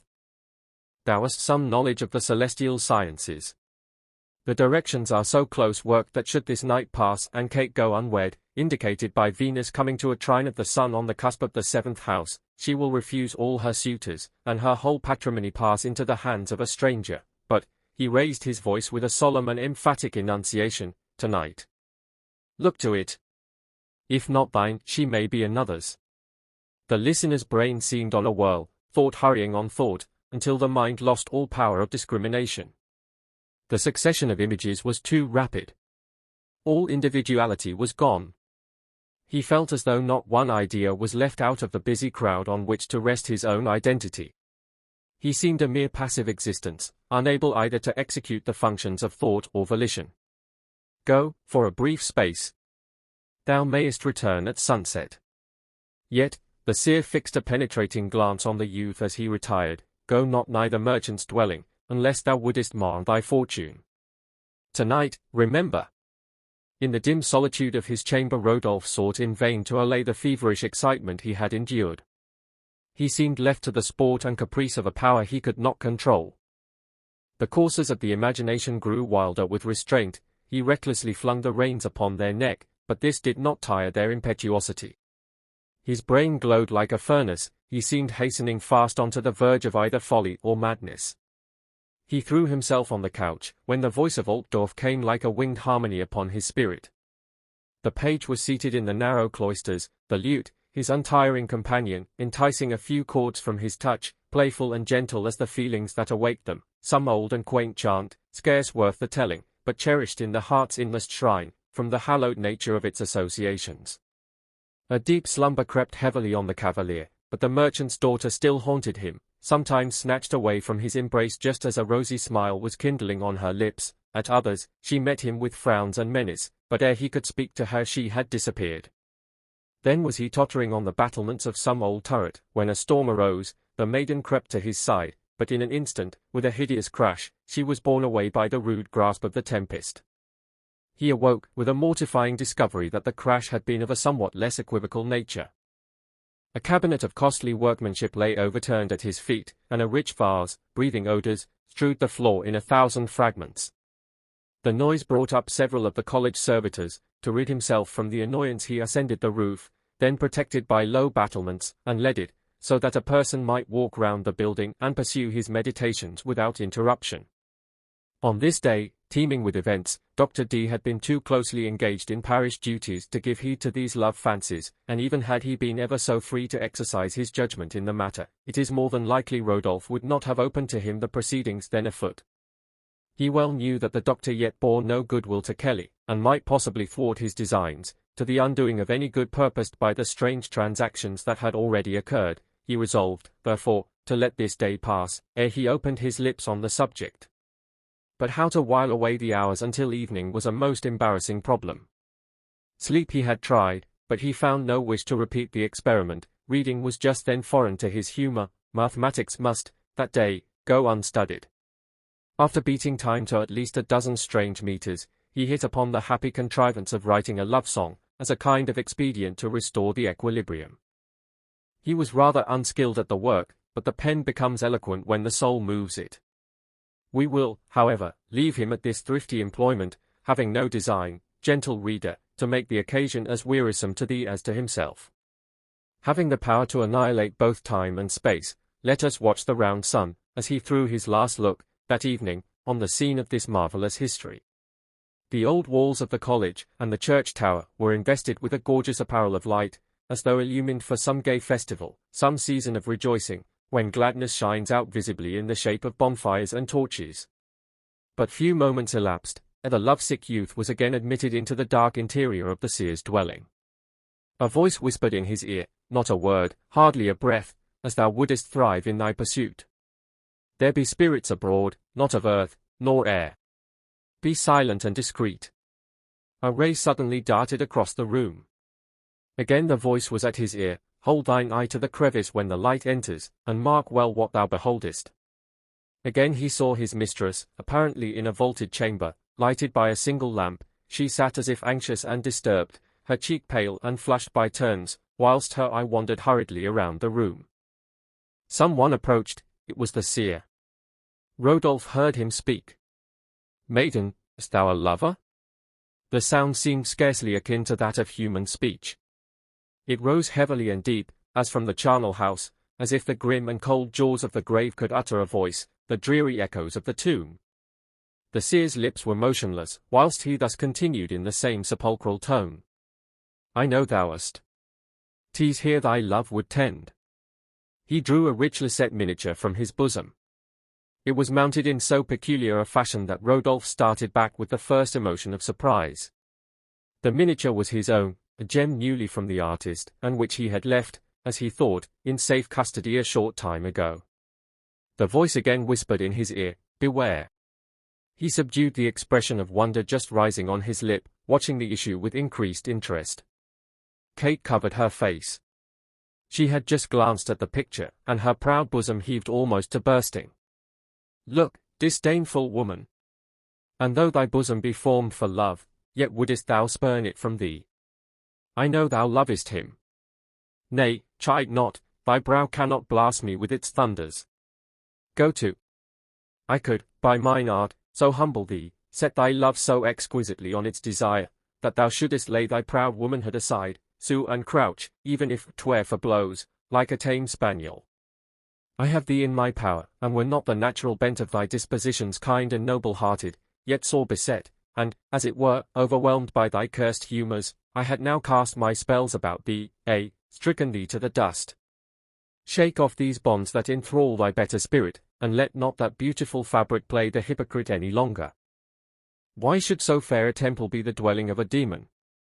A deep sob here told that kindlier feelings were at work, that nature was beginning to assert her prerogative, and that the common sympathies, the tender attributes, of woman were not extinguished. The struggle was short, but severe. With difficulty she repressed the outburst of her grief as she spoke. A woman still. 'Tis the garb nature put on. I have wrapped a sterner garment about me. A long and bitter sob here betrayed the violent warfare within. It was but for a moment. Affecting contempt for her own weakness, she exclaimed, "Throw it off. Expose me defenceless to his proud contumely? Even now the cold glance of indifference hath pierced it through." Here she arose proudly. "And what thinkest thou, if I were to stand unarmed, uncovered, before his unfeeling gaze?" "He loves thee," hastily rejoined the seer. "Me, as soon that bauble learn to love as, say but one word, and I will bow him at thy feet. 'Tis well thou mockest me thus. To worm out my secret, perchance. For this didst thou crave my presence? Let me be gone. Thou shalt say, yes, Kate, ere thou depart." The curtain which divided the apartment suddenly flew aside. The astonished lover beheld his mistress, not the unreal phantom he had imagined, but a being substantial in quality, and of a nature like his own, though gentler than his fondest anticipations. The seer departed, but in the end the lovers were not displeased at being betrayed into a mutual expression of their regard. The operation of the heavenly influences was, in these days, a doctrine that obtained almost universal credit, and it would have been looked upon as a daring piece of presumption to baffle the prophetic signification of the stars. On that same night, being the eve of St. Bartholomew, they were married, thus adding one more to the numerous instances on record, where a belief in the prediction has been the means of its accomplishment. The remainder of Kate's history, and how she crossed the sea, accompanied by her husband, into the wilds of Bohemia, living there for a space, and how she afterwards returned into her own land, will be set forth at some more fitting opportunity. The Earl of Tyrone, still the fairest are his fuel, when his days are to be cruel, lovers' hearts are all his food, and his baths their warmest blood, naught but wounds his hands doth season, and he hates none like to reason. A hue and cry after Cupid. Ben Jonson. The dark and romantic history of the Earl of Tyrone would of itself occupy a larger space than these volumes afford. The following episode, connected with his concealment in the neighbourhood of Rochdale, the author does not presume to bring forward as a fact. Yet there are good reasons for supposing that it formed an important era in his life, and was followed very soon after by the Queen's pardon. The importance of this measure may be conceived, when by some Elizabeth's depression, and the profound melancholy she exhibited in her latter hours, were attributed to this source. It is said that she repented of having pronounced his forgiveness, that having always resolved to bring him to condign punishment, she could receive no satisfaction from his submission, while the advantages of her high estate, and all the glories of a prosperous reign, were unable to alleviate her disappointment. The following is a brief sketch of his life, extracted from generally received authorities.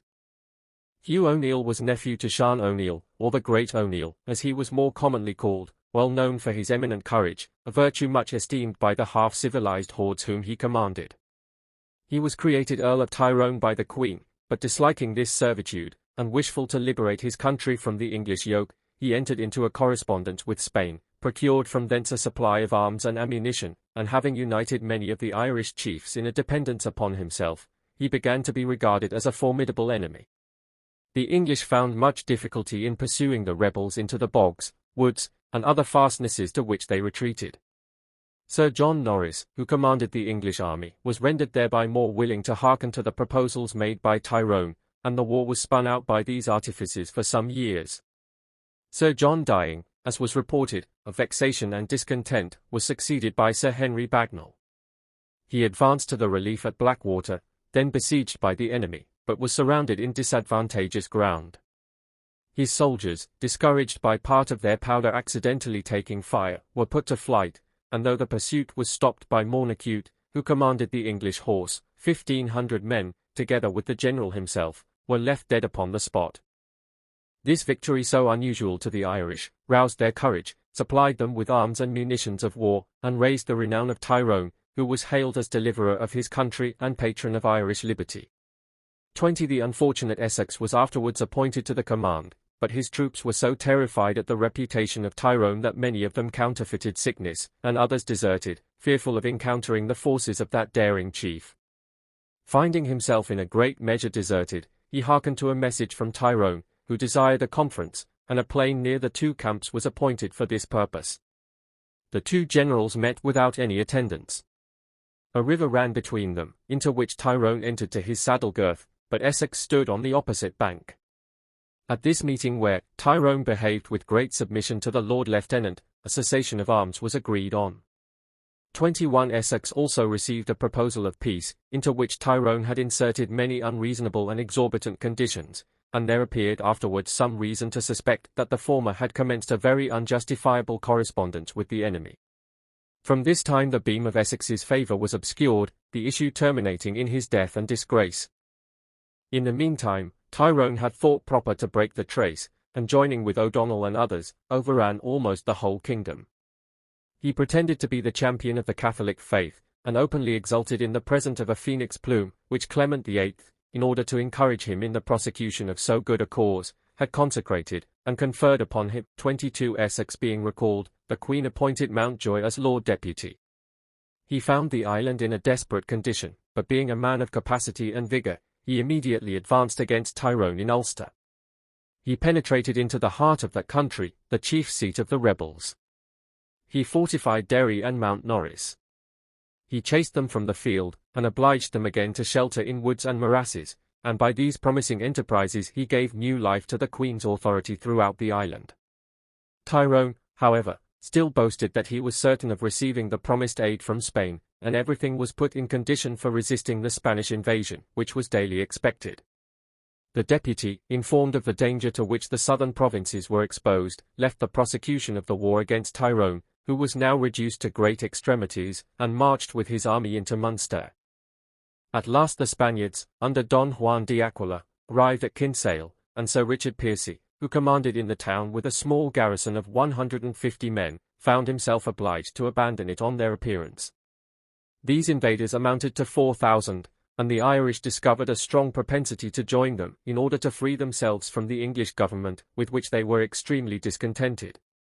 One chief ground of their complaint was the introduction of trials by jury, 23 an institution abhorred by that people, though nothing contributes more to the support of that equity and liberty for which the English laws are so justly celebrated. The Irish also bore a great favour to the Spaniards, having entertained the opinion that they themselves were descended from that nation, and their attachment to the Catholic religion proved a new cause of affection for the invaders. De Aquila assumed the title of general in this a holy war, for the preservation of the faith in Ireland, and he endeavoured to persuade the people that Elizabeth was, by several bulls of the Pope, deprived of her crown, that her subjects were absolved from their oaths of religion, and that the Spaniards were come to deliver the Irish from the dominion of the devil. 24 Mountjoy found it necessary to act with vigour, in order to prevent a total insurrection of the Irish, and having collected his forces, he formed the siege of Kinsale by land, while Sir Richard Levi-son, with a small squadron, blockaded it by sea. He had no sooner begun his operations than he heard of the arrival of another body of 2,000 Spaniards under the command of Alfonso Ocampo, who had taken possession of Baltimore and Berehaven, and he was obliged to detach Sir George Carew to oppose their progress. Tyrone, meanwhile, with Randall, MacSurley Tyrrell, Baron of Kelly, and other chieftains of the Irish, had joined Ocampo with all their forces, and were marching to the relief of Kinsale. The deputy, informed of their designs by intercepted letters, made preparations to receive them, and being reinforced by Levi-son with 600 marines, he posted his troops on an advantageous ground which lay on the passage of the enemy, leaving some cavalry to prevent a sally from D'Aquila and the Spanish garrison.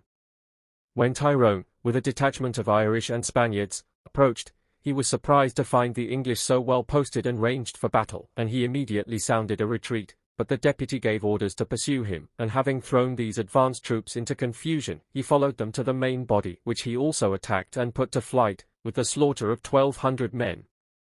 25 Ocampo was taken prisoner, Tyrone fled into Ulster, O'Donnell made his escape into Spain, and D'Aquila, finding himself reduced to the greatest difficulties, was obliged to capitulate upon such terms as the deputy prescribed to him. He surrendered Kinsale and Baltimore, and agreed to evacuate the kingdom. This great blow, joined to other successes gained by Wilmot, governor of Kerry, and by Roger and Gavin Harvey, threw the rebels into dismay, and gave a prospect of the final reduction of Ireland. The remaining part of Tyrone's history may be gathered from the narrative. Among other memorable incidents illustrative of his character, it is said that Tyrone, appearing in person to execute a treaty, immediately on the issue of some sanguinary engagement, was requested to sign the terms. "Here is my signature," said he, laying his bloody hand on the deed, "'tis the mark of the kings of Ulster." Hence, tradition gravely asserts was the origin of the bloody hand, the arms of Ulster. That such a derivation is fabulous, we need not attempt to prove. What a paradox is love, the most selfish and yet the most disinterested of the passions, the gentlest and yet the most terrible of impulses that can agitate the human bosom, the most ennobling and the most humble, the most enduring and the most transient, slow as the most subtle venom to its work, yet impetuous in its career as the tornado or the whirlwind, sportive as the smile of infancy, and appalling as the maniac's shriek, or the laugh of his tormentor. 'Tis a joy nursed in the warm glow of hope, but who shall reveal the depths of its despair? 'Twas given to man as his best boon, his most precious gift, but his own hands polluted the shrine, marred the beauteous and holy deposit. The loveliest image was then smitten with deformity, and that passion, the highest and noblest that could animate his bosom, became the bane of his happiness, the destroyer of his peace, and the source whence every attribute of woe hath sprung to afflict and darken the frail hopes of humanity. This may be the dark side of the picture, but unless the breath of heaven sanctify even the purest affections of our nature, they are a withering blast, blighting its fairest verdure, a torment and a curse. The following narrative, floating but indistinctly on the author's memory, and in all probability attached to other names in localities widely apart, is yet, he believes, true as to the more important particulars. The site of a few cottages in a romantic dell in the neighbourhood of Rochdale is still associated with the memory of the unfortunate Earl of Tyrone. It is yet called Tyrone's Bed. In history, this noble chief is depicted in colours the most hideous and detestable, but if the lion had been the painter, we should have had to contemplate a different portrait. By his countrymen he was held in the most profound reverence and respect. Beloved by all, he was hailed as the expected deliverer of his native land from wrong and oppression. The most bigoted of his persecutors cannot deny that oppression, the most foul and inhuman, did exist, and the men who took up arms for the rescue of their brethren may be pitied, if not pardoned, for their noble, elevated, and enduring spirit.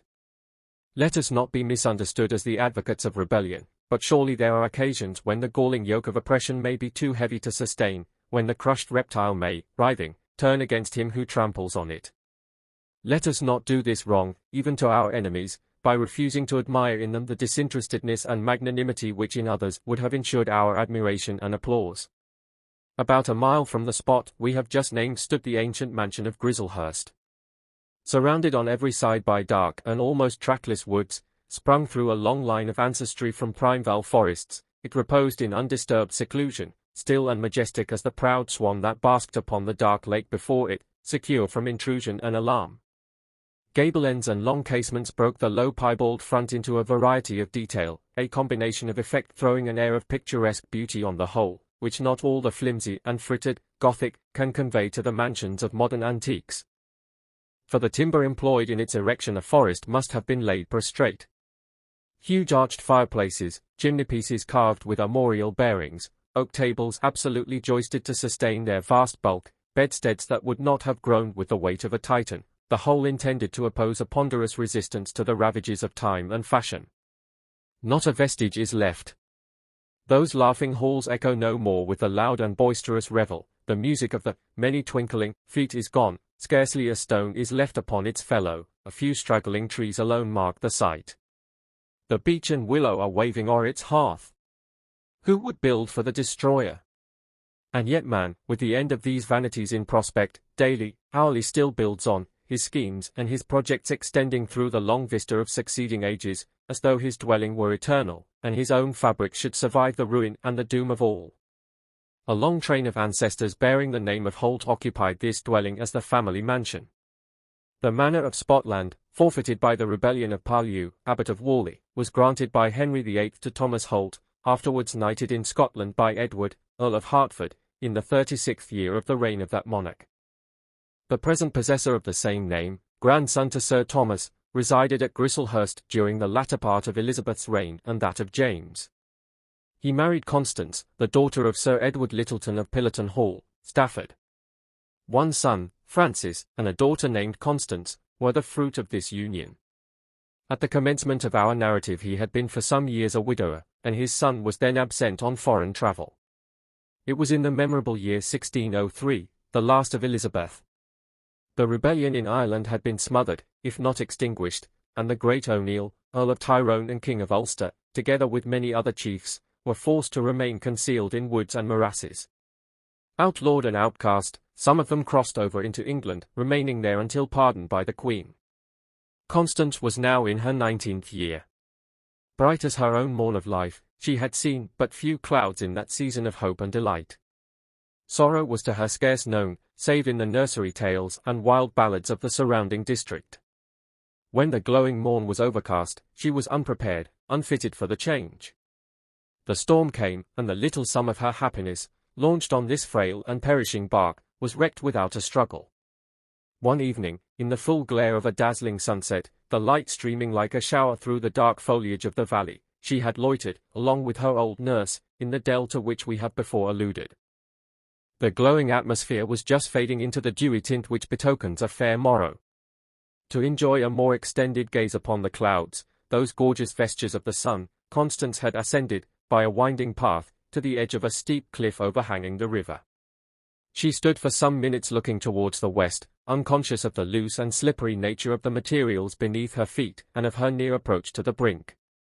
On a sudden the ground gave way, and she was precipitated headlong into the river. Nurse Agnes, who stood below, watching her young mistress, not without apprehension as to the consequences of her temerity, was stricken motionless with horror. There seemed to be no help. Fast receding from all hope of succor, Constance was borne rapidly down the stream. Suddenly, with the swiftness of a deer from the brake, a figure bounded from an opposite thicket. He seemed scarcely to leave his footmarks on the long herbage ere he gained the river's brink. Plunging into the current he succeeded in rescuing the maiden from her perilous condition. He laid her gently on the bank, beckoning to her attendant, and was speedily out of sight.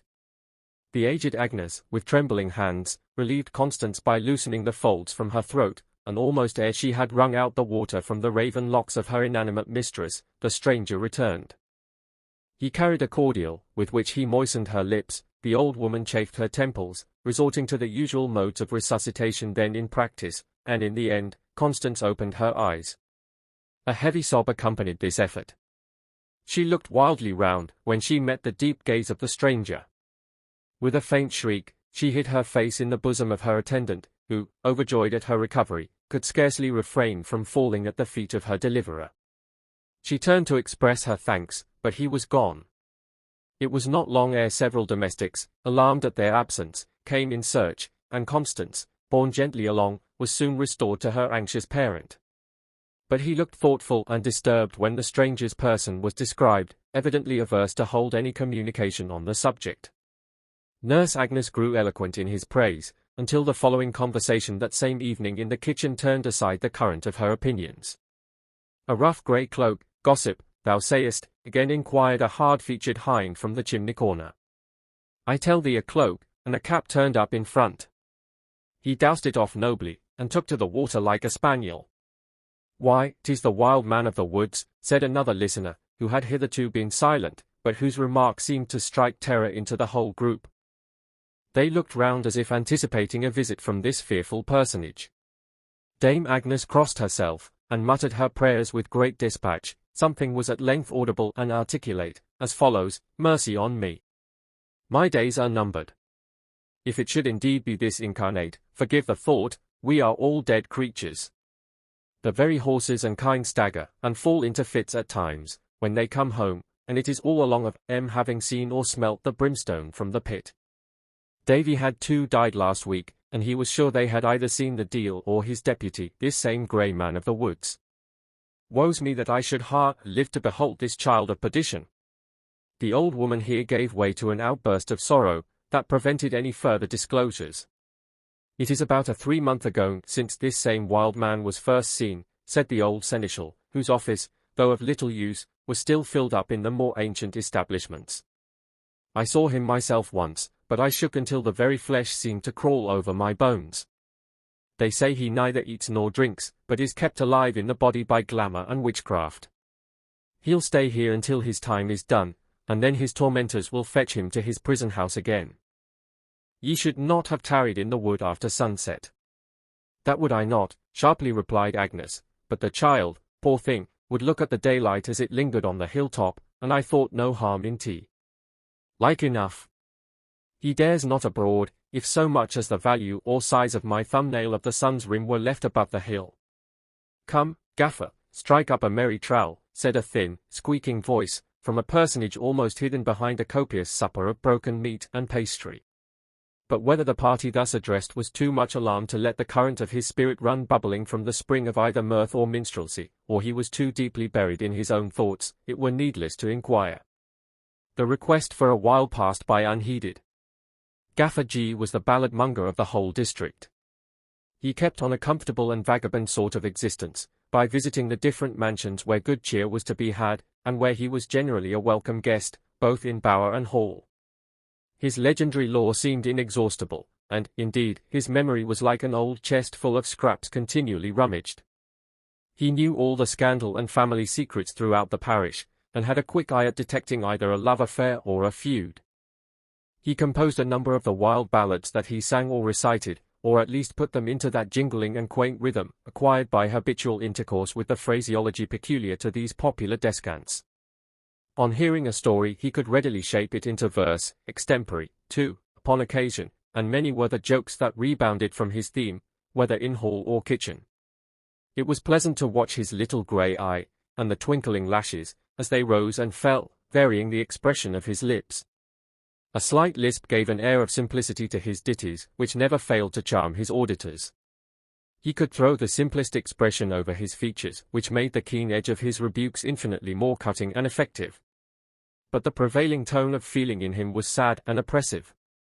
These wandering minstrels had, from remote ages, been held as seers, and a peep into futurity was often supposed to accompany their poetical inspirations, a superstition not confined to any particular locality, but obtaining a widely disseminated belief in all climes and nations where imagination assumes her sway and dares to assert her power.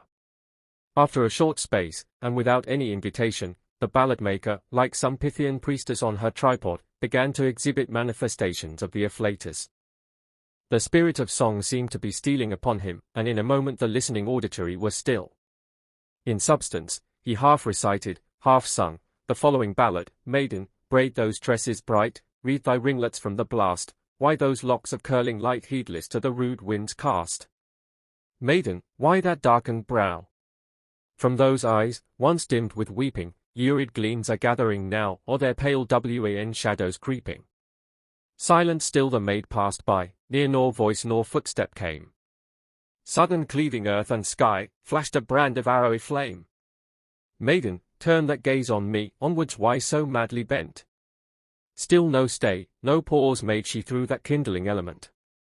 Now, the midnight chant is stealing, mass and requiem breathing near, hushed the blast, as if revealing sounds to earth that heaven might hear. From yon pile, soft voices swelling dirge an anthem for the dead, demon shrieks, their lost doom yelling, tend Lord Rudolph's dying bed. Holy men, with song and prayer, fain would shrive the passing soul, fiend-like whispers, to his ear. Winds, in muttering curses, roll.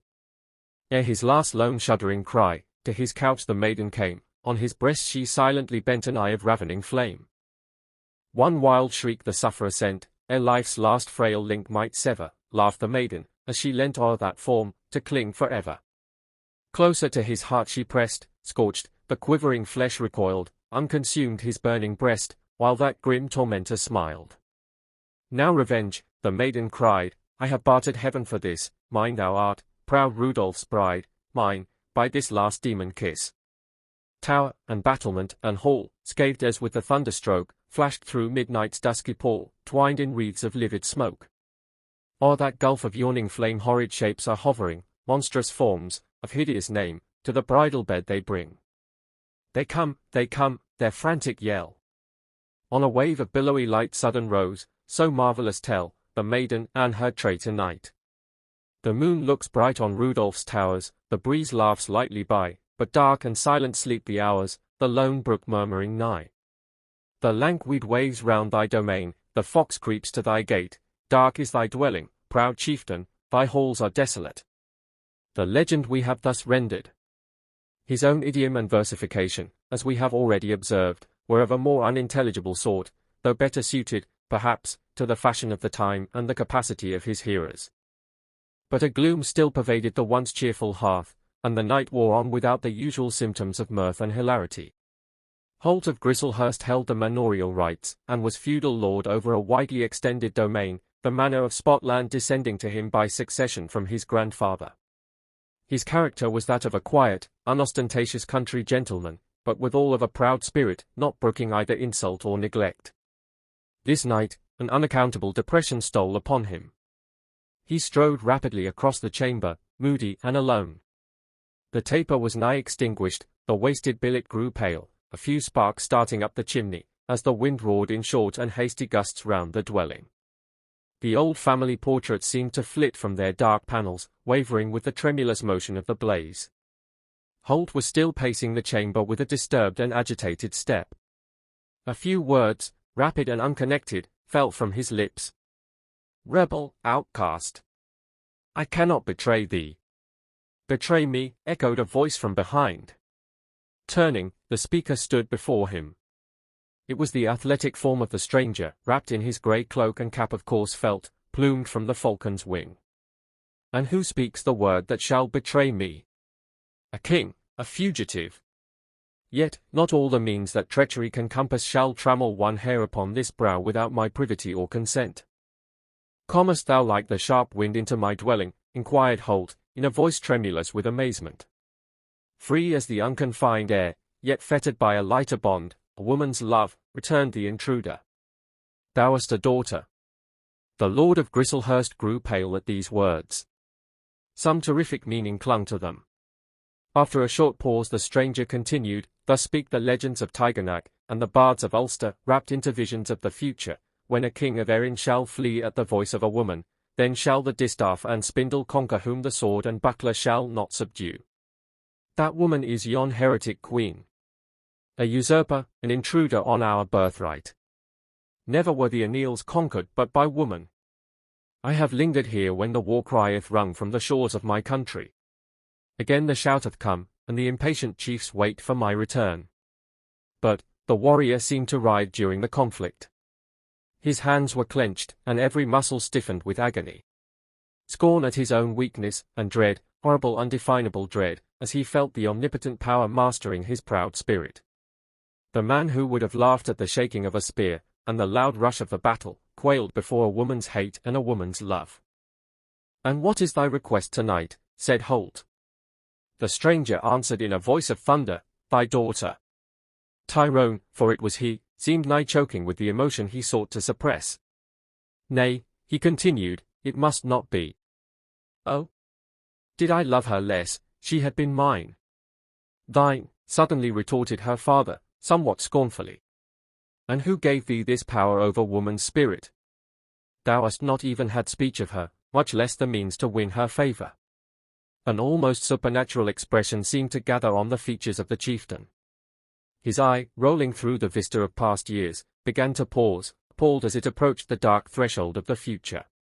He appeared lost to the presence of surrounding objects, as he thus exclaimed with a terrific solemnity, when the dark-browed Nora nursed me on her lap, and her eye, though dark to outward sense, saw through the dim veil of destiny. It was thus she sung as she guarded my slumbers, and the hated Sassenach was in the hall. "Rest thee, baby.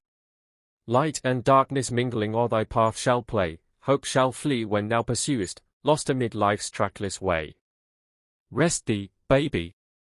Woman's breast thou shalt darken o'er with woe, none thou lookest on or lovest, joy or hope hereafter know. Many a maid thy glance shall rue, where it smites it shall subdue. It was an evil hour, old man, when I looked upon thy daughter." Holt, though of a stout and resolute temper, was yet daunted by this bold and unlooked-for address. He trembled as he gazed on the mysterious being before him, gifted, as it seemed, with some supernatural endowments. His unaccountable appearance, the nature of his communications, together with his manner and abrupt mode of speech, would have shaken many a firmer heart unprepared for these disclosures. "What is thy business with me?" he inquired, with some hesitation. "To warn thee, to warn thy daughter. She hath seen me." "Eh, tonight? And how runs the prophecy?" "Let her beware. I have looked on her before time." "Looked on her?" "Eh, until these glowing orbs have become dim, dazzled with excess of brightness. I have looked on her till this stern bosom hath become softer than the bubbling wax to her impression, but I was concealed, and the maiden passed unharmed by the curse. Tonight I have saved her life. A resistless impulse. And she hath looked on me." He smote his brow, groaning aloud in the agony he endured. It may be supposed this revelation did not allay the apprehensions of the listener. Bewildered and agitated, he turned towards the window. The pale moon was glimmering through the quiet leaves, and he saw a dark and muffled figure in the avenue. It was stationary for a while, it then slowly moved towards the adjoining thicket and was lost to his view. Holt turned to address his visitor, but he had disappeared. It was like the passing of a troubled dream, vague and indistinct, but fraught with horrible conceptions. A cloud seemed to gather on his spirit, teeming with some terrible but unknown doom. Its nature even imagination failed to conjecture. His first impulse was to visit his daughter. He found the careful nurse by her bedside. As he entered the room, Agnes raised one finger to her lips, in token of silence. The anxious father bent over his child. Her sleep was heavy, and her countenance flushed. A tremor passed over her features. A groan succeeded. Suddenly she started up. With a look of anguish he could never forget, she cried, "Help! Oh, my father!" She clung around his neck. In vain he endeavored to soothe her. She sobbed aloud, as if her heart were breaking. But she never told that dream, though her haggard looks, when morning rose on her anxious and pallid countenance, showed the disturbance it had created. Days and weeks passed by. The intrusion of the bold outlaw was nigh forgotten. The father's apprehensions had in some degree subsided, but Constance did not resume her wonted serenity. Her earliest recollections were those of the old nursery rhymes, with which Agnes had not failed to store her memory. But the giant killers and their champions now failed to interest and excite. Other feelings than those of terror and of wonder were in operation, requiring a fresh class of stimulants for their support, tales of chivalry and of love, that all-enduring passion, where maidens and their lovers sighed for twice 7 years, and all too brief a trial of their truth and constancy. As she listened, her soul seemed to hang on the minstrel's tongue, that erratic troubadour, Gaffer G, being a welcome and frequent visitor at Grislehurst. One night he had tarried late in the little chamber, where she was wont to give him audience. She seemed more wishful to protract his stay than heretofore. Now for the ballad of Sir Bertine, the famous Lancashire knight, who was killed at St. Albans, fighting for the glorious Red Rose of Lancaster. Nothing loath, he commenced the following ditty. The brave Sir Bartine in Twiseleth donned his coat of steel, and left his hall and stately home, to fight for England's weal. To fight for England's weal, I trow, and good King Harry's right, his loyal heart was warm and true, his sword and buckler bright. That sword once felt the craven foe, its hilt was black with gore, and many a mother's son did rue his might at Agincourt. And now he stately steps his hall, a summons from the king? My armour bright, my casque and plume, my sword and buckler bring. Blow, warder, blow. Thy horn is shrill, my liegemen hither call, for I must away to the south country, and spears and lances all. Oh, go not to the south country. His lady weeping said, oh, go not to the battlefield, for I dreamed of the waters red. Oh, go not to the south country. Cried out his daughter dear, oh, go not to the bloody fight, for I dreamed of the waters clear. Sir Bertine raised his dark visor, and he kissed his fond lady. I must away to the wars and fight for our king in jeopardy.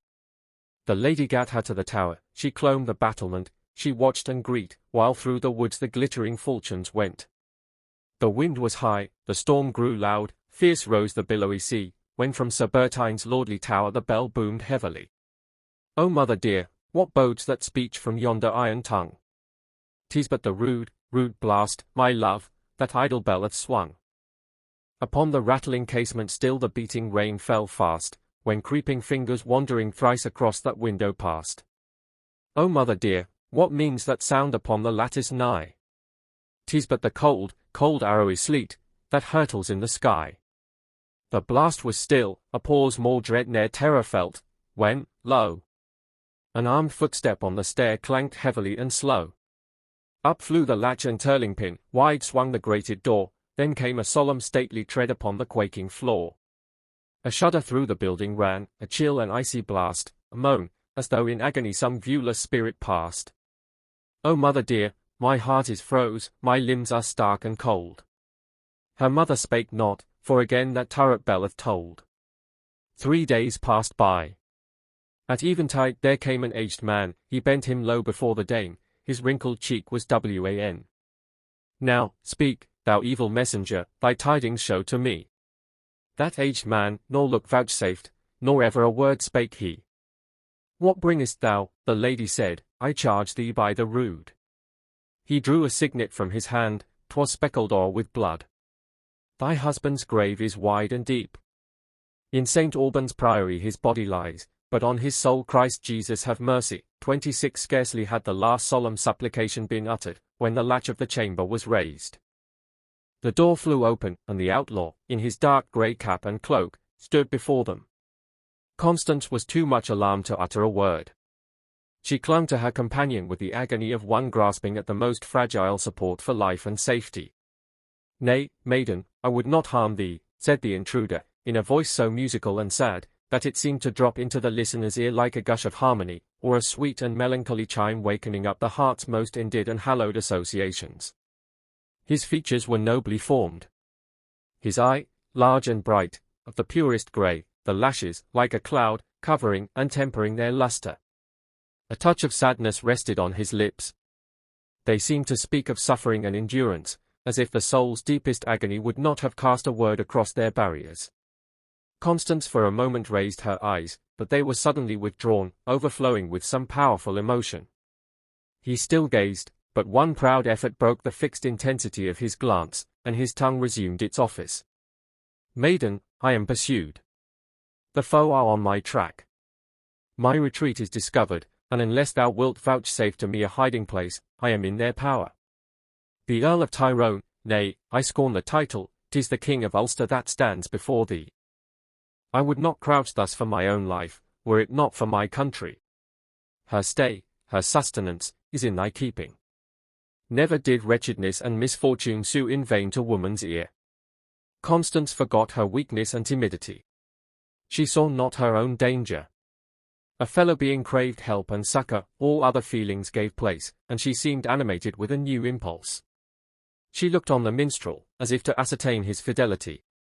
It was evident, however, that no apprehension need be entertained. this personage seeming to manifest no slight solicitude for the safety of the unfortunate chief.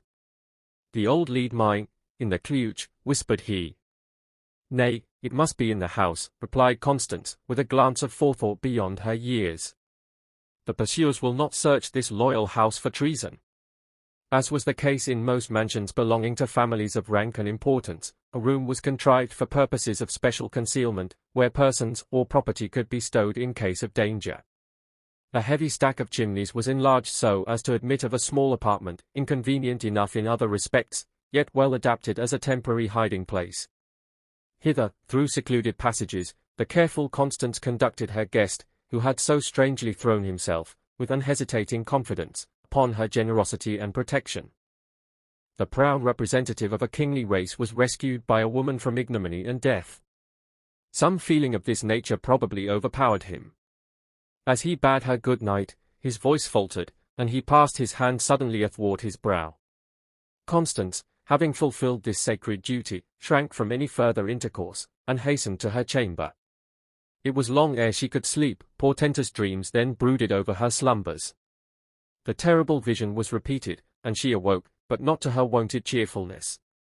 How strange, how mysterious, the mechanism of the human heart! The feelings glide insensibly into each other, changing their hue and character imperceptibly, as the colors on the evening cloud. Protection awakens kindness, kindness pity, and pity love.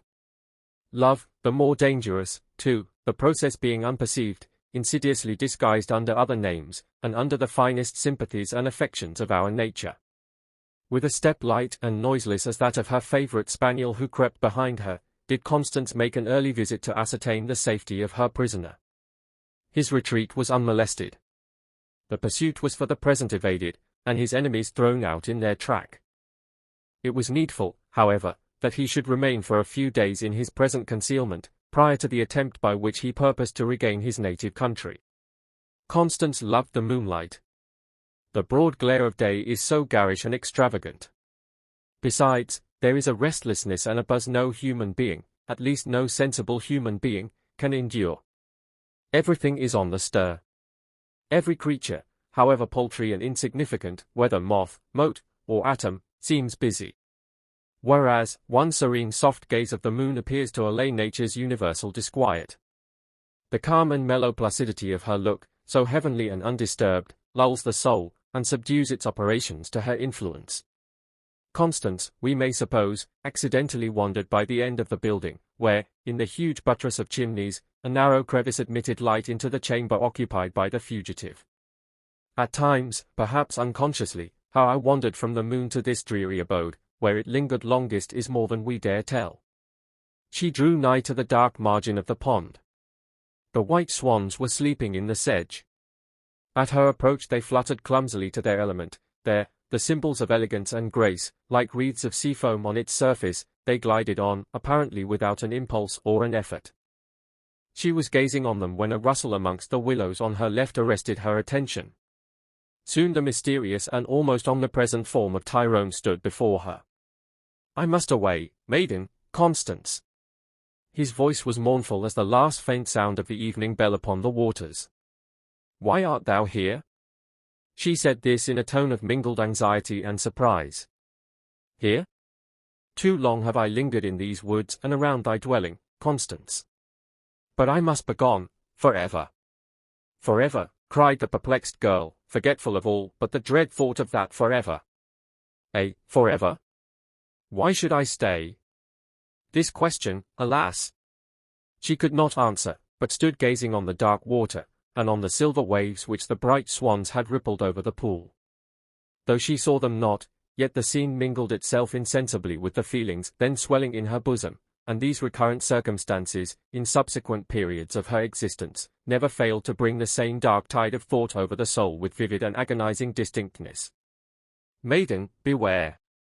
Constance turned towards him, the moonlight fell on his brow, the dark curls swept nobly out from their broad shadows twining luxuriantly about his cheek. His eyes were fixed on her, with an eagerness and an anguish in their expression the most absorbing and intense.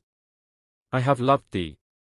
If it be love to live whole nights on the memory of a glance, on a smile, on the indelible impress of thy form. Here, here.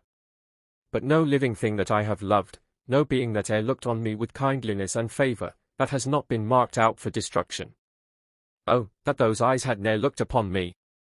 Thou wert happy, and I have lingered on thy footstep till I have dragged thee to the same gulf where all hope, all joy that e'er stole in upon my dark path, must perish. Oh! Do not foretaste thy misery thus, cried Constance. The cruel sufferings thou hast undergone make thee apprehensive of evil. But how can thy fate control my destiny?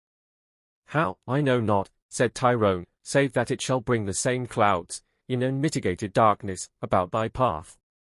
Dost thou love me? Nay, start not. Stay not, cried he, making way for the maiden to pass. But Constance seemed unable to move, terrified and speechless.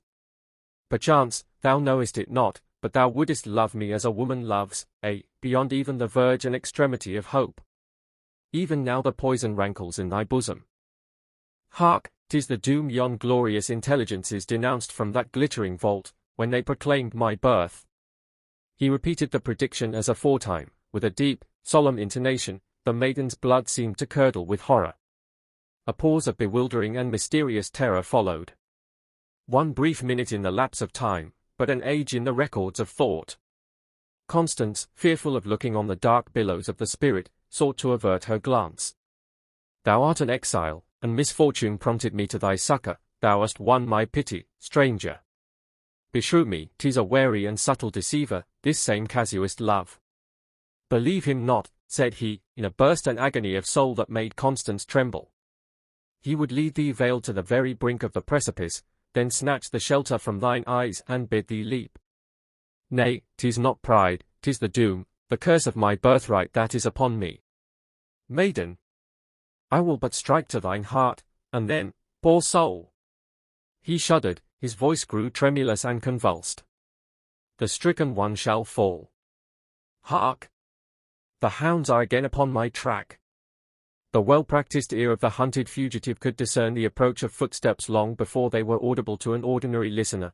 His eye and ear seemed on the stretch, his head bent forward in the same direction, he breathed not. Even Constance seemed to suspend the current of her own thoughts at this interruption. They are approaching. In all likelihood, 'tis a posse from the sheriff. Again he listened. They are armed. Nay, then, Tyrone, thou must to cover, thou canst not flee. Point not to the hiding place I have left. If, as I suspect, they bring a warrant of search, thy father's life may be in jeopardy. Where, oh, where, said Constance, forgetful of all consequences, in her anxiety for her father's fate and that of the illustrious stranger. In thy chamber, lady. She drew back in dismay. Nay, continued he, guessing at the cause of her alarm. They will not care to scrutinize for me there with much exactness, and, by the faith of my fathers, I will not wrong thee. There was a frankness, an open and undisguised freedom of manner, in this address, which assured her. Her confidence returned, and she committed herself promptly to the issue. She felt her soul expand with the desire of contributing to his ultimate escape. All the ardor of her nature was concentrated in this generous and self-devoted feeling. Too innocent for suspicion, she seemed to rise above its influence.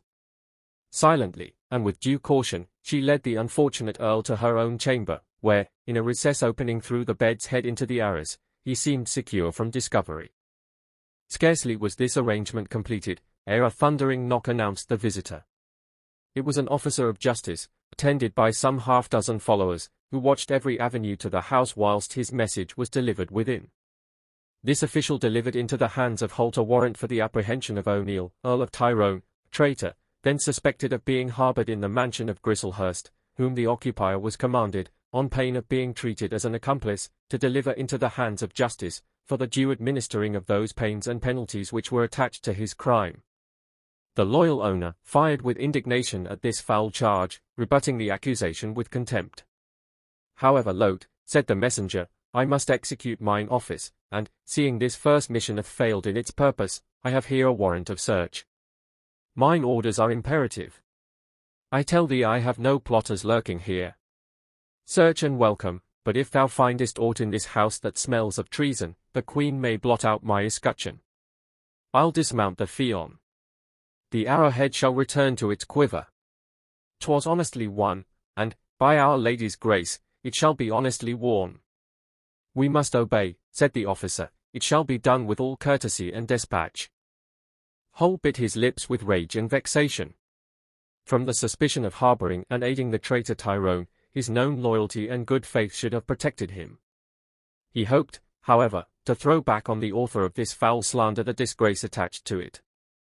Smothering his wrath, and brooding over its gratification, he accompanied the messenger, who, placing an additional guard at the main entrance, proceeded with a wary eye to the search. He carefully scrutinized the shape of the rooms, striking the walls and wainscots, measuring the capacity of the chambers, that no space might be left unaccounted for either in one way or another. The concealed apartment in the chimney range did not escape his examination. Closets, cupboards, folding doors, even the family pictures were turned aside, lest some stratagem should lurk behind. Holt, with a look of malicious satisfaction, beheld every fresh disappointment, which he followed with undisguised expressions of ill will. Now for the women's apartments, said the officer. I have but one daughter. Dost fancy that treason may be stitched in her petticoat? Thinkest thou she would hide this invisible gallant in her bedchamber? 'Sdeath, that it should come to this. But I'll have my revenge. I would fain spare thee from this contumely, but what? I must search the house through, and though I doubt not now that our information is false, yet I may not disobey the mandate I have received. Is this thy courtesy? My courtesy must yet consist with the true and honest discharge of mine office. I wait not further parley. A short gallery communicated from the stairhead to the private chamber of Constance. They met her outside the door, and the timid girl grew pale as she beheld the officer led on by her father. Constance, cried he, thy chamber smacks of treason, it must be purged from this suspicion.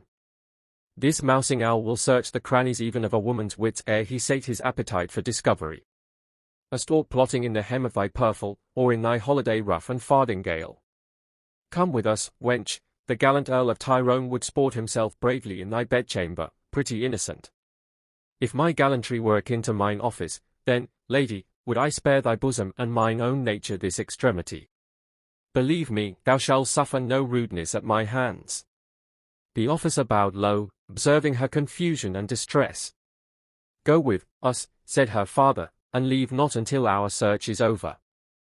Mayhap he may find a lover in thy shoe, or in the wrinkles of thy rose tie. He entered the chamber as he said this. It was a little room, tricked out with great elegance and beauty.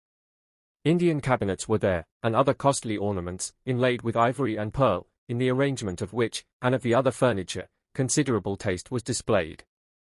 A lute lay in one corner, tambourwork and embroidery occupied a recess near the window, the clothes presses showed their contents neatly folded, and carefully set out to the best advantage. I faith, wench, thy chamber seems well fitted for so goodly a brace of guests, not a thread awry. Everything in trim order for thy gallants, mayhap. Thou hast not been at thy studies of late. I have seen its interior in somewhat less orderly fashion. I marvel if it might not be pranked out for our coming. Now, to work, sir, where does thy grubbing begin? Constance posted herself in a gloomy corner, where she could watch their proceedings almost unperceived. She hoped that in her chamber the search would not be so strict as in situations of more likelihood and probability for concealment.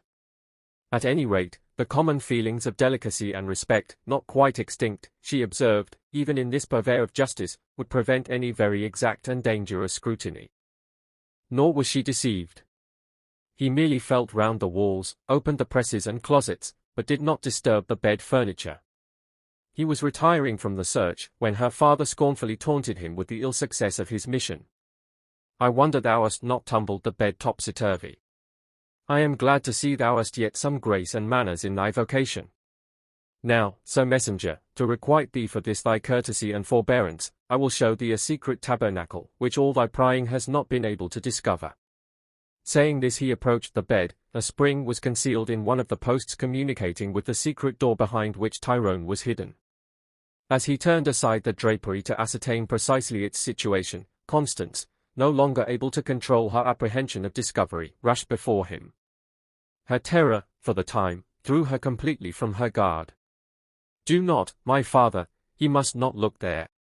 For my sake, oh, spare this." She was silent, her lips grew deadly pale, and she leaned against the pillar for support. The officer's suspicions were awakened, and he gave a shrewd guess at the truth. "Now, fair dame," he cried, "it is but an ungracious office to thwart a lady of her will, but I must see what lurks in that same secret recess.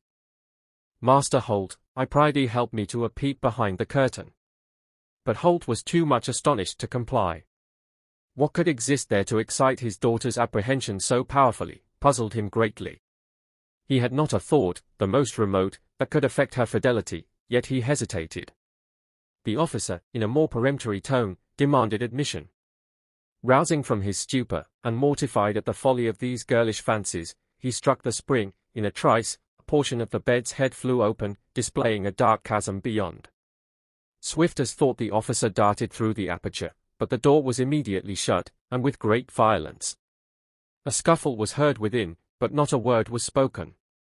Holt, in doubt and consternation, gazed with a wild and terrific aspect on the devoted Constance, who, covering her face, sought to avoid seeing the expected result of her imprudence. Her father now listened. There was a dread suspense in his look more fearful than even the most violent outburst of his wrath. He seemed every moment to expect some irrefragable proof, some visible and overwhelming conviction of his daughter's infamy. The door was still closed. Groans were plainly audible, telling of some terrible strife within. Suddenly these indications ceased. Holt shuddered. He fancied some foul act was perpetrating, perhaps even now consummated, under his own roof, and swift would be the vengeance required at his hands. Constance, too, seemed to apprehend the commission of some deadly crime, as she threw herself imploringly before her father. "Save them, oh, save them, their strife is mortal." He shook her from him with a glance of abhorrence, and the maiden fell heavily on the floor. He was preparing to enter when the door flew open, and a form rushed through in the gaudy apparel of the officer. He leaped on the floor, and, ere Holt could utter a word, he heard him descending the stairs with great precipitation. "Whom hast thou concealed in thy bedchamber?" inquired the almost frantic father. Constance sat on the ground, her head resting on the chair beside which she had fallen. She wept not, but her heart was full even to bursting. "What is the name of thy paramour? Thou hast been somewhat eager, methinks, to accomplish thine own and a father's disgrace." This cutting address roused her. She replied, but in a firm tone, "A stranger, an exile. Misfortune appeals not to woman's heart unalleviated. He threw himself on my protection, and where the feelings own no taint, their purity is not sullied, even in a lady's bedchamber." A glance of insulted pride passed over her beautifully formed features. It was but for a moment. The agony of her spirit soon drank up the slender rill her feelings had gushed forth, and she stood withered and drooping before the angry frown of her father. "Surely, 'tis not the rebel Tyrone that my daughter harbours in the privacy of her chamber. Speak, nay, then hast thou indeed brought an old man's grey hairs to the grave in sorrow. Treason, oh, that I have lived for this, and my own flesh and blood hath done it. Out of my sight, unnatural monster. Dare not to crawl again across my path, lest I kill thee. Oh, my father! I am indeed innocent."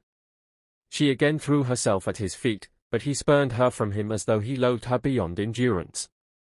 Boiling and maddened with rage at the presumption of this daring rebel, Holt, forgetful of his own danger, seized the light. He burst open the secret door, but what was his astonishment on beholding, not the hated form of Tyrone, but the officer of justice himself, gagged, pinioned, and deprived of his outer dress. The cap and mantle of Tyrone, by his side, told too plainly of the daring and dangerous exploit by which his escape had been effected.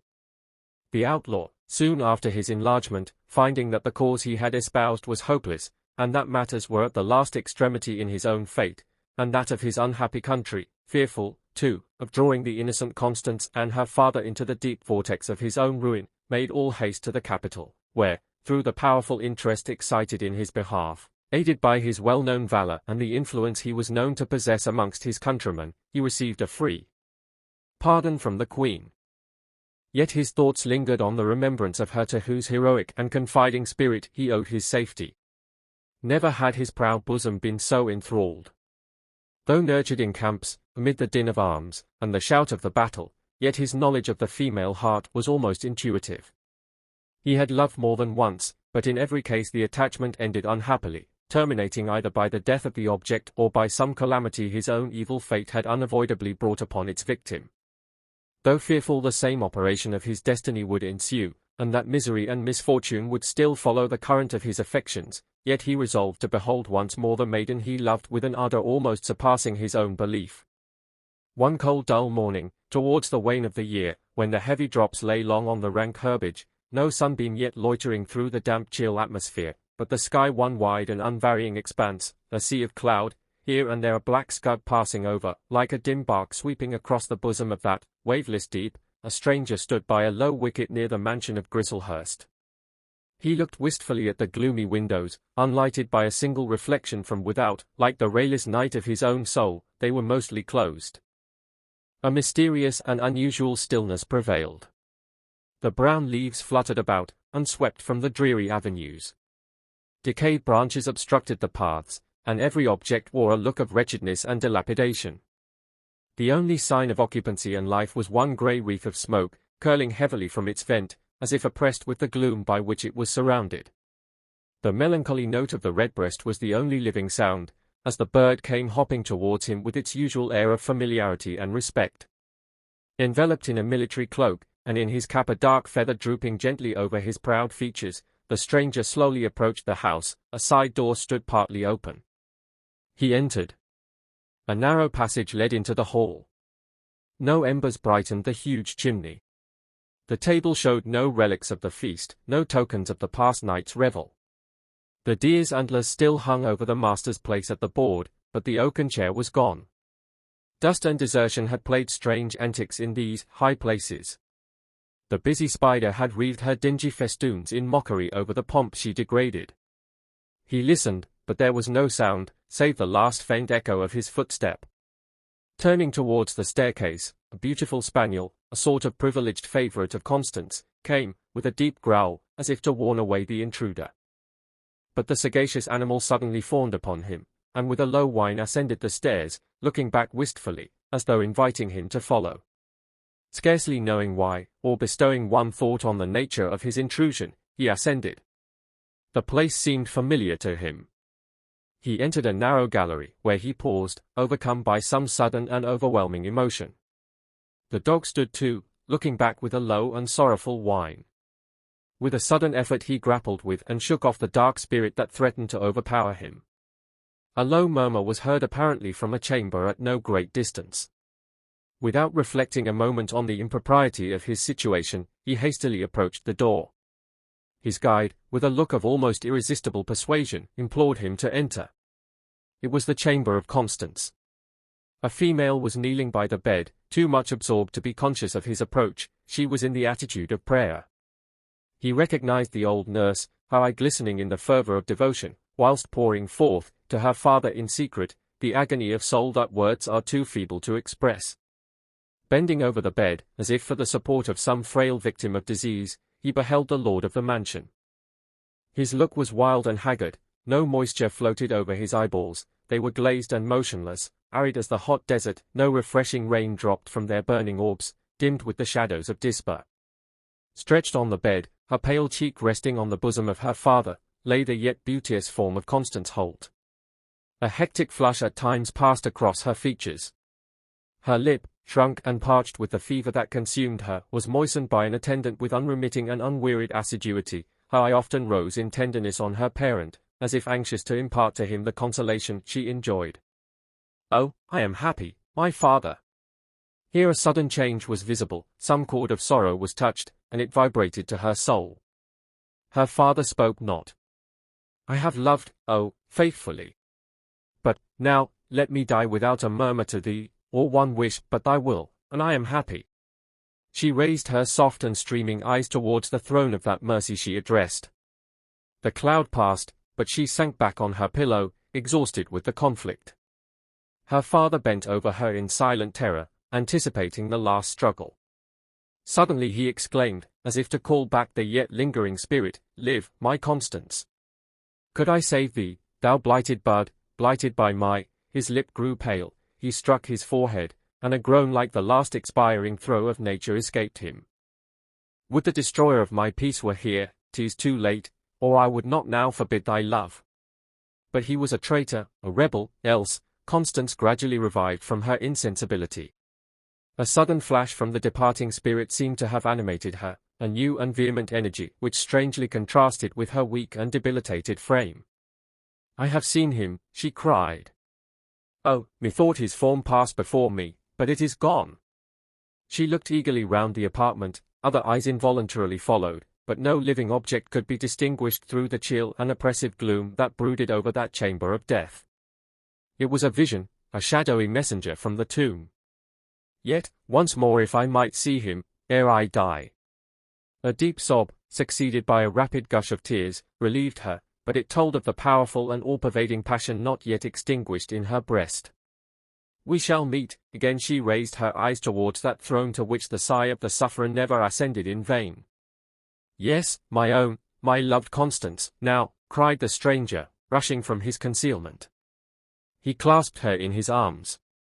A gleam, like sunlight across the wave, shot athwart the shadow that was gathering on her eye. It seemed the forerunner of a change. The anxious father forbore to speak, but he looked on his daughter with an agony that seemed to threaten either reason or existence. Constance gazed on her lover, but her eye gradually became more dim. Her band relaxed in his grasp, yet her features wore a look of serenity and happiness. O most merciful Father! Thou hast heard my prayer, through him whose merits have found me a place in that glory to which I come. Be merciful to him whose love is true as mine own, and faithful unto death. Tyrone, we meet again, oh, how have I prayed for thee! Her eyes seemed to brighten even in this world with the glories of another. Farewell, I hear the hymns of yon ransomed ones around the throne. They beckon my spirit from these dark places of sorrow. Now, farewell. She cast one look towards her lover, it was the last glimpse of earth. The next moment her gaze was on the brightness of that world whence sorrow and sighing flee away. So sudden was the transition, that the first smile of the disembodied spirit seemed to linger on the abode she had left, like the evening cloud, reflecting the glories of another sky, ere it fades forever into the darkness and solitude of night. Houghton Tower, pastime with good company I love, and shall until I die, grudge so will, but none deny, so God be pleased, so live will I. For my pastimes, hunt, sing, and dance, my heart is set, all godly sport, to my comfort, who shall me let? The King's Ballade. God gives not kings the style of gods in vain, for on his throne his sceptre do they sway, and, as their subjects ought them to obey, so kings should fear and serve their God again. King James to his son Prince Henry. The ancient castle denominated Houghton Tower stands on the summit of a hill, formerly shrouded with trees, for miles and a half west of Blackburn. It was erected by Sir Thomas Houghton, in the beginning of Elizabeth's reign. It remained for several generations the principal seat of the Houghton family, and after part of it had been blown up by accident, when garrisoned for Charles I, the injury was repaired. The family have now removed to Walton Hall, and Houghton Tower is left to decay, two poor families inhabiting the south wing only. A ponderous gateway, immediately under the centre tower, leads to the quadrangular courtyard, capable of holding 600 men. The noble embattled tower, forming the west front, with its two minor square towers, serve as appendages to the north and south wing, and are united by low walls. Within the courtyard, a noble flight of steps leads to the middle quadripartite, similar in aspect to Stonyhurst College, the ancient residence of the Sherbornes. This middle pile contains large staircases, branching out to long galleries, into which the several chambers open. One chamber, still called James I's room, is considered most worthy of notice. It has two square windows in both north and south, is beautifully wainscoted, and contains some old furniture. A fine prospect is gained from this ancient and sequestered abode, the pretty village of Walton-le-Dale, delightfully situate in a valley, the improving town of Preston, and the single-coned Naze Point presenting itself majestically in the distance. The gentle river Darwen pursues its placid course among the enclosures at the base of the hill. The above description, extracted from Nichols's Royal Progresses of James I, and likewise the particulars scattered through the following tale, will, we hope, convey to the reader a pretty accurate idea of this noble but deserted mansion. A petition which was presented here, some say at Mayor's Cough, to King James, by a great number of Lancashire peasants, tradesmen, and servants, requesting that they might be allowed to take their diversions, as of old accustomed, after divine service on Sundays, is said to have been the origin of the Book of Sports, soon after promulgated by royal authority. James being persuaded those were Puritans who forbade such diversions, and that they were Jewishly inclined, because they affected to call Sunday the Sabbath, recommended that diverting exercises should be used after evening prayer, and ordered the book to be read publicly in all churches, and such ministers as refused to obey the injunction were threatened with severe punishment in the High Commission Court. This legal violation of the day, which is unequivocally the Christian Sabbath, roused at the time the indignation of the seriously disposed, and has been frequently reprobated by historians. Foremost of its opposers, and eminent in example, stands the virtuous and firm Archbishop Abbot, who, being at Croydon the day it was ordered to be read in churches, flatly forbade it to be read there, which the king was pleased to wink at, notwithstanding the daily endeavours that were used to irritate the king against him. The Book of Sports is not, however, without its apologists among modern writers.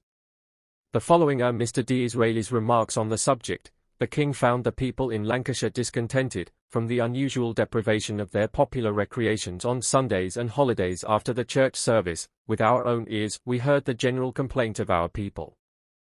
The Catholic priests were busily insinuating among the lower orders that the reformed religion was a sullen deprivation of all mirth and social amusements, and thus turning the people's hearts. But while they were denied what the king terms lawful recreations, which are enumerated to consist of dancing, archery, leaping, vaulting, May games, Whitsunnails, Morris dances, and the setting up of maypoles, and other manly sports, they had substituted some vicious ones. Alehouses were more frequented, drunkenness more general, tailmongery and sedition, the vices of sedentary idleness, prevailed, while a fanatical gloom was spreading over the country. The king, whose gaiety of temper instantly sympathized with the multitude, being perhaps alarmed at this new shape which Puritanism was assuming, published the Book of Sports, which soon obtained the contemptuous name of the Dancing Book. Life of James, page 135. In reply to this view of the subject we shall, for the present, conclude with Dr. Whitaker's remark, that the king was little aware of the effects which the ill-judged license was likely to produce on the common people.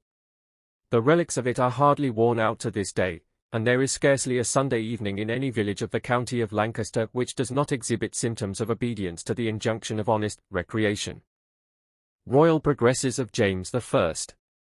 On the 15th of August, in the year 1617, a day memorable for its heat and brightness, and for the more enduring glory shed over this remote corner of our rejoicing and gladdened realm, came forth King James, from the southern gate of his loyal borough of Preston, in a gilded and unwieldy caroche, something abated of its lustre by reason of long service and the many vicissitudes attending his Majesty's progresses, which he underwent to the great comfort and well-being of his dominions.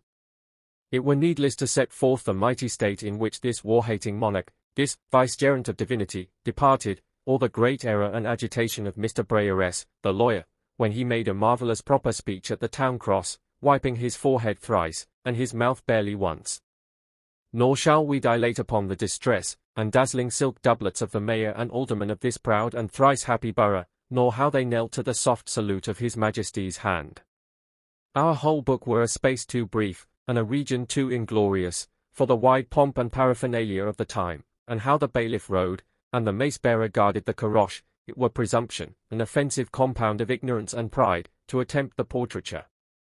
Suffice it to say, they wore mulberry-coloured taffeta gowns, carried white staves and foot-cloths, and were preceded by 24 stout yeomen riding before the king, with fringed javelins, unto a place beyond Walton, where they departed. Our object is to notice matters of less magnitude and splendour, occurrences then too trivial to guide the pen of the chronicler, lost beneath the blaze and effulgence that followed on the track of this pageant-loving king. Scraps, which the pomps and vanities of those days would have degraded, we thus snatch from oblivion, a preservation more worthy, and an occupation more useful, we hope, than to hand down to admiring ages the colour and cut of taffeta or brocade. This, wisest, of earthly kings was an ill-spoiled compound of qualities, the types of which existed in his monitor and his preceptor, two great men, whom history has not failed to distinguish, Archie Armstrong and George Buchanan, the wit and the scholar, which in him became the representatives of two much more useful and esteemed qualities, fool and pedant. Attended by his favourite Buckingham and a numerous train of officials, he progressed upon the road to Houghton Tower, the spacious and splendid dwelling of Sir Richard Houghton, the first baronet of that family, whose guest he was to continue for a space, to the great envy and admiration of the whole neighbourhood. As they came nigh the tower, nothing could be conceived more beautiful or picturesque. Its embattled gateway, bartizans, and battlements, crowning the summit of a bold and commanding eminence, became brightly illuminated, flashing against grim and shapeless masses of cloud, the shattered relics of a storm that was rolling away in the distance. Many of the neighbouring gentry were in attendance, not disdaining to wear, out of grace and courtesy to Sir Richard Houghton, the livery of their thrice-honoured entertainer. The king's train alone were very numerous, amongst whom appeared Lord Zouch, Constable of Dover Castle, and Sir George Goring, Lieutenant of the Gentlemen Pensioners. 27 with the latter rode Sir John Finett, 28 Assistant Master of the Ceremonies, but who acted the chief part in this important office during the king's journey, two worthies, of whom it might be said, that for tempering of the king's humour, and aptness in ministering to his delights, their like could scarcely have been found. Such nights of feasting and dancing, such days of hawking, hunting, and horse-racing, had never before gladdened the heart of merry England, or England's monarchs. It seemed as if the whole realm were given up to idolatry and dissipation. The idle pleasure was worshipped with such ardour and devotion, that all ranks were striving to outdo each other in tinsel, trumpery, and deeds of worthlessness and folly. The king loved such disguises and representations as were witty and sudden, the more ridiculous, and to him the more pleasant. This vain and frivolous humour might seem unworthy and unbecoming in so great a prince, whose profundity of wisdom had well entitled him to the appellation of our English Solomon, did we not call to remembrance that the greatest of men have not disdained to be children in their sports, the deepest dispositions of the mind seeming to require the lightest and most frivolous recreations. These worthy purveyors to the king's pleasure were of a temper and capacity widely different. Sir George Goring was caustic and severe, Sir John Finett pleasant and social, delighting in nothing so much as in the happiness and gratification of his friends.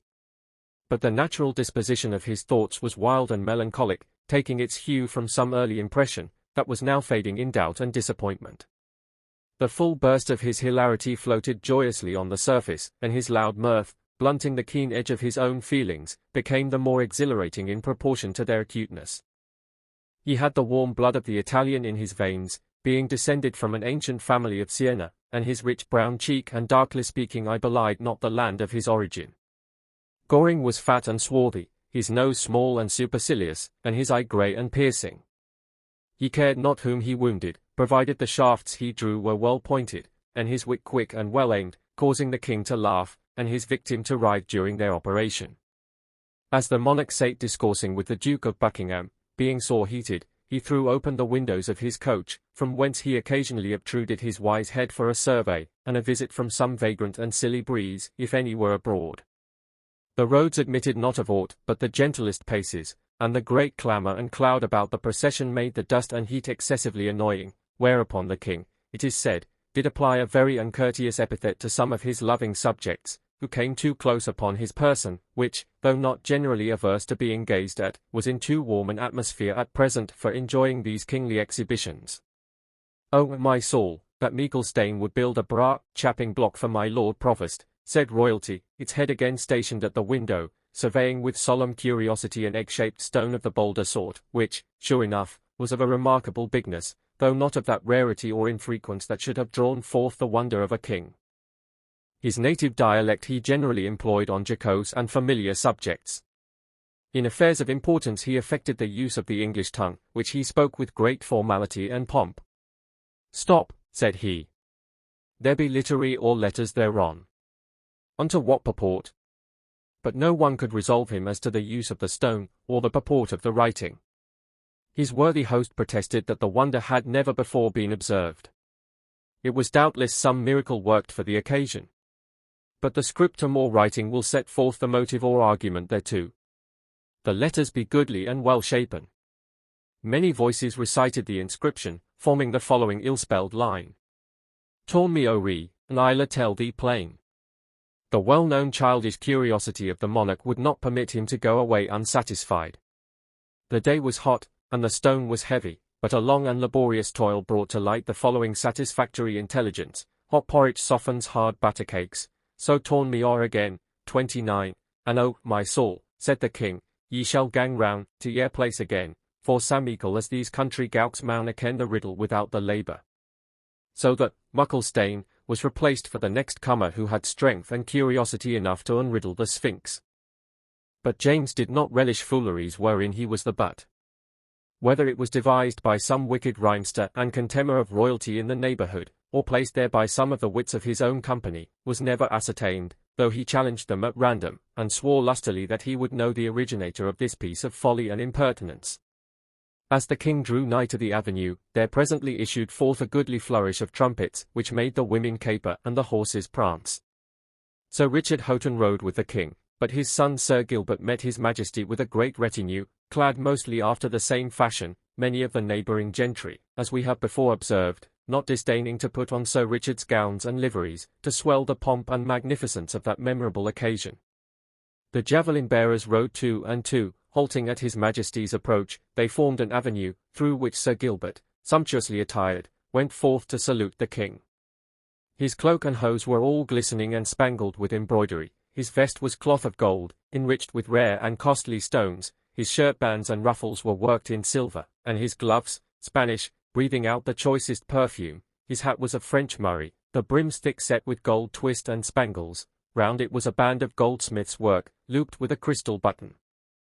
On approaching the monarch he gracefully alighted, whereupon James commanded that the carriage should be stayed, thrusting out his hand in a very gracious sort to this worthy knight, who, on his knees, received the blessing.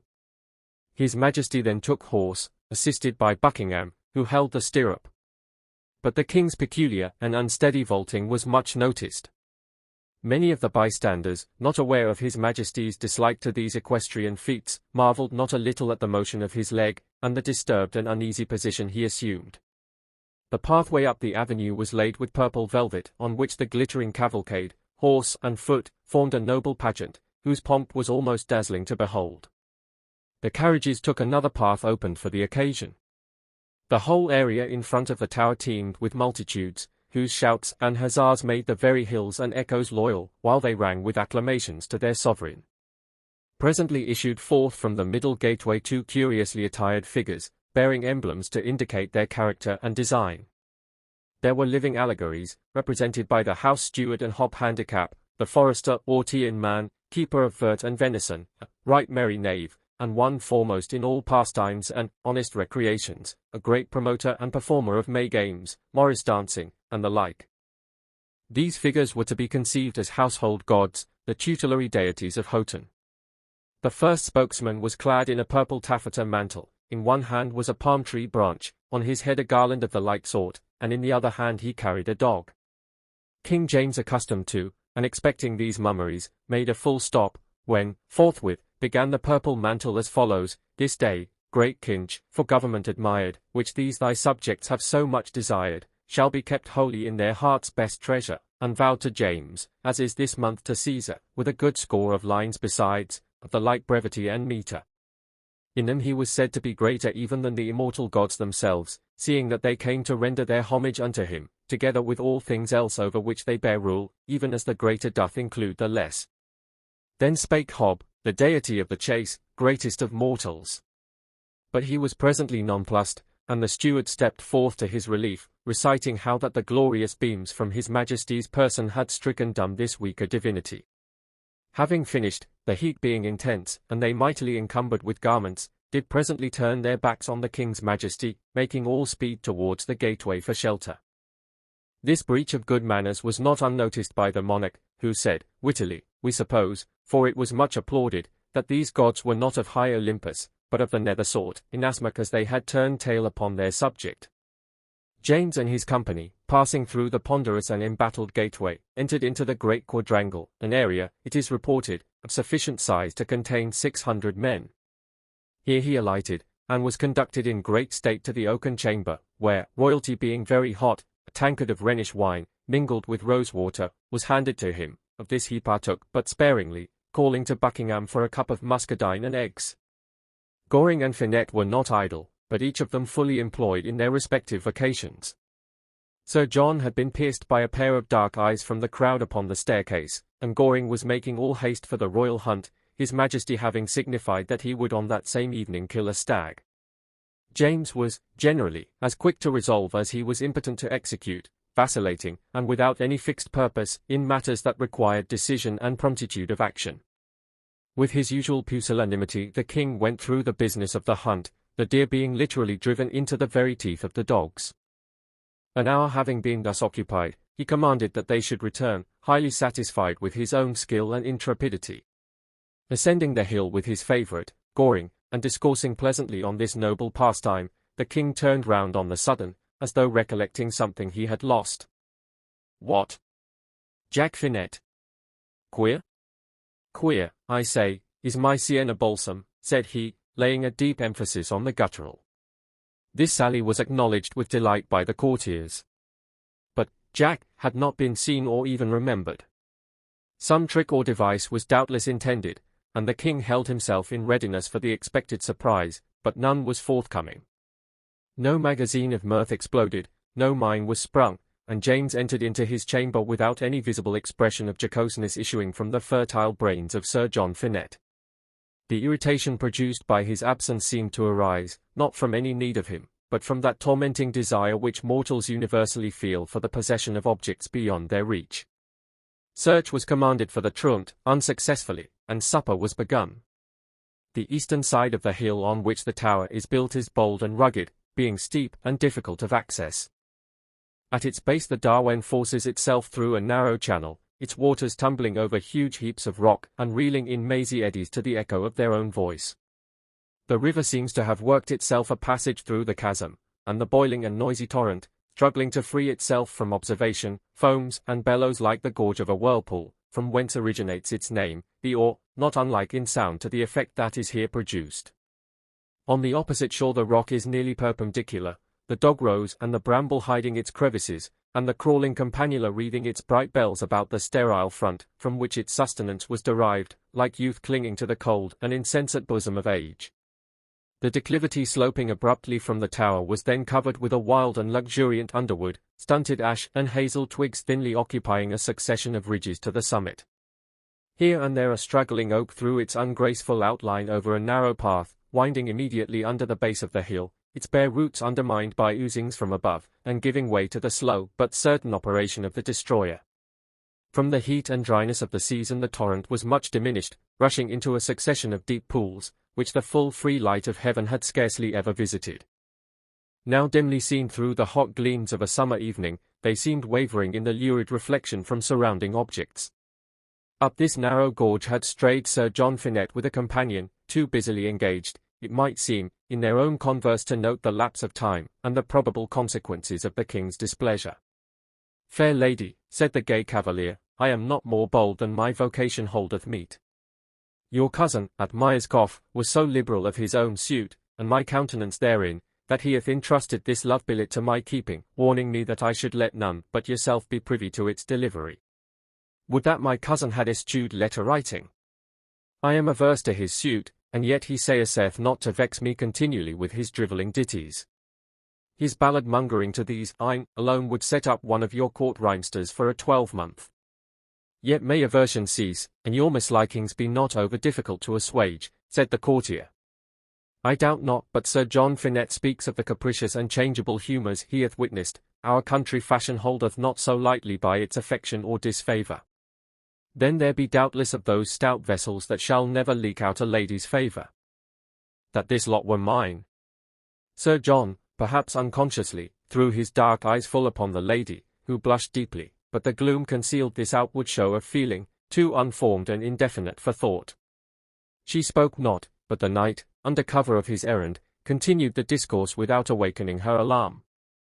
He excelled in that specious, though apparently heedless raillery, which is so apt to slip without suspicion into a lady's ear, and he could ply his suit, under this disguise, with such seeming artlessness and unconcern, that a lodgment in the citadel was sometimes effected ere the garrison was aware of the intrusion. This fair dame, Grace Gerard, was of gentle blood, daughter of the Gerards of Ashton Hall, near Lancaster. At the earnest solicitations of the Houghton family, she was induced to remain a guest with them during the royal visit.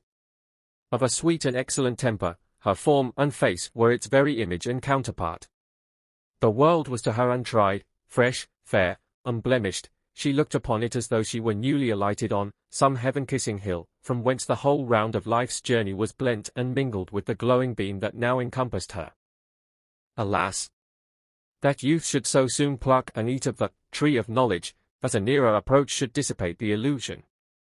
That our path, as it winds through those scenes we have looked on from afar in the light of our imagination, should at every step discover the tracks of misery, a world of wretchedness and of woe. Sir John, with all his faults, inseparable it may be from the society into which he had been thrown, was not vicious. Loving and beloved, he existed but as the object of woman's regard. This foible he indulged not farther. But many a bright eye waxed dim, many a fond heart was withered, in the first springtide of its affection. Now that I have granted you this audience for my cousin's sake, and given him my reply, it is needful that we return. Besides, the night is coming on. The king and the feast demand your presence. Nay, thou cruel tyrant, tell me not of my chain. The king's humour I can control, but presume not on the favour of princes. An ancient but wholesome caution, said the maiden, laughing at Sir John, who, for the first time, seemed to be aware of his duty, and was puzzling his brains for an excuse. The bell now rang out lustily from the tower, increasing the knight's perplexity. The innocent cause of this delay only laughed at his concern, singing, as though to herself, the bell has been rung, and the mass hath been sung, and the feast eat merrily, merrily, and the king's master of the ceremonies absent. The aspect of affairs was now more serious than he had anticipated. Supper was indeed commencing. Some scheme or witty device must be hit upon, speedily too, or the king's displeasure might be difficult to assuage. But for thy bright eyes and fair speech, my Lady Grace, I had not been a-missing from my duty. He looked thoughtful, and it was the maiden's turn to rally. They ascended the hill by a short but steep path. As they approached the summit, he seemed to awake from a deep reverie. Now have you granted me an audience for a lover's sake, tomorrow, let me be the ambassador for another. I have no lovers from whom I would care to be honoured with an embassy. None, said the knight, peering curiously, as if he would penetrate the folds of a real Flanders scarf she had thrown carelessly about her head. Then will I be thy lover true, and thou my beauteous queen, through these gay festivities. But mark me. He became serious on the sudden. The expression of his eye, from its general character of assumed gaiety, was changed into that of tenderness and respect. Mark me, lady, I would be spared the horror of a rival. Will you be my partner in these pageantries, my mistress unto whom I may render mine homage and my trust? 'Tis a brave speech, Sir John, cried the lady, as though wishful to divert the subject. My cousin tells me that you are a knight of great courage and renown, but he saith not aught of your disposition to outrival him in heroics. Goodbye, a promise made is a promise broken, therefore, I'll offer none. I meet you not tonight at the feast, having obtained mine excuse. Saying this, she bounded from him ere he was aware, and was speedily out of sight. He was not a little chagrined at her abrupt departure, yet her very carelessness, and the open simplicity of her manner, only served to fix her the more deeply in his thoughts. But a problem of greater difficulty was to be resolved than how to fix the chameleon hue of woman's thought. He had a king to pacify, wayward as a child, fickle as a lady's favour. Unless he could acquit himself by some witty quibble or device, he might bid adieu to the gaieties over which he presided. The time was short, and his wit must needs be ambling. As he passed through the court, revolving many plans for his deliverance, he was aware of a loud dispute between the two household divinities we have before noticed. Words were nigh being exchanged for blows, but they were stayed out of respect to the intruder. Leaving Sir John to confer with those doughty disputants, let us follow the king to supper. Space forbids that we describe the wonders of this feast, and the dainties that were provided, how the swans were roasted, and the herons eaten cold, how pies were baked of the red deer, and the wild boar, not a whit too small for the reception of any moderate-sized Christian subject of his Majesty's. There were turkeys, quails, poults, and plovers, but of pheasants only 2, and 1 for the king.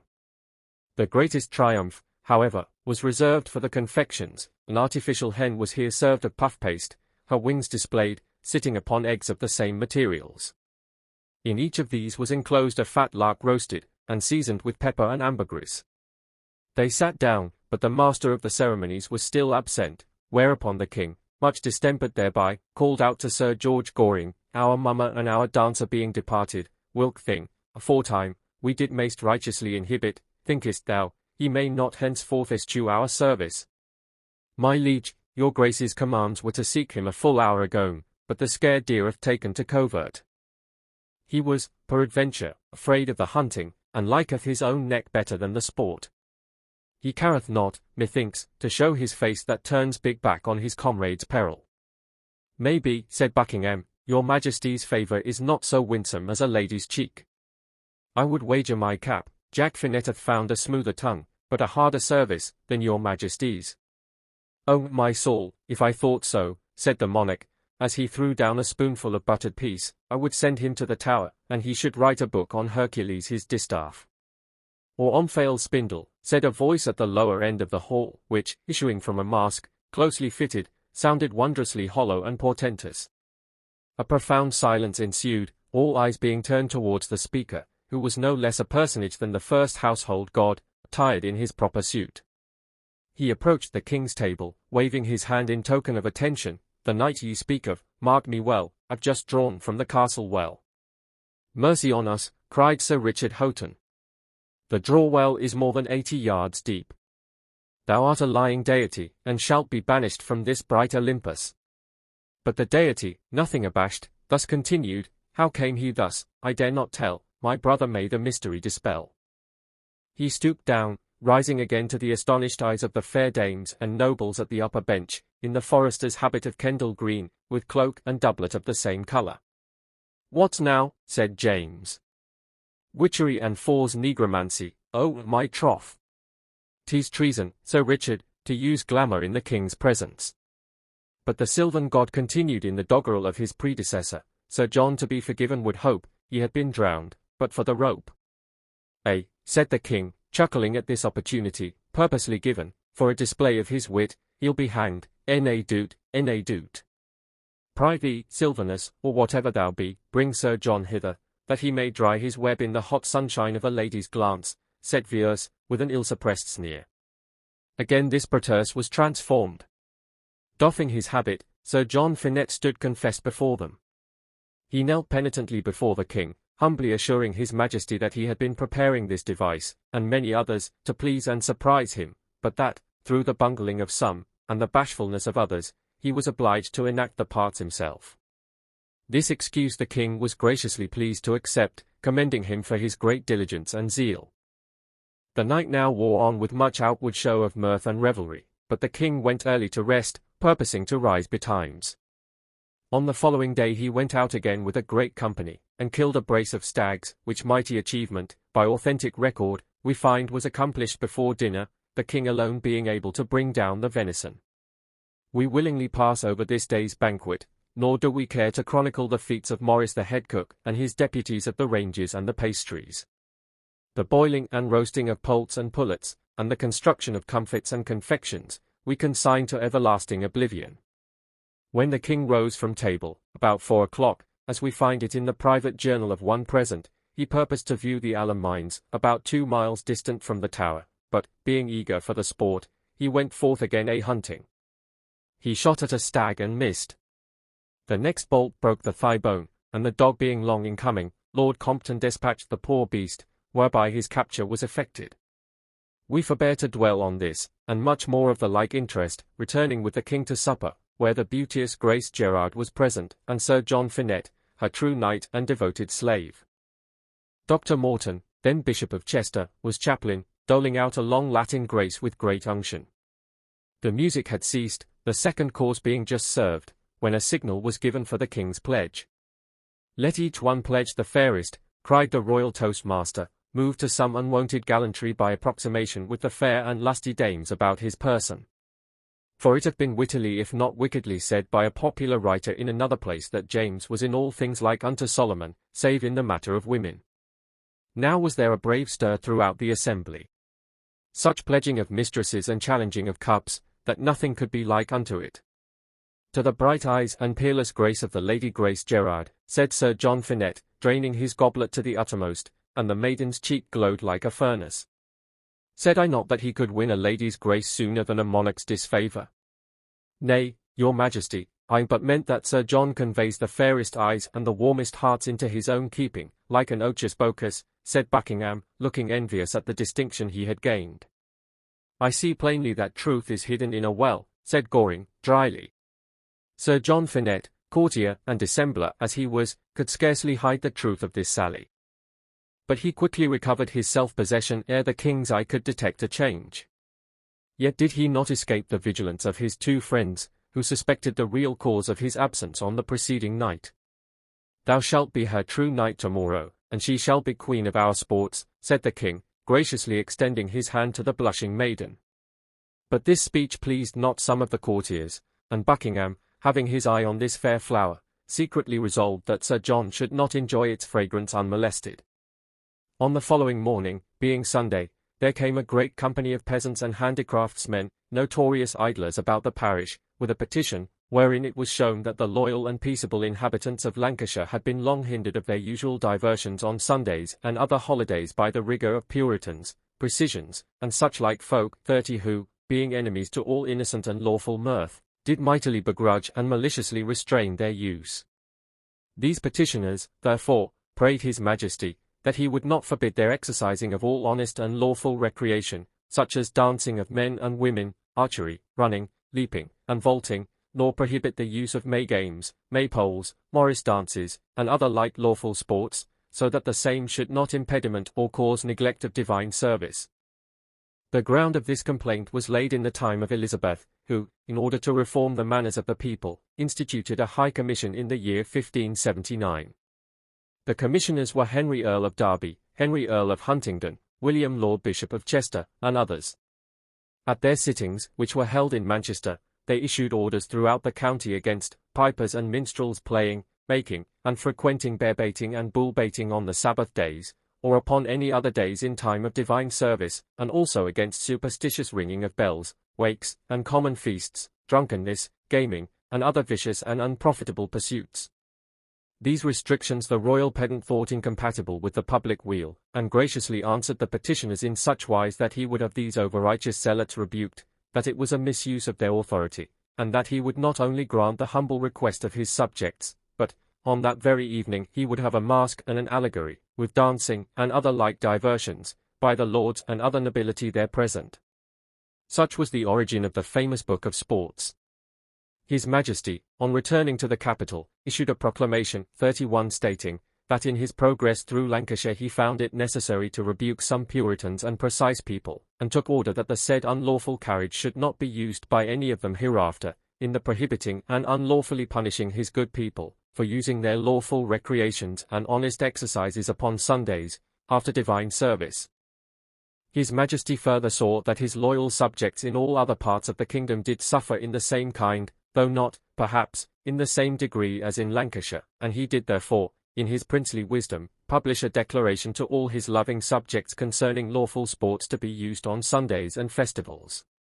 Published by his royal command in the year 1618, under the title of the Book of Sports.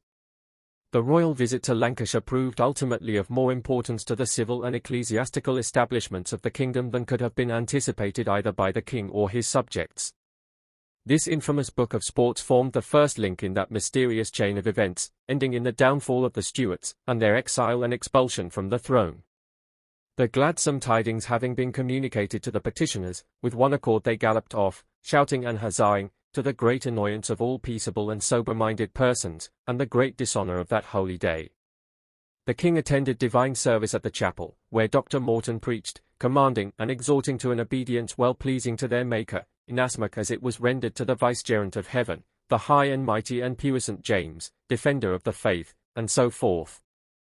After this comfortable and gracious doctrine, there was a rush, bearing 32 and a piping before the king in the great quadrangle. Robin Hood and Maid Marian, with the Fool and Hobbyhorse, were, doubtless, enacted to the jingling of Morris dances and other profanities. These fooleries put the king into such good humour that he was more witty in his speech than ordinary. Some of these sayings have been recorded, and amongst the rest that well-known quibble which has been the origin of an absurd mistake, still current through the county, respecting the sirloin. It is said to have been knighted there by his Majesty, who found, such were his night-making propensities, that other subjects were exhausted. The occasion, as far as we have been able to gather, was thus, whilst he sat at meat, casting his eyes upon a noble sirloin at the lower end of the table, he cried out, "Bring hither that sirloin, sirrah, for 'tis worthy of a more honourable post, being, as I may say, not sirloin but sirloin, the noblest joint of all," which ridiculous and desperate pun raised the wisdom and reputation of England Solomon to the highest. Great was the stir and preparation for the evening masque, a pageant containing many allegories and devices, dancing and merry games, with all other lawful recreations and honest amusements.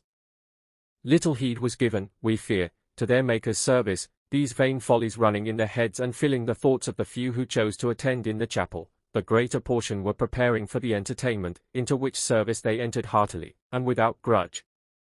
Sir George Goring and Sir John Finett were verily indefatigable on the occasion, drilling and marshalling men, women, and children, conning their lessons, and correcting the awkward and ridiculous movements and mistakes of their pupils. Hob and the house steward were the foremost in their parts, having important functions allotted to them, one to grunt and howl in the similitude of a huge bear, and the other to roar in lieu of a lion, before the Bower of Bowtie, for such was the title or motto of the pageant. Nor was Sir John lacking in due homage to his mistress. She was appointed to enact the Queen of Bowtie. It was after much solicitation that she consented, receiving with great gravity and attention the instructions of her accomplished preceptor. The day was nigh spent and the sun fast sinking on the ocean, now waiting with a chariot of flame to conduct him to other skies. Grace was just finishing her toilet and her maid adjusting the last plait in her headdress, when a low and guarded knock announced a visitor. The door was slightly opened, when a messenger threw in a gay billet and departed. It was superscribed thus, "To the fairest, these." With a quickened pulse and a tremulous hand, she glanced over the page, elaborately penned as follows: "The Bower of Bowtie hath a snake, beware that he come not nigh thee, for his tooth has venom, and his tail a sting."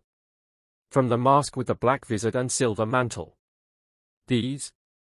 She had barely finished the perusal, when there came tripping in the page of Sir John Finett, carrying a sealed billet redolent with the most costly perfume. The superscription was precisely similar, and nearly in the same hand: "To the fairest, these." She hastily broke open the packet. "Beauteous and most matchless Queen, jealous of thy coming, the orb of day hasteneth to hide himself in Thetis's lap. He leaveth thee our luminary in his stead, whose twin stars shall so out-mimic day that his brightness shall not be remembered. Truly am I in great heaviness and sorrow, seeing that I cannot be with you in the opening of the pageant, by reason of mine office, and my duty to the king. Yet will I not leave you without a protector. My trusty friend Weldon will enact your faithful knight. He weareth a black vizard and mantle of spotted silver, and will accompany you to the bower, from whence he delivereth the queen and her distressed damsels out of durance. When the dancing begins, expect me. Thine." Little space was left for deliberation. The bell rang out its signal for the actors to arrange themselves, hearing which, she thrust the billets behind her stomacher, and hastened to the great court, where, on a platform supported by 4 wheels, was builded a sort of hut, decorated in a tawdry and fanciful style, and yelloped, "The Bower of Bowtie." Into this bower the queen was to be conducted, but the uproar and confusion was indescribable, strange and antic figures hurrying to and fro, seeking their companions, and crying lustily for their places. Sir John Finett and Sir George Goring fulfilled the office of whippers-in, attempting to establish order out of these undisciplined elements. Grace drew back, but suddenly there came forth an armed knight from the bower towards her, wearing a black visor and a mantle of spotted silver, courteously beseeching her that she would accompany him to her station. A great curtain of figured arras hung in front, concealing the interior, where the queen and her maidens were supposed to be held captive. Grace stepped into this temporary confinement, in which were 4 other ladies masked, who graciously saluted their queen. The black-faced visor having seated himself, the arras was again let down, when several men, bedizened with ribbons and nosegays, wheeled off the vehicle to its destination on the green. The bower was garnished with roses, gilliflowers, pinks, and odoriferous herbs. Garlands of artificial flowers were interspersed, likewise imitations in satin, silk, and gold, of various trees, herbs, and fruits, not to be found in those parts. All this had been accomplished with great pains by the ladies of the Queen's mimic court, Sir John Finett superintending the Bower of Bowtie as his peculiar province. To Sir George Goring were allotted the bears, satyrs, imps, angels, gods, and other like rabble, who were taught with much labour and difficulty, in so short a space, their several parts.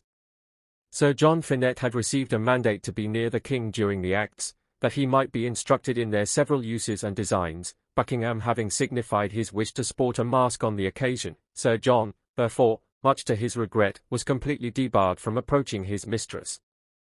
The king's coming was announced by a flourish of trumpets, and a loud bray from the delighted multitude, who sent up a shout that shook the very foundations. Under a pavilion of crimson cloth, decked with fringes and valances of gold, walked forth the monarch. He leaned familiarly on the arm of his host, who, together with Sir John Finett, was in immediate attendance.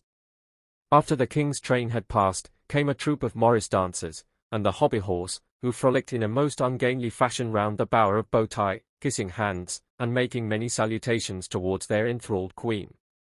Next came out a bear and a lion, accompanied by a thing intended to represent an ape, whose office it was to torment these grave animals with his tricks.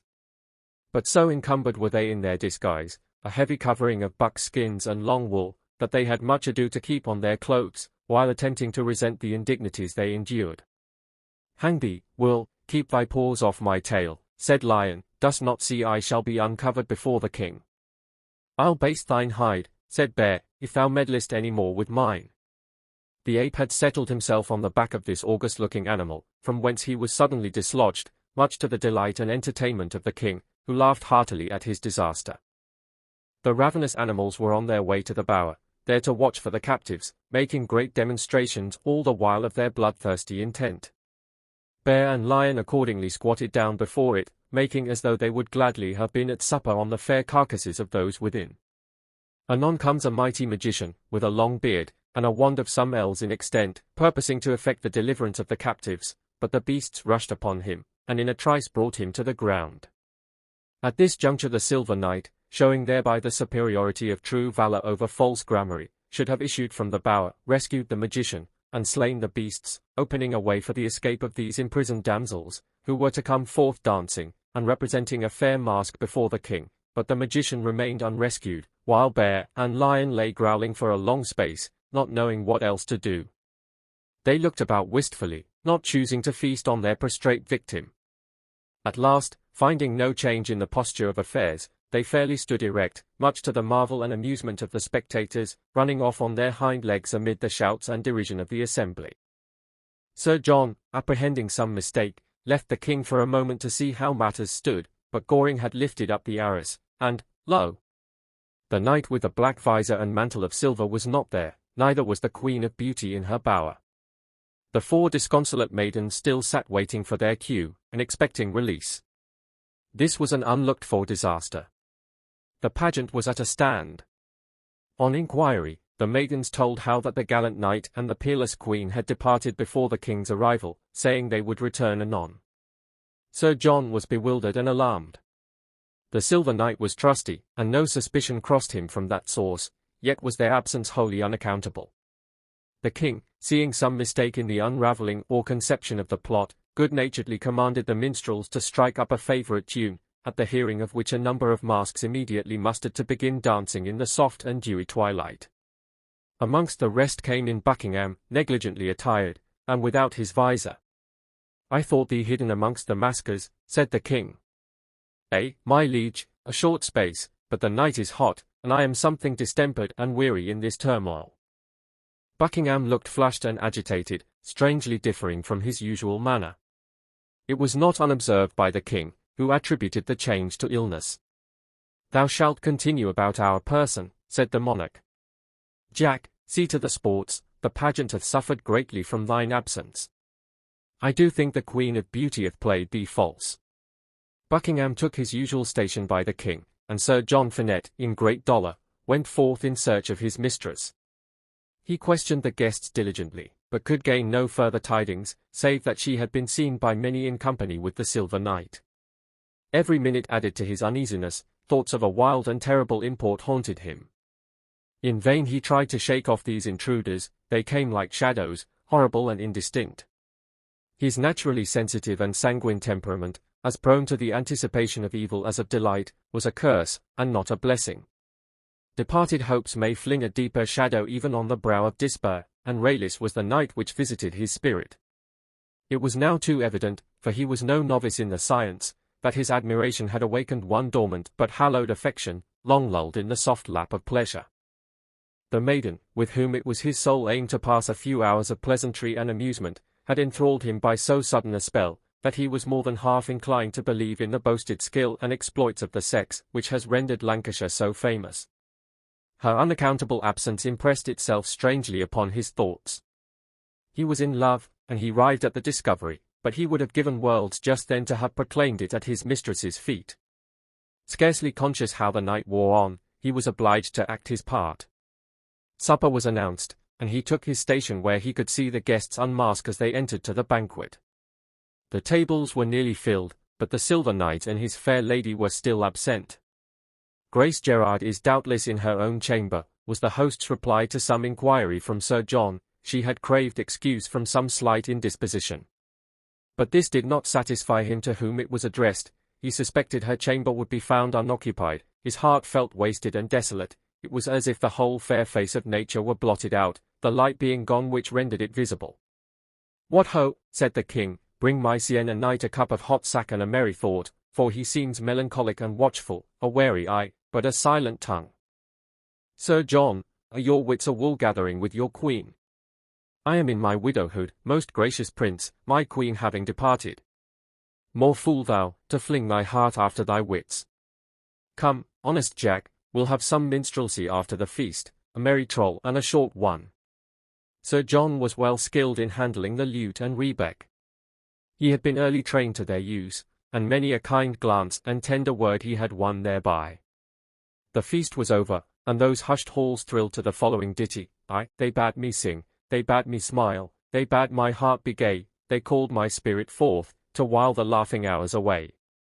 I've sung, I've smiled, where my path mirth's dazzling meteors shine, all hearts have owned its magic power, and all are glad but mine.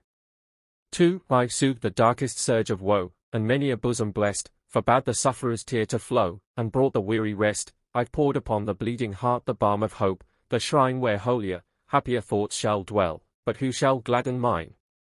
3. Forgive, 'tis but one short complaint, one pang I would reveal, the wretch upon the torturing rack is not forbid to feel. Then laugh, let merry hearts tonight their brightest wreaths entwine, the flowers that bloom on every breast will, withering, fade on mine. 33. Many were the bright eyes glittering on him through their long silken lashes, but Sir John looked downward, diligently noting something extraordinary in the disposition of his shoe roses, or in the tie of his garter. "One raven will set another croaking," said Sir George. "That we may escape a concert so detestable," cried out Buckingham, "let Sir John Finette follow me, and we will reel with our fair dames, until cares whirl off like sling stones." "And may he that tires first fiddle the witch's jig," said the sapient king. A burst of harsh music followed, and Sir John's feebly tinkling strings were thrown aside. Never had he wished so anxiously for one short hour of quietness, and right fain he was when the king retired to his chamber. His duties for that day were over, and he strolled out from the hot and oppressive atmosphere into a calm, quiet moonlight. The cool breeze came like a healing balm upon his spirit, the soft dew fell upon his cheek, but the fire in his veins burnt fiercely. His mistress's form, her face, the sweet influence of her smile, were fixed indelibly on his heart. Away from the bustle and cares of office, which, like waves on the surface, for a while effaced their image, the whole beauteous impression was revealed before him in all its loveliness and truth. His heart bounded at the thought, it was but for a moment. Again he stood, hopeless and desolate, gazing upon the soft mist wreath in the valley, as though expecting it would render up the form of his beloved. Suddenly the short swift steps of a steed were heard hurrying up the avenue. A horseman approached the gateway. It was his friend, the soi-disant knight of the silver mantle. "How now, Weldon, 34, whither have thy unlucky familiars carried thee? Hast thou bestridden the enchanted horse, or wert thou bidden to a witch feast?" "I have been to Myerscough with your message, and the pains I have had for my labour." "My message," said Sir John, with amazement, I sent thee on no other errand than to guard the lady, whom thou hast either made away with or she hath slipped from thine hold. You are pleasant, Sir John. Your tricks are well enough in court hours. Come, be serious, and tell me thou hast had a fool's errand out of me. I never was more serious in my life, Weldon, I do vouch, as my head shall swing safely on its pivot. But who gave thee a message, and to whom? To our fair hostess at Myers Cough. Thy page thrust a scrap of writing into my hand after prayers. The request was, that I should see the accompanying billet safely delivered, and with mine own hand, without loss of time. It was one of your curiously folded fantastic love billets, as I thought. Knowing I could well be spared hence, I immediately took horse, and came in a bath of foam to the lady, but when she opened her pretty token, she drew herself erect with great majesty. Tell Sir John Finette, said she, that when he next sends thee forth on his fooleries, to choose another butt, to shoot his arrows where they will stick, or his goose feathers may fly back again. Horror almost deprived Sir John of utterance. That some foul play had been meditated, and in all probability accomplished, was but too plain, but how, or by whom, was inscrutable as ever. The page was straitly questioned, but he merely said that his message was given him by some person he did not recognize in the crowd at the chapel doors, who said he was to seek Weldon forthwith, and deliver him the papers from his master. What course to adopt, or where to begin their search, were questions alike embarrassing and impossible to answer. In the end they determined to lay the matter before the king on the morrow. It may be needful to go back a short space to the Bower of Bowtie, wherein the Knight of the Silver Mantle, having safely ensconced himself, as the reader may remember, the arras was let down, after which, being wheeled away to their destination, they were to await for the commencement of the masque. But the Silver Knight, lifting up the curtain, observed they were much too early for the performance, and courteously entreated the lady that she would alight. The evening was hot, and the bower close and oppressive. An hour might, in all probability, elapse ere their presence would be required. Grace, trusting to her companion, quitted the car, strolling out amongst the masks. Gradually they left the main crowd, unconsciously approaching the steep brow of the hill, where, looking towards the east, they beheld the broad red moon swinging out from the blue horizon. The loud hum of the revellers came softly and pleasantly on the ear. It was an hour of quietness and delight, a few hasty, happy moments snatched from these gaudy hours, the pomp and circumstance of life. Would that Sir John had been here in lieu of his friend, thought Grace. No, she did not think so, but she felt as though such a thought might have been nursed into being with little effort. They were now stealing down the hill, and the dark waters of the Aur were leaping and bubbling at their feet. We must return, said the maiden, looking up, alarmed at seeing, for the first time, that they were cut off from all connection and intercourse with their companions. Her attendant was a perfect stranger, except in name, and though counselled to rely implicitly on his care by the master of the ceremonies himself, she felt her situation embarrassing and unpleasant. And why must we return? Said the mask. The tone startled her, its expression was now soft and beseeching, as though he had before spoken in a masked voice. Why, said she, looking as though she would have pierced through his disguise. Nay, whet not thy glance so keenly. I am not what I seem, and yet am not unseemly. Your jests had been better timed had they taken a fitter season. I must hence. Go not, my beauteous queen, said the stranger, taking her hand, which she dashed from her with indignation and alarm. She was darting up the crag, but was again detained. I will worship thee, thou shalt be my star, the axle of my thoughts. All, unhand me, sir, or I'll call those who have the power to punish as well as to humble thy presumption. Whom wilt thou call, my pretty lamb? The wolf? The snake is scotched in the bower, and I but beseech thy gratitude. How that look of scorn becomes thee! Pout not so, my queen, or thou wilt indeed make an excuse for my rudeness. How? Again this insult. Begone, or thou shalt rue that ever thy thought escaped thy tongue. I'll report thee to thy betters. My betters? And who be they, maiden? Thou knowest me not, but I. Hath not Sir John Finette shorn his lovelocks and eschewed thy service after leaving thy bower the other night? This taunt raised her indignation to a blaze, her bosom swelled at the rebuke. Still he retained her hand, with the other she clung to a withered tree, whose roots held insecurely by the rock.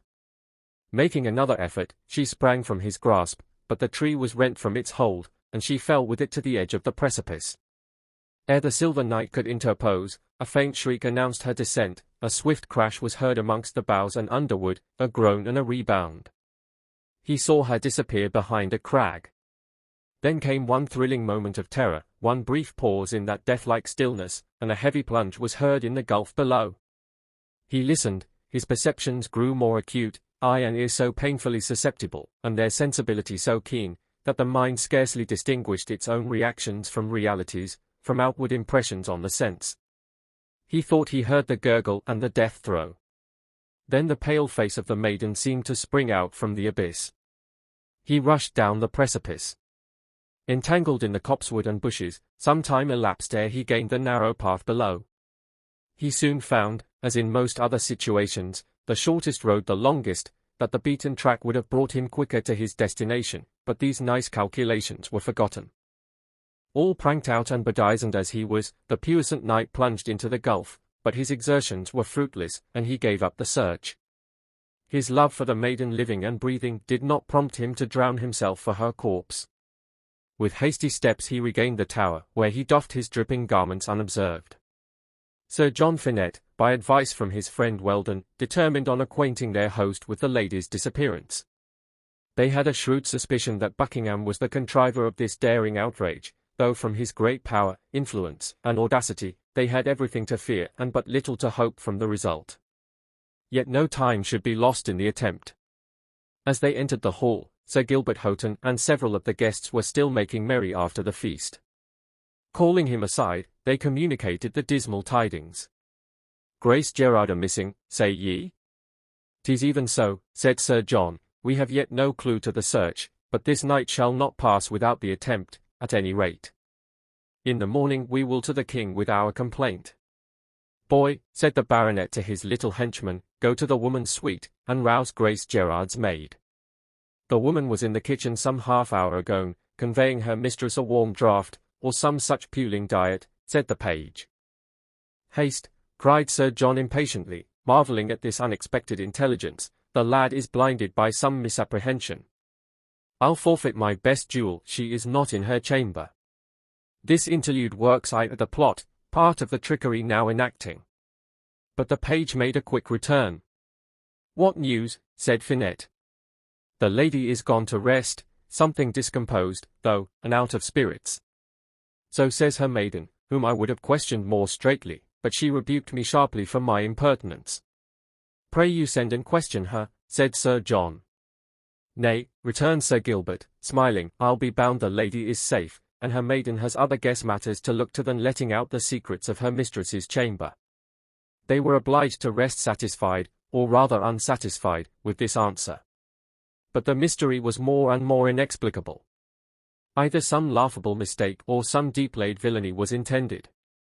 Sir John dared not pursue the subject to this extremity. He felt assured of her purity and honour. Her manners, so confiding and unsuspicious, showed a heart unacquainted with guile. After a sleepless night Sir John arose, feverish and unrefreshed. He threw open the window of his chamber, which looked into the courtyard. Near a side postern stood a grey palfrey, caparisoned for a lady's use, and impatiently awaiting its burden. The hour was too early for morning rambles, but the beast was evidently equipped for a journey. 2 other steeds were now led forth, as if for the attendance. He caught a glimpse of Grace Gerard's maid, who seemed, by her dress, to be of the party whose movements he was so anxious to ascertain. He suspected this sudden departure was for the purpose of escaping without his observance. He hurried towards the stairs. Just entering the corridor, he met Grace Gerard. She was evidently confused at his appearance.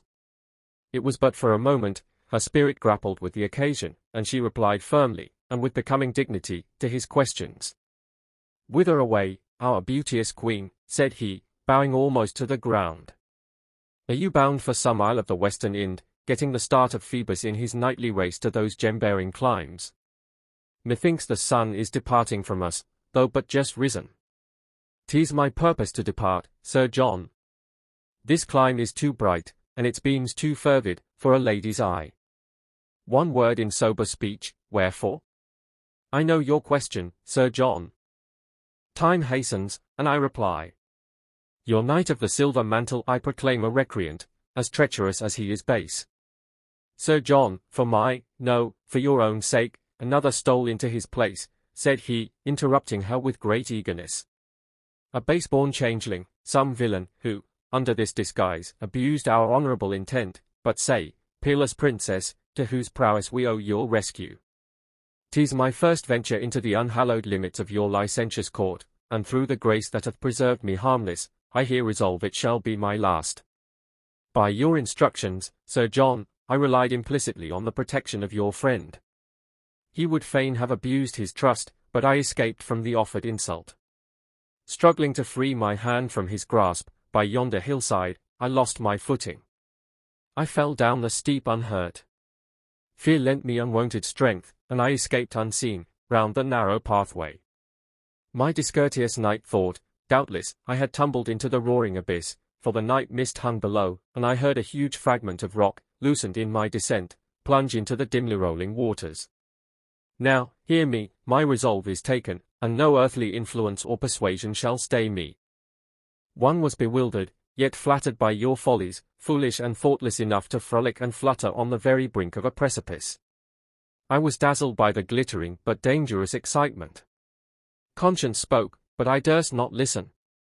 My course of life hitherto has been through scenes of gentleness and peace, and I could not look on your bustle and dissipation without alarm.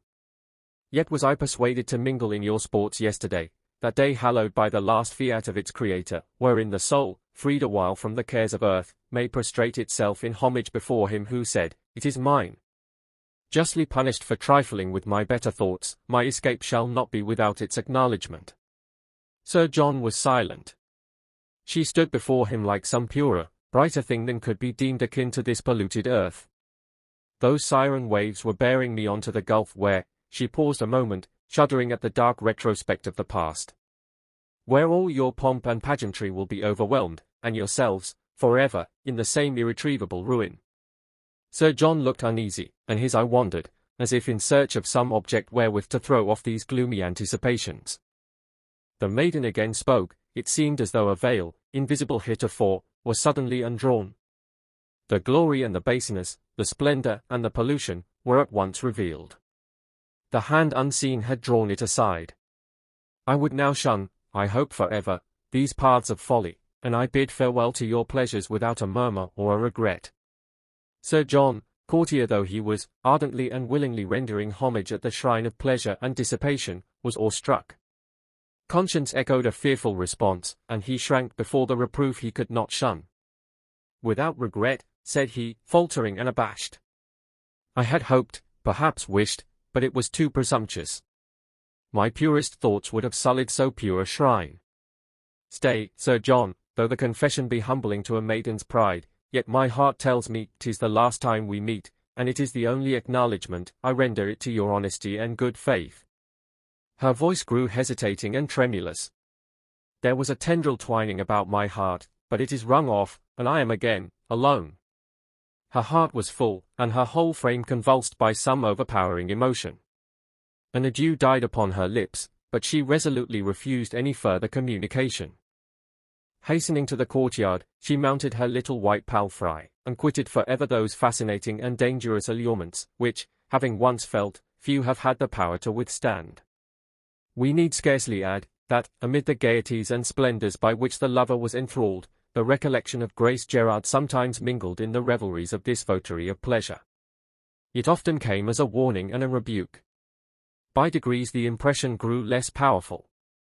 Each succeeding wave from the ever-tossing ocean left the traces less distinct, until they were overwhelmed in the dull tide of oblivion. Note on the ballad: the music to these words is traditionary, if we may be allowed the expression. It is one of the many wild and characteristic melodies floating about, perhaps unappropriated, on the popular breath, varied indefinitely according to the humor of the performer. The author has listened to several of these ditties, some of them he thinks peculiar to this and the neighboring counties. They are generally sung by the laboring classes, and would, in many cases, defy any attempt to commit them to writing, being apparently founded upon a ratio of tones and semitones at variance with our diatonic scale.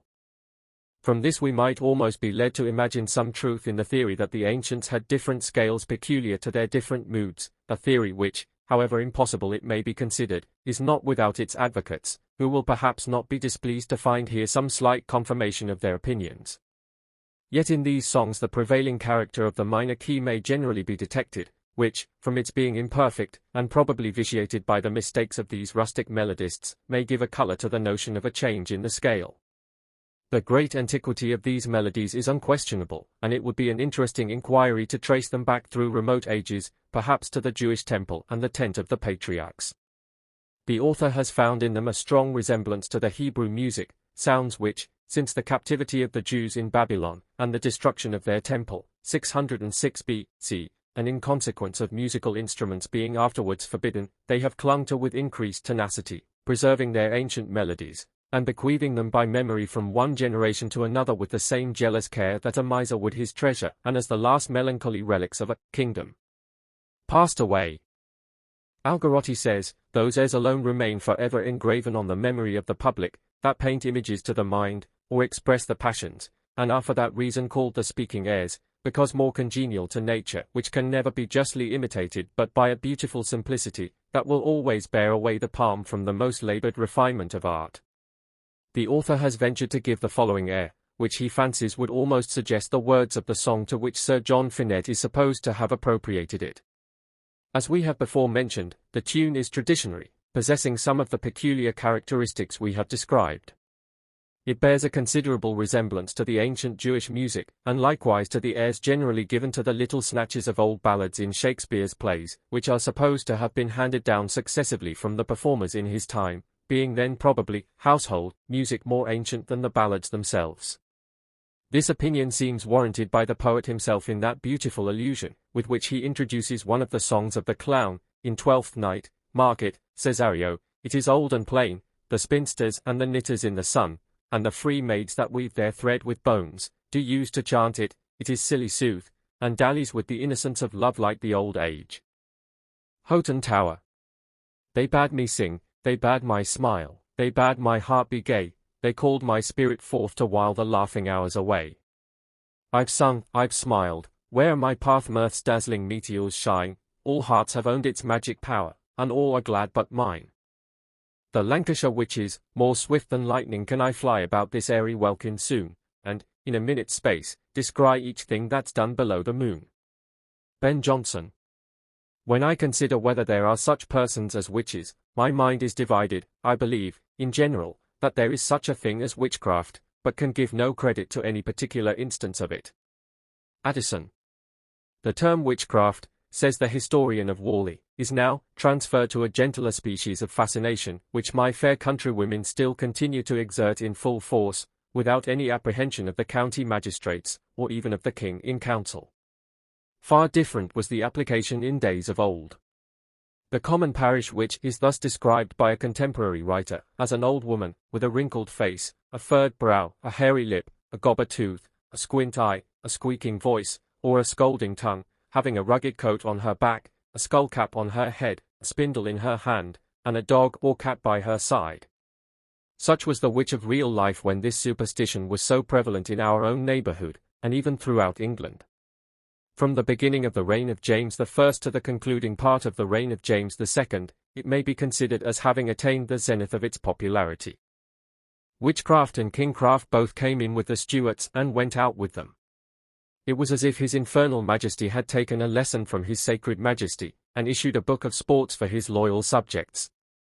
The Revolution put to rights the faith of the country as well as its constitution.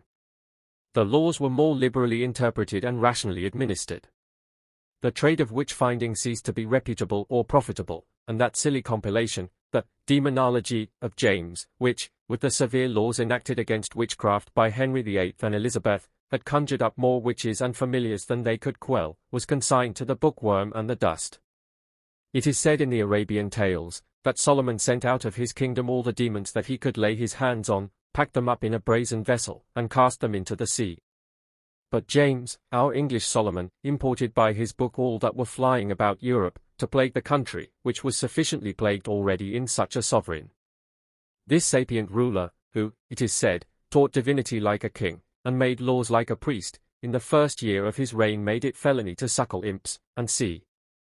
This statute, which was repealed March 24, 1736, describes offences declared felonious, thus, one that shall use, practice, or exercise any invocation or conjuration of any evil or wicked spirit, or consult, covenant with, entertain or employ, feed or reward, any evil or wicked spirit, to or for any intent or purpose, or take up any dead man, woman, or child, out of his, her, or their grave, or any other place where the dead body resteth, or the skin, bone, or other part of any dead person. To be employed or used in any manner of witchcraft, sorcery, charm, or enchantment, or shall practice or exercise any witchcraft, and see, whereby any person shall be killed, destroyed, wasted, consumed, pined, or lamed in his or her body, or any part thereof, such offenders, duly and lawfully convicted and attainted, shall suffer death. As might be expected, witchcraft so increased in consequence of these denunciations, that, in the course of 50 years following the passing of this act, besides a great number of single indictments and executions, 15 were brought to trial at Lancaster in 1612, and 12 condemned, in 1622, 6 were tried at York, 1634, 17 condemned at Lancaster, 1644, 16 were executed at Yarmouth, 1645, 15 condemned at Chelmsford, and hanged, in the same and following year, about 40. At Bury in Suffolk, 20 more in the county, and many in Huntingdon, and, according to the estimate of Addy, some thousands were burned in Scotland. Popular hatred rendered the existence of a reputed witch so miserable, that persons bearing that stigma often courted death in despair, confessing to crimes which they had never committed, for the purpose of ridding themselves of persecution. One of the latest convictions was that of Amy Juney and Rose Cullender, before Sir Matthew Hale at Bury, in 1664. They were executed, and died maintaining their innocence. Their execution was a foul blot upon his name, as it is scarcely to be doubted but that they were the victims of imposture. It was clearly ascertained by experiments in the judge's presence, that the children who pretended to be bewitched, when their eyes were covered, played off their fits and contortions at the touch of some other person, mistaking it for that of the accused, yet, he charged the jury without summing up the evidence, dwelling only upon the certainty of the fact that there were witches, for which he appealed to the Scriptures, and, as he said, to the wisdom of all nations, and the jury having convicted, the next morning left them for execution. But we proceed with a few explanatory notices respecting that portion of the history of this superstition which will be found interwoven with the traditionary matter in our text. A number of persons, inhabitants of Pendle Forest, were apprehended in the year 1633, upon the evidence of Edmund Robinson, a boy about 11 years old, who deposed before 2 of His Majesty's justices at Padiham, that on All Saints' Day he was getting bullows, when he saw 2 greyhounds, a black one and a brown one, come running over the field towards him. When they came nigh they fawned on him, and he supposed they belonged to some of the neighbours. He expected presently that some one would follow, but seeing no one, he took them by a string which they had tied to their collars, and thought he would hunt with them. Presently a hare sprang up near to him, and he cried, "Loo, loo," but the dogs would not run.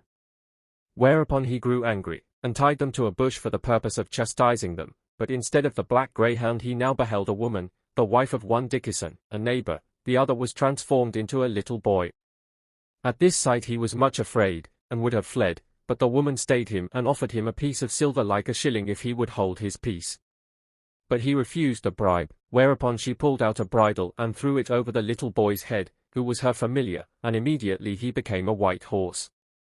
The witch then took the deponent before her, and away they galloped to a place called Malkin Tower, by the Horstones at Pendle. He there beheld many persons appear in like fashion, and a great feast was prepared, which he saw, and was invited to partake, but he refused. Spying an opportunity, he stole away, and ran towards home. But some of the company pursued him until he came to a narrow place called the Boggart Hole, where he met 2 horsemen, seeing which, his tormentors left off following him.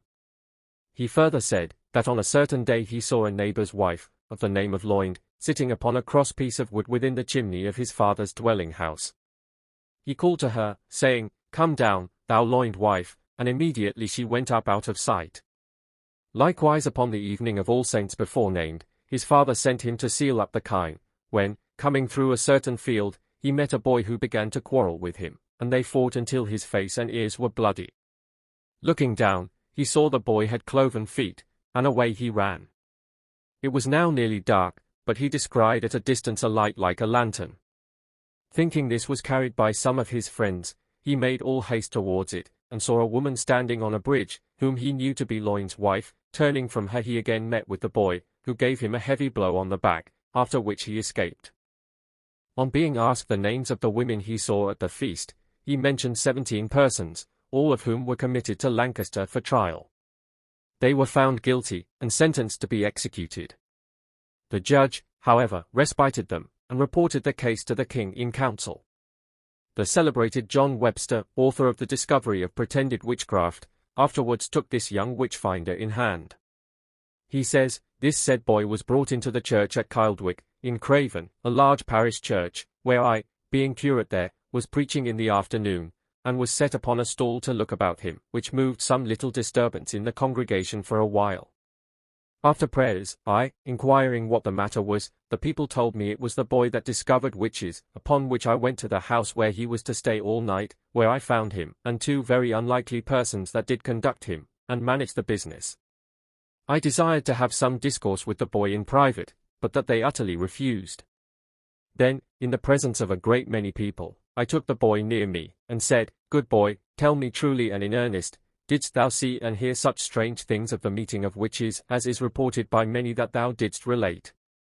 But the 2 men, not giving the boy leave to answer, did pluck him from me, and said he had been examined by 2 able justices of the peace, and they did never ask him such a question. To whom I replied, the persons accused had the more wrong. As the laws of England, and the opinions of mankind then stood, a mad dog in the midst of a congregation would not have been more dangerous than this wicked and mischievous boy, who, looking around him, could, according to his own caprice, put any one or more of the people in peril of tortures or of death. 4 of the accused only were sent to London, and examined by the king in person. In the end they were set at liberty, but not from the sagacity of the examiners, the boy Robinson having confessed that he was suborned to give false evidence against them. One of these poor creatures, strange to say, had confessed the crime with which she was charged. In the bottle. Lib Dodds. MSSV, 61, page 47, is the confession itself, wherein she gives a circumstantial and minute account of the transactions which took place between her and a familiar whom she calls Mamillion, describing the meetings, feasts, and all the usual routine of witchery and possession. See Whitaker's Worley. Part first. The mill went merrily round, and Giles the miller sang and whistled from morning to noon, and from noon till evening, save when the malting dish was about to be embowelled in the best sack, a business too serious for such levity, requiring careful and deliberate thought. Goody Dickison, the miller's wife, was a fat, round, pursy dame, of some 40 years' travel through this wilderness of sorrow, and a decent, honest, sober, and well-conditioned housewife she was, cleanly, thrifty, and had an excellent cheese press, which the whole neighbourhood could testify. But the days of man's happiness are numbered, and woman's too, as the following narrative will set forth. The mill had stood, for ages it may be, at the foot of a wild and steep cliff, forming the eastern extremity of the dreary range of Cliviger, 35, an elevated mountainous pass, from whence the waters descend both to the eastern and western seas. Upon those almost inaccessible crags the rock-eagle and falcon built their nests, unscared by the herdsmen, who in vain attempted their destruction. Through this pass, the very gorge of the English Apennines, the Calder, 36, a rapid and narrow torrent, brought an unfailing supply of grist to the ever-going hopper of Giles Dickison. Not far from this happy abode, in the innermost part of the gorge, where the rocks of Lancashire and Yorkshire frown in close but harmless proximity, at an immense height, the road and this narrow cleft only separating their barriers, rises a crag of a singular shape, jutting far out from the almost perpendicular strata beneath. Its form is precisely that of a gigantic helmet, hammered out by the fanciful artist into the likeness of an eagle, its wings partly outstretched, and its beak, the point of the crag, overshadowing the grim head of some gaunt warrior. With but little aid from the imagination, the whole features may be discerned, hence it was denominated the Eagle Crag. But another appellation, more awful and mysterious, might be attached to it, a reminiscence of those deeds without a name, which have rendered this district of Lancashire so fearfully notorious, the Witch's Horse Block.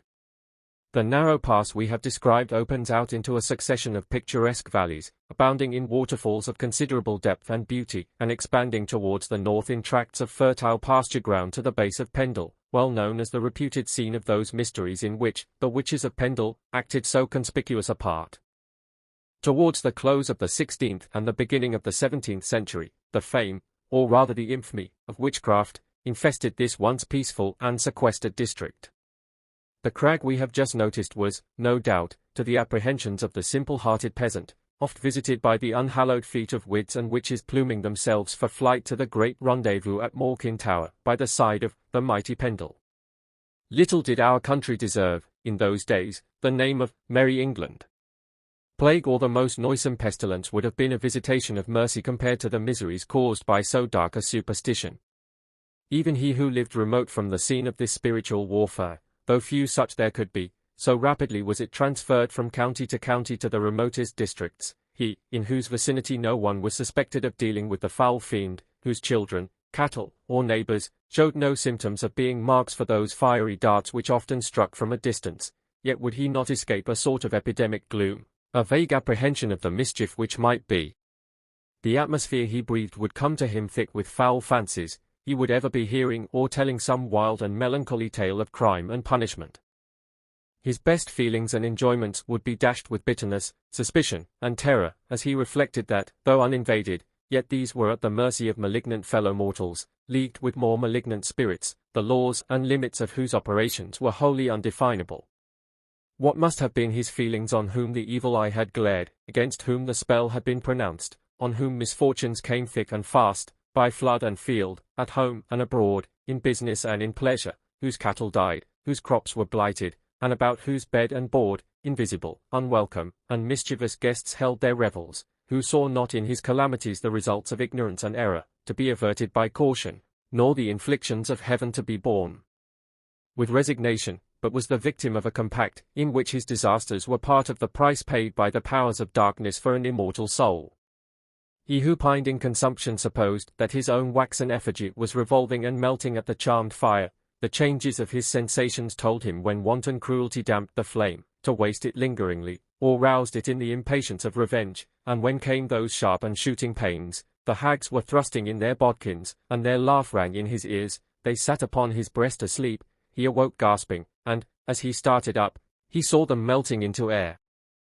Yet more miserable was the wight whom the fiends were commissioned bodily to possess, with whose breathing frame an infernal substance was incorporate and almost identified, whose thoughts were sufferings, and his words involuntary blasphemies. Can we wonder that all this was not borne passively, that its authors were hunted out, even, if needful, by their own charms, that suspicion grew into conviction, and conviction demanded vengeance, that it was deemed a duty to hold them up to public hatred, and drag them to the bar of public justice, and that their blood was eagerly thirsted after, of which the shedding was often believed not merely a righteous retribution, but the only efficient relief for the sufferers? The notion of witchcraft was no innocent and romantic superstition, no sign of an elegant mythology, but was altogether vulgar, repulsive, bloody, and loathsome. It was a foul ulcer on the face of humanity. Other vagaries of the mind have been associated with lofty or with gentle feelings, they have belonged more to sportiveness than to criminality, they are the poetry interspersed on the pages of the history of opinions, they seem to be dreams of sleeping reason, and not the putrescence of its mouldering carcass, but this has no bright side, no redeeming quality whatever. 37. The human body is not more liable to contagion than is that faculty of the mind which is called imagination. That many of the accused believed in their crime, we have sufficient evidence in their own voluntary confessions, as well as in the traditions handed down to us on this subject. Both knavery and delusion were at work, as the following incidents will abundantly manifest. They have been selected from a wide range of materials on this important topic, as illustrating the varied operations of the same delusion on different orders and grades of mind, the temptations warily suited to each disposition, all tending to the same crime, and ultimately to the same punishment. Our lusty miller had no children, it was a secret source of grief and anxiety to his dame, and many an hour of repining and discontent was the consequence. Yet Giles Dickerson's song was none the heavier, and if his wheel went merrily round, his spirits whirled with it, and danced and frolicked in the sunshine of good humor, like the spray and sparkle from his own mill race. But a change was gathering on his wife's countenance, her grief grew sullen, her aspect stern and forbidding, some hidden purpose was maturing, she seldom spoke to her husband. When addressed, she seemed to arouse from a sort of stupor, unwillingly forcing a reply. She is bewitched, thought Giles. He had his suspicions, but he could not confidently point out the source of the mischief. One evening, as Goody Dickinson was sitting alone, pondering and discontented, there came in one Mal Spencer, a dark and scowling hag, to whom Giles bore no goodwill. He had beforetime forbidden his wife to hold any intercourse with this witch-woman, who was an object generally of suspicion and mistrust. If the evil eye can be supposed to inhabit a human frame, this old woman had an undisputed claim to its possession. This night, however, old Molly came hobbling in without further ceremony than a "Good e'en, thou Dickinson wife," and took her seat opposite the dame in the miller's own chair. Aroint thee, which should have been returned to such an ill-omened salute, but the miller's wife was either unwilling or unable to utter this well-known preservative against the malice of the evil ones. The horseshoe had been taken down from the door, and the blessed herb, moly, was incautiously thrown aside. Neither had Goody Dickinson offered up the usual petition that evening, to be defended from the snares of the devil. Her discontent was too great, and she was in a fitter mood for murmuring than prayer. Leaning her long thin chin upon a little crutch, and throwing her bleed eyes full upon the dame, old Molly abruptly exclaimed, in a voice like the croaking of a raven, "Thou hast asked for children, but they are denied thee. What said I to thee, Goody Dickinson, in the clough yonder, by the hollow trunk of the oak? Rememberest thou, when thou saidst thou wouldst pawn thy body for the wish of thy soul?" Dame Dickinson waxed pale, and her knees shook, but the hag went on. "Worship the master I serve, and thou shalt have thy desire, and more. More, what meanest thou? Come to the feast, as I have bidden thee. If thou likest not the savour of our company, thou shalt depart, and without harm. But who shall give me a safe conduct that I come back, and harmless as I went? Once in your possession, methinks, what?" shouted the beldam, with a look of dark and devilish malignity, "the word of a prince? Shall Goody Dickinson, the miller's wife, hold it in distrust? Go, poor fool, and chew thy bitterness, and bake thy bannocks, and fret thy old husband until thy writ hen flesh rot from thy bones, and thou gnawest them for malice and vexation. Is it not glorious to ride on the wind, to mount the stars, to kiss the moon through the dark rolling clouds, when the blast scatters them in its might? To ride unharmed on their huge peaks tipped with thunder? To be forever young in desire and enjoyment, though old and haggard, and bent double with age and infirmities? To have our wish and our revenge, and the bodies of our enemies wasting before our spells, like wax to the flame? But go, sneak and drivel, and mind thy meal and barley cakes, and go childless to thy grave." She rose as if to depart, but Goody Dickinson's evil destiny prevailed, and she promised to attend the feast, with this condition only, that no harm should befall her, nor force nor entreaty should be used to win her consent to join their confederacy.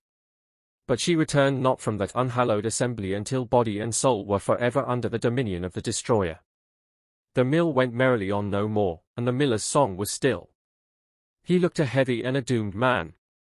Strange suspicions haunted him. His wife's ill humor he could have borne, but her very laugh now made him tremble. It was as if the functions of mind and body were animated by a being distinct from herself.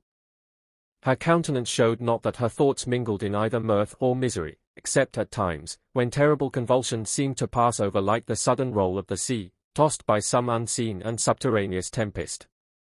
The neighbors began to shun his dwelling. His presence was the signal for stolen looks and portentous whispers. To church his wife never came, but the bench, her usual sitting place, was deserted. At the church doors, after sermon, when the price of grain, the weather, and other marketable commodities were discussed and settled, Giles was evidently an object of avoidance, and left to trudge home alone to his own cheerless and gloomy hearth.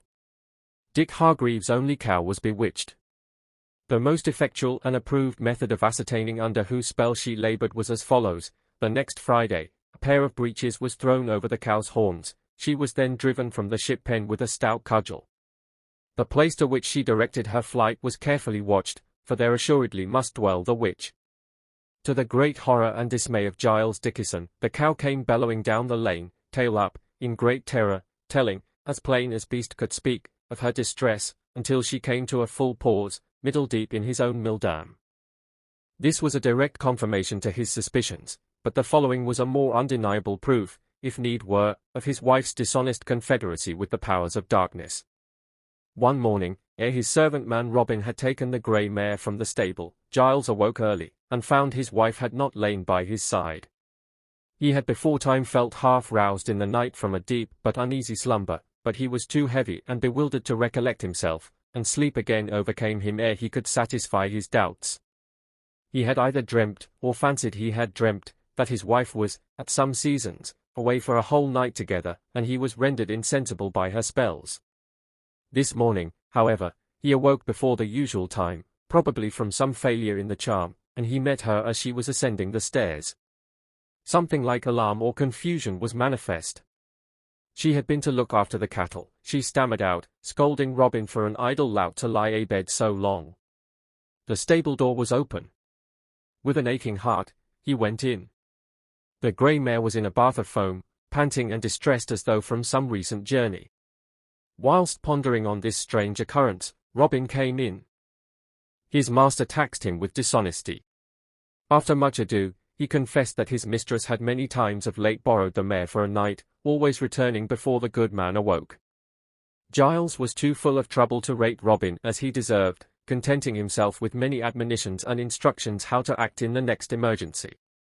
Not many nights after, as Robin was late in the stable, his mistress came with the usual request, and her magic bridle in her hand.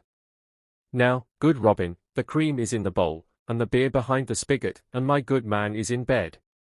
"Whither away, mistress?" said Robin, diligently wisping down and soothing the mare, who trembled from head to foot when she heard her mistress's voice. "For a journey, Robin. I have business at Combe, but I will not fail to come back again before sunrise." "Eh, mistress, this is always your tale, but meester catched her in a woundy heat last time, and will not let her go. But, Robin, she shall be in the stable and dry 2 hours before my old churl gets up." "But meester says she mauna go."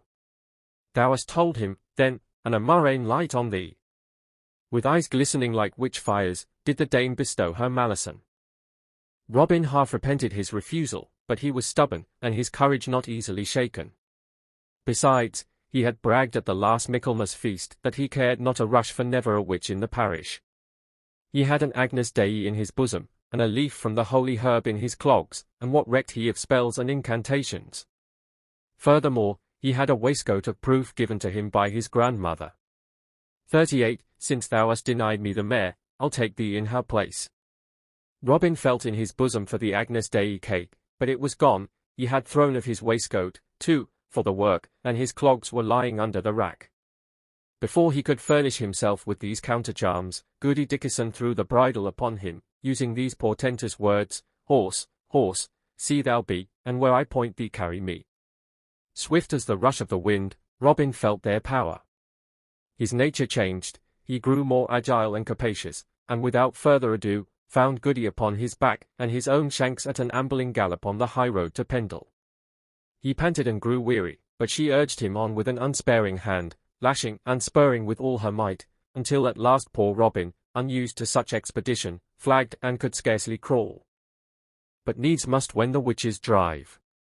Rest and despite were denied, until, almost dead with toil and terror, he halted in one of the steep gullies of Pendle near to Moorkin Tower. It was an old grey-headed ruin, solitary and uninhabited. The cold October wind whistled through its joints and crannies, the walls were studded with bright patches of moss and lichen, darkness and desolation brooded over it, unbroken by aught but the cry of the moorfowl and the stealthy prowl of the weasel and wild cat. But this lonesome and time-hallowed ruin was now lit up as for some gay festival, lights were flickering through the crevices, and the coming of the guests, each mounted on her enchanted steed, was accompanied by loud and fiend-like acclamations. Shrieks and howlings were borne from afar upon the blast. Unhallowed words and unutterable curses came on the hollow wind. Forms of indescribable and abominable shape flitted through the troubled elements. Robin, trembling all over with fright and fatigue, was told by his mistress to graze where he could, while she went into the feast. "Make good use of thy time, for in 2 hours I shall mount thee back again." This was poor sustenance for Robin's stomach. Furze and heath were not at all to his mind, and he peeped about for a quiet resting place. Here he was kicked and bitten by others of the herd. Several of them were in the like pitiable condition with himself, but some were really of the brute kind, and these fared the best and were better mannered than most of their human companions. Often did our unfortunate hero wish himself in their place. Having little else to do, he was prompted by curiosity to approach the building, from whence the loud din of mirth and revelry grated harshly on his ears. A long chink disclosed to him some part of the mysteries within. There sat on the floor a great company of witches, feasting and cramming with all their might. An elderly gentleman of a grave and respectable deportment, clad in black doublet and hosen, sat on a stone heap at their head, from whence he dealt out the delicacies with due care and attention. This was a mortifying sight to a hungry stomach, and Robin's humanity yearned at the display.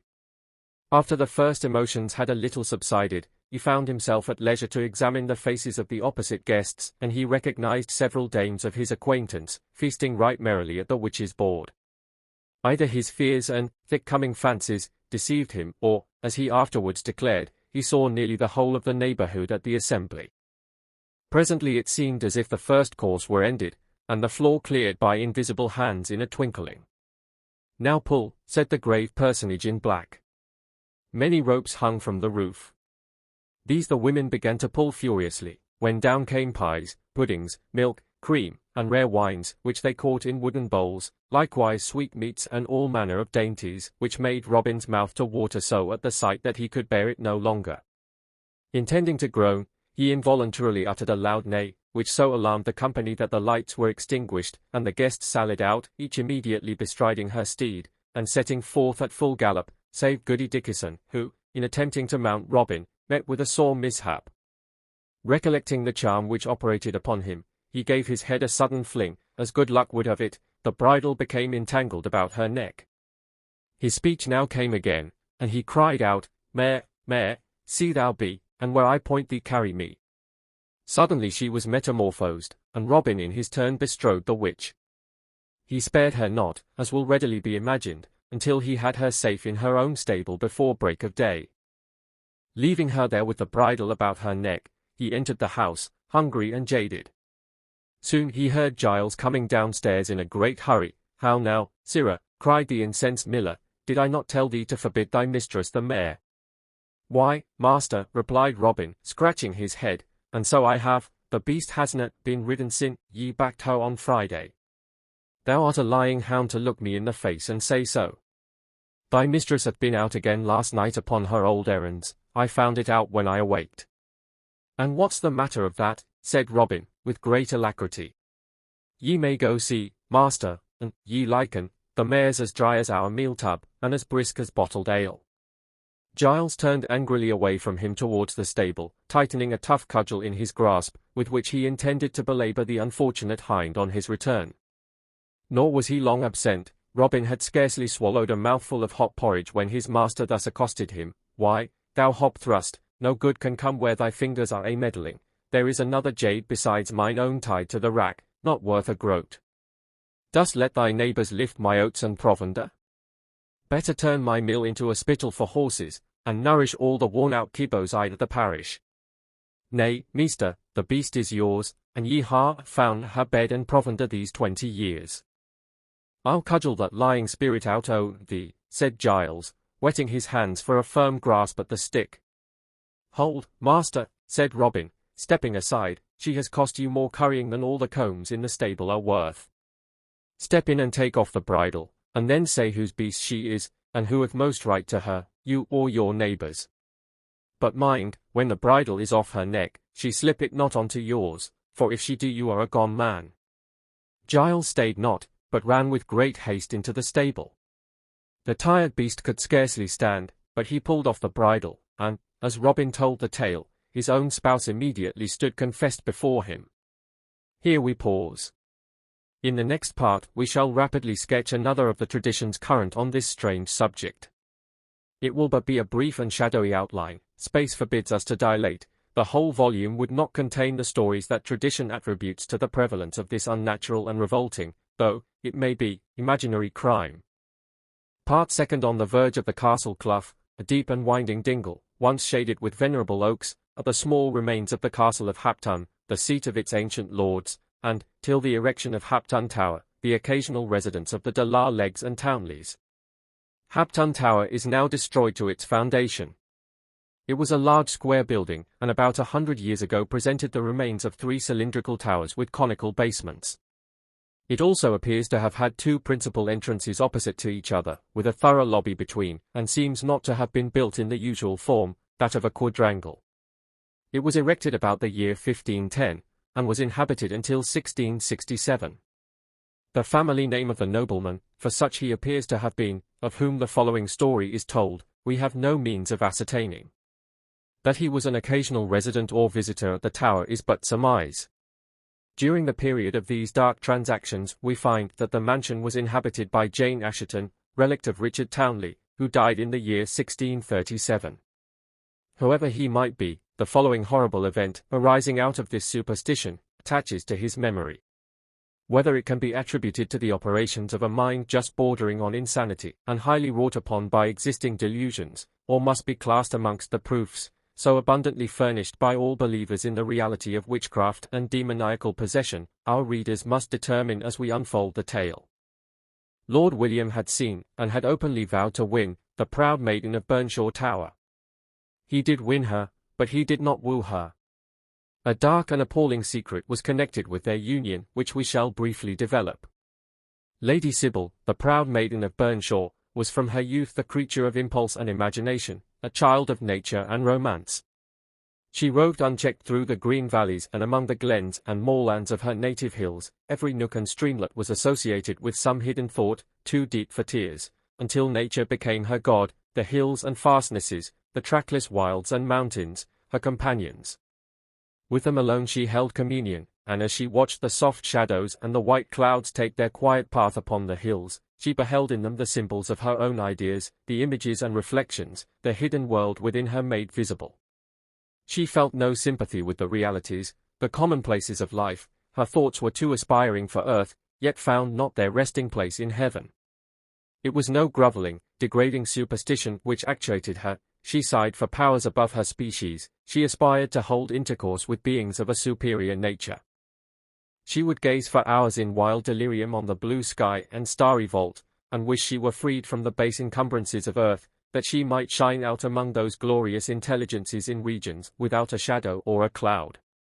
Imagination was her solace and her curse. She flew to it for relief as the drunkard to his cup, sparkling and intoxicating for a while, but its dregs were bitterness and despair. Soon her world of imagination began to quicken, and, as the wind came sighing through her dark ringlets, or rustling over the dry grass and heather bushes at her side, she thought a spirit spoke, or a celestial messenger crossed her path.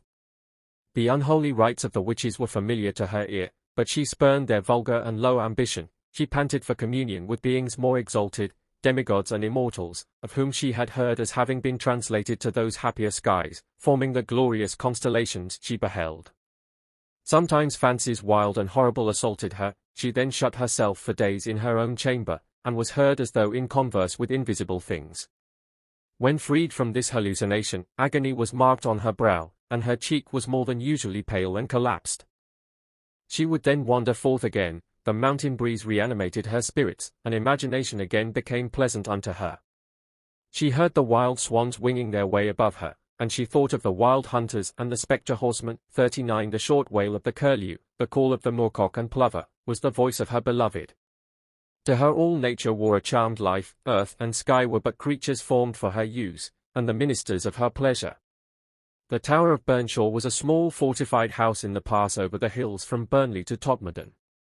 It stood within a short distance from the Eagle Crag, and the Lady Sybil would often climb to the utmost verge of that overhanging peak, looking from its dizzy height until her soul expanded, and her thoughts took their flight through those dim regions where the eye could not penetrate. One evening she had lingered longer than usual. She felt unwilling to depart, to meet again the dull and wearisome realities of life, the petty cares that interest and animate mankind.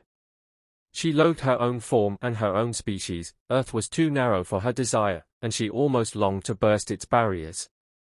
In the deep agony of her spirit she cried aloud, "Would that my path, like yon clouds, were on the wind, and my dwelling place in their bosom."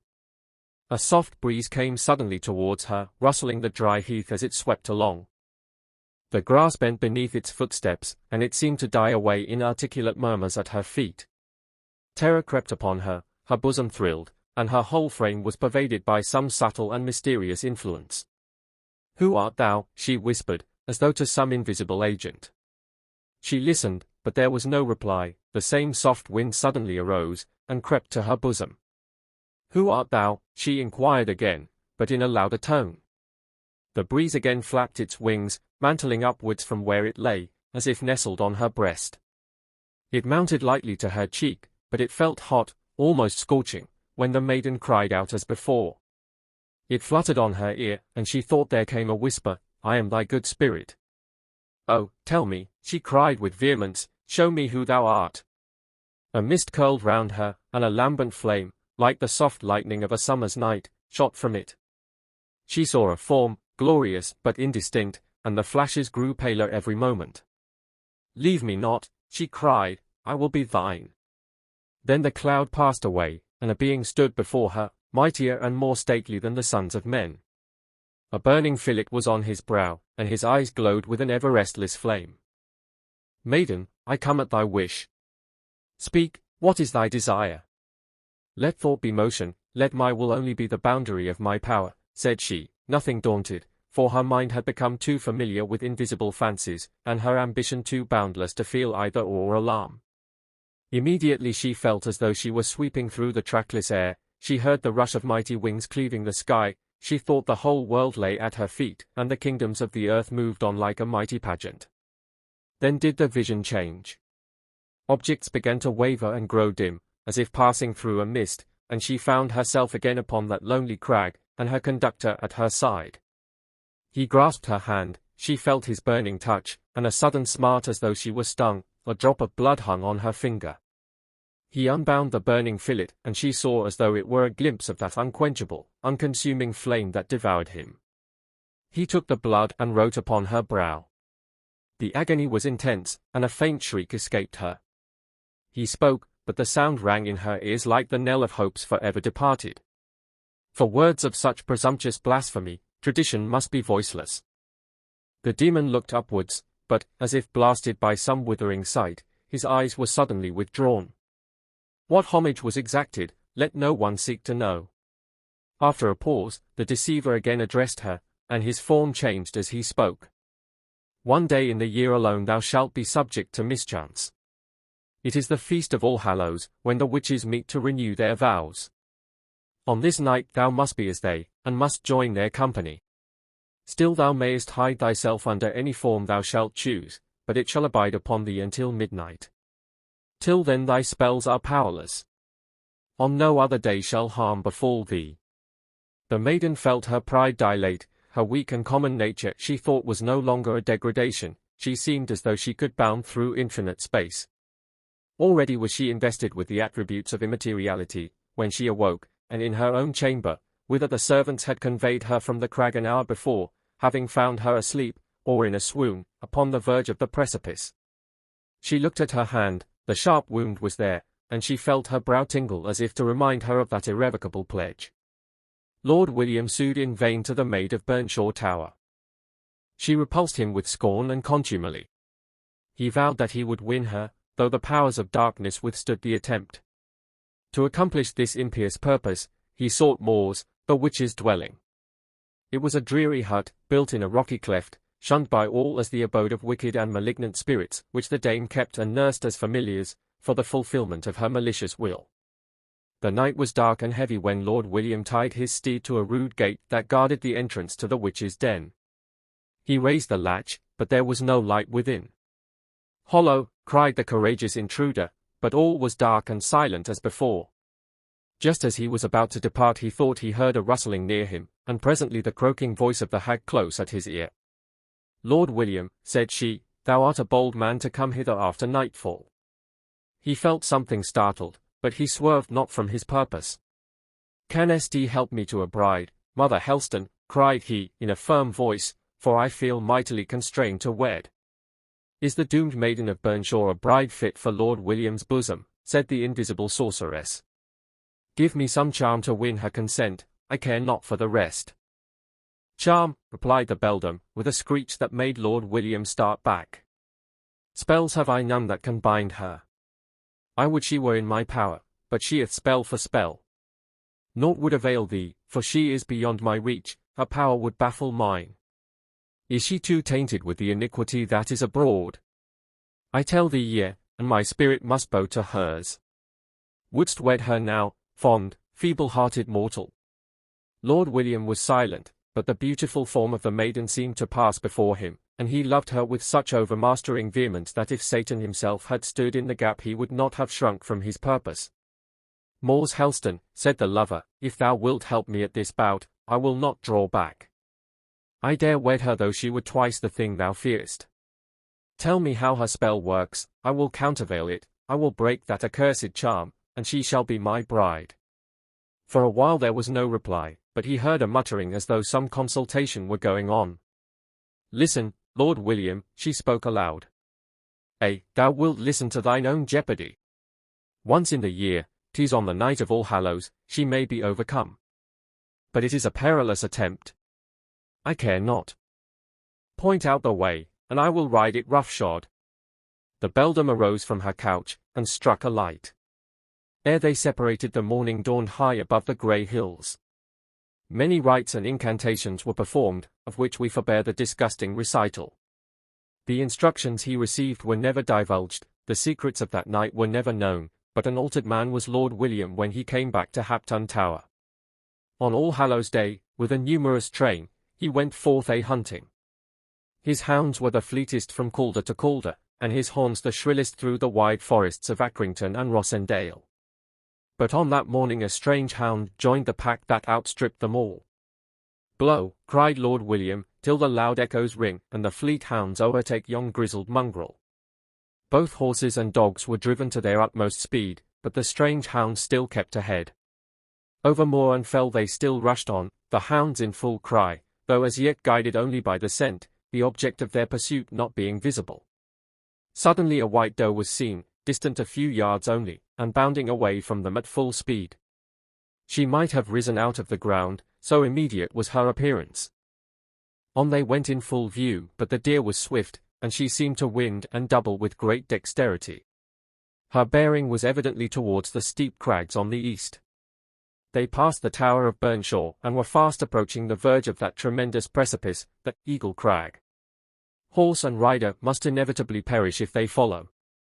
But Lord William slackened not in the pursuit, and the deer flew straight as an arrow to its mark, the very point where the crag jutted out over the gulf below. The huntsman drew back in terror, the dogs were still in chase, though at some distance behind, Lord William only and the strange hound were close upon her track. Beyond the crag nothing was visible but cloud and sky, showing the fearful height and abruptness of the descent. One moment, and the gulf must be shot, his brain felt dizzy, but his heart was resolute. Mors, my wench, said he, my neck all thine, hie thee, if she's over, we are lost. Lord William's steed followed in the hound's footsteps to a hair. The deer was almost within her last spring, when the hound, with a loud yell, doubled her, scarcely a yard's breadth from the long bare neb of that fearful peak, and she turned with inconceivable speed so near the verge that Lord William, in wheeling round, heard a fragment of rock, loosened by the stroke from his horse's hoof, roll down the precipice with a frightful crash. The sudden whirl had nearly brought him to the ground, but he recovered his position with great adroitness. A loud shriek announced the capture. The cruel hound held the deer by the throat, and they were struggling together on the green earth. With threats and curses he lashed away the ferocious beast, who growled fiercely at being driven from her prey. With looks of sullenness and menace, she scampered off, leaving Lord William to secure the victim. He drew a silken noose from his saddle bow, and threw it over the panting deer, who followed quietly on to his dwelling at Hapton Tower. At midnight there was heard a wild and unearthly shriek from the high turret, so pitiful and shrill that the inmates awoke in great alarm. The loud roar of the wind came on like a thunderclap. The tempest flapped its wings, and its giant arms rocked the turret like a cradle. At this hour Lord William, with a wild and haggard eye, left his chamber. The last stroke of the midnight bell trembled on his ear as he entered the western tower. A maiden sat there, a silken noose was about her head, and she sobbed loud and heavily. She wrung her white hands at his approach. Thy spells have been o'ermastered. Henceforth I renounce these unholy rites. I would not pass nights of horror and days of dread any longer. Maiden, thou art in my power. Unless thou wilt be mine, renouncing thine impious vows, forever shunning thy detested arts, breaking that accursed chain the enemy has wound about thee, I will deliver thee up to thy tormentors, and those that seek thy destruction. This done, and thou art free. The maiden threw her snake-like glance upon him. Alas, she cried, I am not free. This magic noose. Remove it, and my promise shall be without constraint. Nay, thou arch-deceiver, deceiver of thine own self, and plotter of thine own ruin, I would save thee from thy doom. Promise, renounce, and forever forswear thy vows.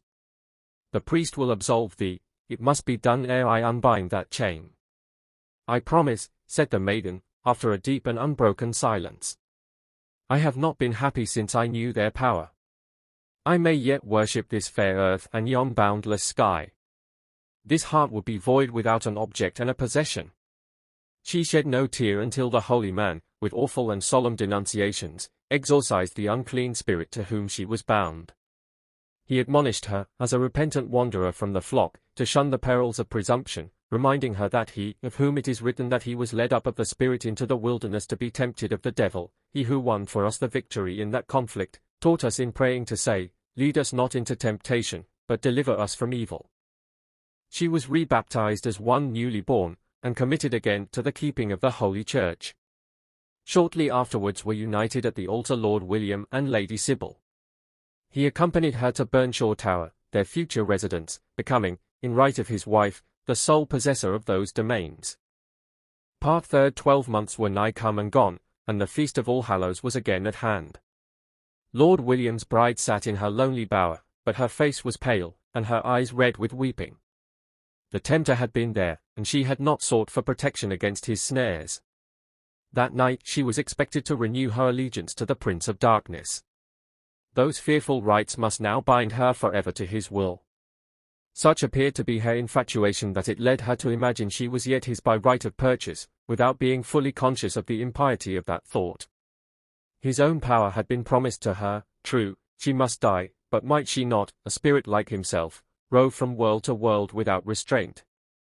She thought, so perilously rapid was her relapse and her delusion, that his form had again passed before her, beautiful as before his transgression, the son of the morning, arrayed in the majesty which he had before the world was, ere heaven's ruler had hurled him from his throne.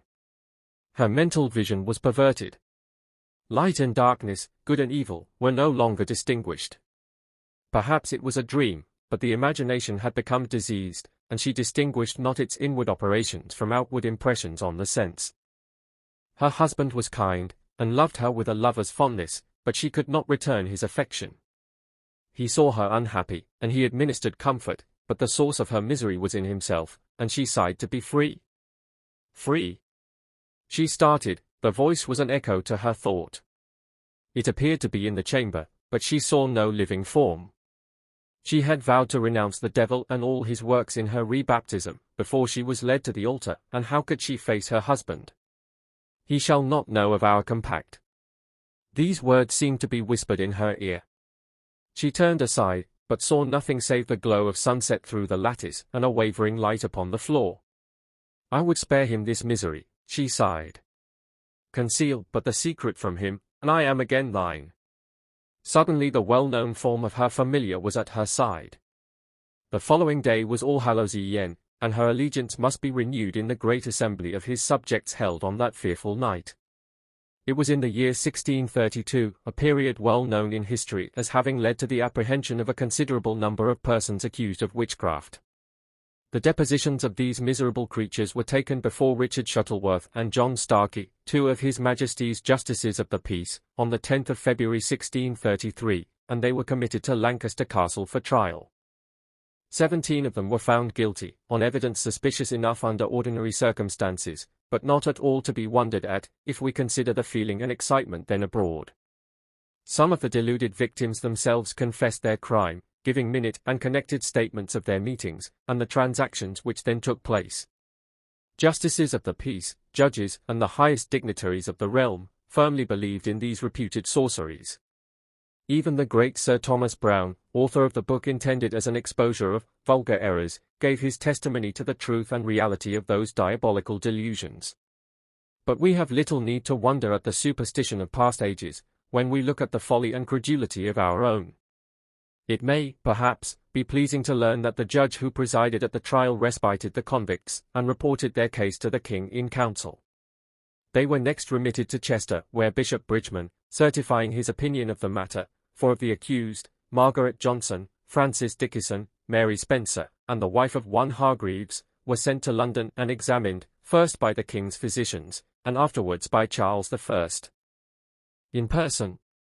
A stranger scene can scarcely be perceived, says the historian of Worley, and it is not easy to imagine whether the untaught manners, rude dialect, and uncouth appearance of these poor foresters would more astonish the king, or his dignity of person and manners, together with the splendid scene by which they were surrounded, would overwhelm them. The story made so much noise that plays were written on the subject, and enacted. One of them is entitled, The Late Lancashire Witches, a well-received comedy, lately acted at the Globe on the Bankside, by the King's Majesty's actors. Written by Thomas Heywood and Richard Broom. Aut Praeder Solent, Aut Delecter, 1634. But our element is tradition, especially as illustrating ancient manners and superstitions. We therefore give the sequel of our tale as tradition hath preserved it. Giles Dickinson, the merry miller at the mill clough, had so taken to heart his wife's dishonesty that, as we have before observed, he grew fretful and morose. His mill, he vowed, was infested with a whole legion of these hellcats, as they were called, for in this shape they presented themselves to the affrighted eyes of the miserable yokefellow, as he fancied himself, to a limb of Satan. The yells and screeches he heard o' nights from these witches and warlocks were unbearable, and once or twice, when late at the mill, both he and Robin had received some palpable tokens of their presence. Scratches and bloody marks were plainly visible, and every hour brought with it some new source of annoyance or alarm. One morning Giles showed himself with a disconsolate face before Lord William at the Tower. He could bear his condition no longer. "T'other night," said he, "the witches set me astride rigging my own house.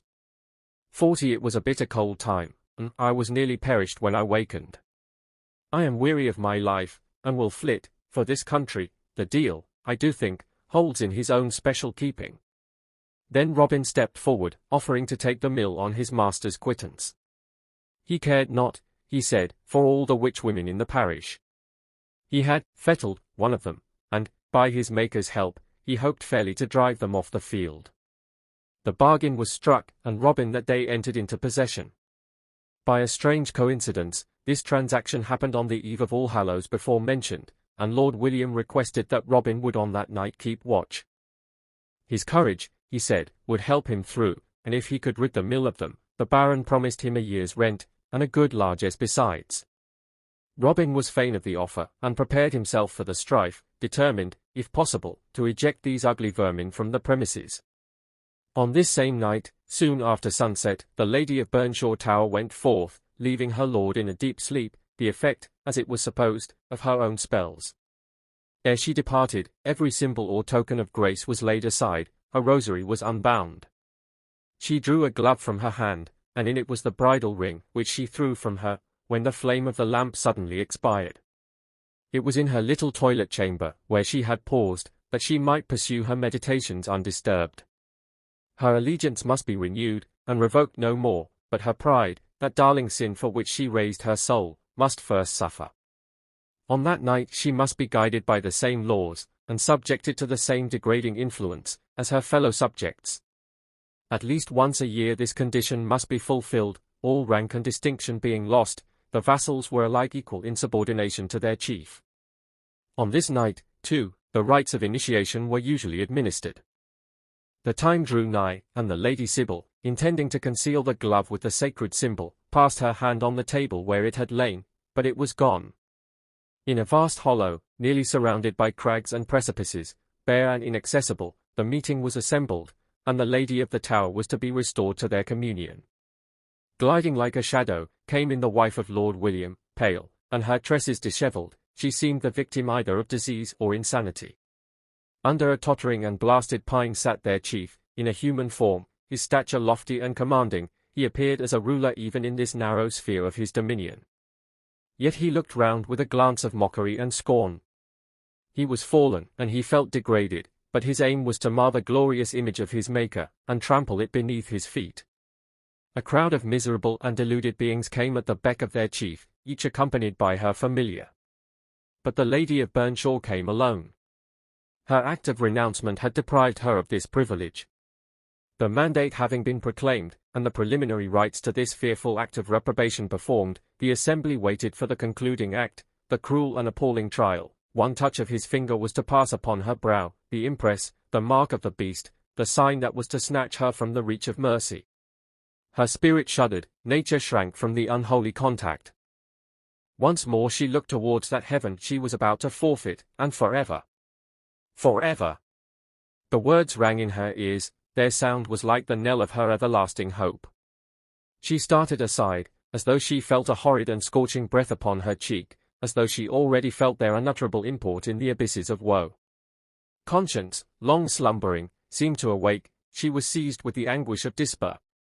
It seemed as though judgment were past, and she was doomed to wander like some rayless orb in the blackness of darkness forever.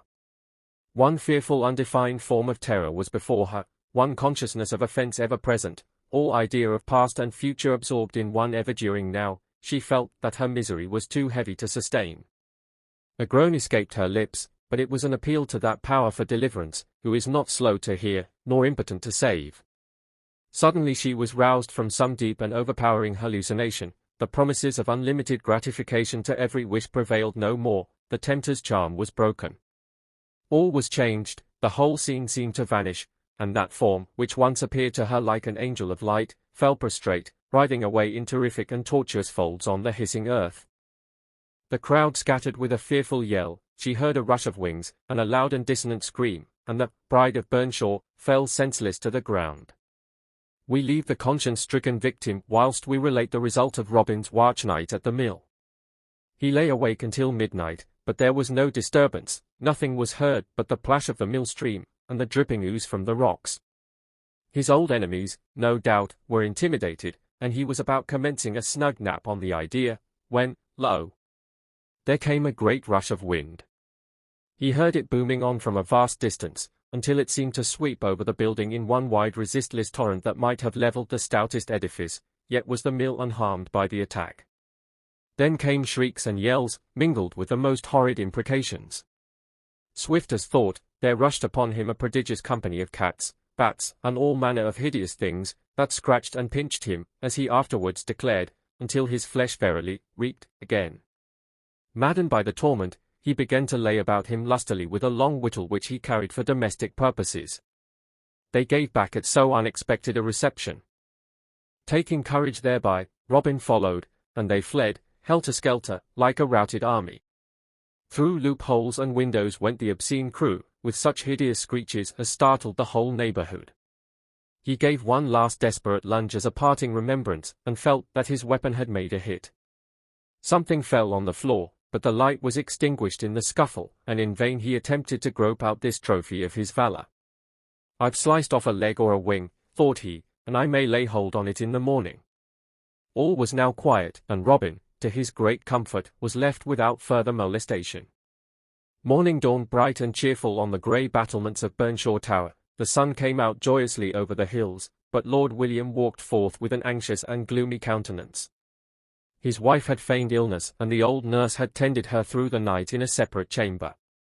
This was the story he had learnt on finding her absent when he awoke. Early presenting himself at the door, he was refused admission. She was ill, very ill. The lady was fallen asleep, and might not be disturbed, such was the answer he received. Rising over the hill, he now saw the gaunt, ungainly form of Robin, his new tenant, approaching in great haste with a bundle under his arm. "What news from the mill, my stout warrior of the north?" said Lord William. "I think I paid one on, your worship," said Robin, taking the bundle in his hand. "Not a cat said mew when they felt my whittle.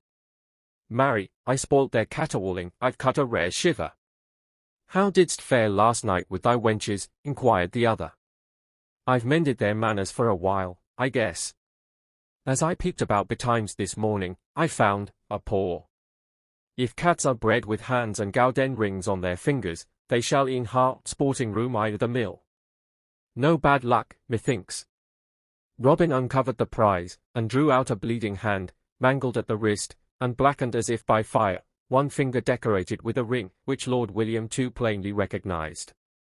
He seized the terrific pledge, and, with a look betokening some deadly purpose, hastened to his wife's chamber. He demanded admittance in too peremptory a tone for denial.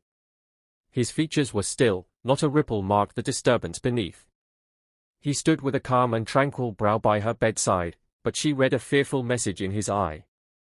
Fair lady, how farest thou? I do fear me thou art ill. She's sick, and in great danger. You may not disturb her, my lord, said the nurse, attempting to prevent his too near approach. I pray you depart, your presence afflicts her sorely. And so it does, said Lord William, with a strange and hideous laugh. I pray thee, lady, let me play the doctor, hold out thy hand. The lady was still silent. She turned away her head. His glance was too withering to endure. Nay, then, I must constrain thee, dame. She drew out her hand, which Lord William seized with a violent and convulsive grasp. I fear me, 'tis a sickness unto death, small hope of amendment here. Give me the other, perchance I may find there more comfort. Oh, my husband, I cannot, I have no strength. Why, thou art grown peevish with thy distemper. Since it is so, I must enforce thy stubborn will. Alas! I cannot.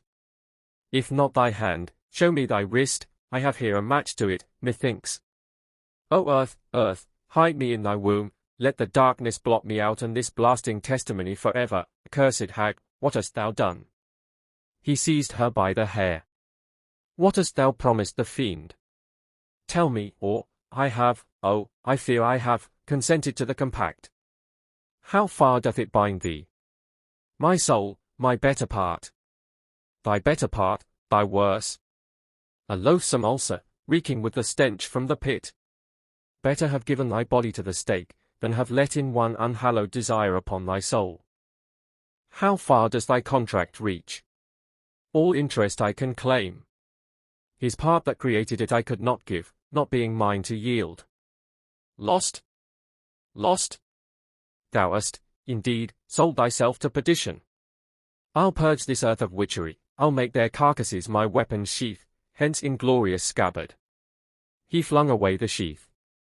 Twining her dark hair about his fingers, die, impious, polluted wretch. This blessed earth loathes thee, the grave's holy sanctuary will cast thee out. Yon glorious sun would smite thee should I refrain. He raised his sword, a gleam of triumph seemed to flash from her eye, as though she were eager for the blow, but the descending weapon was stayed, and by no timid hand. Lord William turned, yet he saw not the cause of its restraint. The lady alone seemed to be aware of some unseen intruder, and her eye darkened with apprehension. Suddenly she sprang from the couch, a shriek from no human agency escaped her, and the spirit seemed to have passed from its abode. Lord William threw himself on her pale and inanimate form. Farewell, he cried, I had thought thee honest, nay, lost spirit, I must not say farewell. He gazed on his once loved bride with a look of such unutterable tenderness that the heart's deep gush burst from his eyes, and he wept in that almost unendurable anguish. The sight was too harrowing to sustain. He was about to withdraw, when a convulsive tremor passed across her features, a trembling like the undulation of the breeze rippling the smooth bosom of the lake. A sigh seemed to labor heavily from her breast, her eyes opened, but as though yet struggling under the influence of some terrific dream, she cried, Oh, save me, save me. She looked upwards, it was as if the light of heaven had suddenly shone in upon her benighted soul. Lost, saidst thou, accursed fiend, never until his power shall yield to thine. Yet she shuddered, as though the appalling shadow were still upon her spirit. Nay, 'twas but a dream.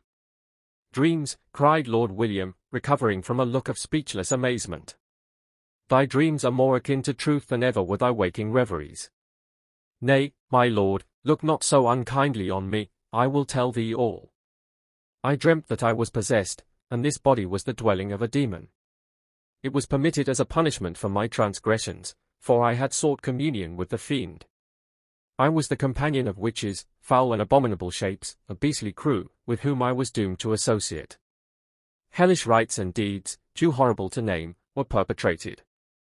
As a witness of my degradation, methought my right hand was withered. I feel it still. Yet, surely, 'twas a dream.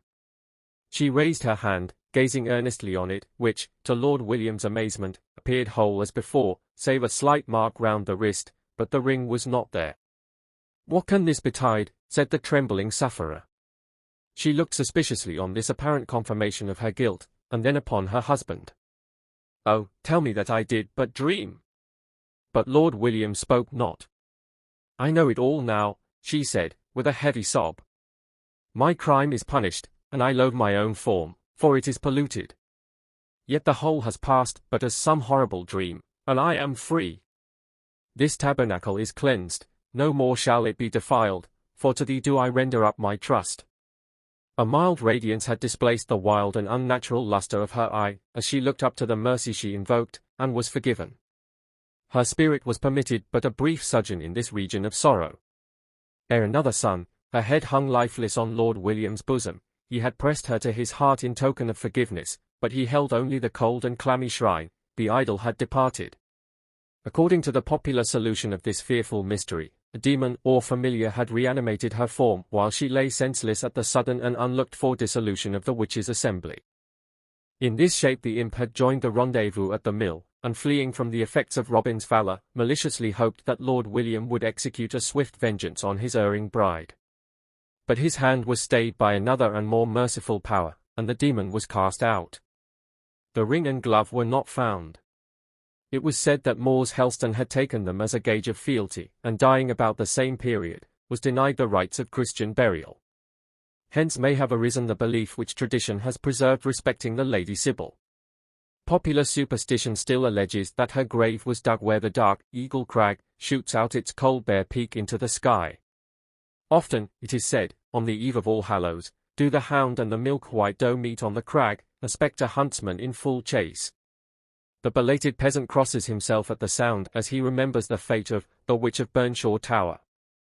"Siege of Lathom, let me no longer live," she said, "than to my lord I true remain, my honour shall not be betrayed until I see my love again." Oh! Blame her not if she was glad when she her lord again had seen. "Thrice welcome home, my dear," she said, "a long time absent thou hast been, the wars shall never more deprive me of my lord whilst I'm alive." Mirror for married women. No authentic drawing or representation of Lathom House, we believe, exists. The author has, however, had the temerity to present a restoration of this renowned edifice, as it appeared before the siege, and before the sequestrators under Cromwell, weary of the slow disposal of the building materials by sale, invited the peasants of the 100 of West Derby to take away the stones and timbers without any charge. The very numerous documents to which he has had recourse were aided by measurements, and a visit to the spot, where he found that a tolerable accurate idea might be formed of the situation and extent of the walls and towers, together with the main entrance, and the Great Eagle Tower. The accompanying view is taken from a hill above the valley or trench, where, it is said, the main army of the besiegers was encamped. It is called in the neighbourhood Cromwell's Trench, and the engraving may serve to convey some idea of that magnificent and princely dwelling, which, as the old ballad expresses it, would hold 2 kings, their trains, and all. Henry VII, 2 years after his visit to Lathom, restored his palace at Richmond, the same authority tells us, like Lathom Hall in fashion. The gatehouse in the engraving is drawn from the description of a carving of the Stanley legend in Manchester Collegiate Church, executed in the time of James Stanley, Bishop of Ely. From this it appears to have had 2 octagonal turrets on each side of an obtusely pointed or circular archway with battlements, machicolated and pierced for cannon. The Eagle Tower alone remained when part of the estate was transferred to John Lord Ashburnham, on his marriage, in 1714, with Henrietta, daughter of William, 9th Earl of Derby. Lord Ashburnham sold it to a Furness, and he to Sir Thomas Bootle. Not a vestige now exists, and even the records of the family are destroyed. Golferdon, says Mr. Haywood, in his interesting notes to a journal of the siege of Lathom, along whose banks knights and ladies have 1,000 times made resort, hearkening to stories as varied as those of Boccaccio, the Magdalen Well, where the pilgrim and the lazar devoutly cooled their parched lips, the mewing house, the training ground, every appendage to antique baronial state, all now are changed, and a modern mansion and a new possessor fill the place. This memorable siege, and the heroic defence by Lady Derby, though among the most prominent topics in the history of the county, supply but few materials which may not be found in records that already exist.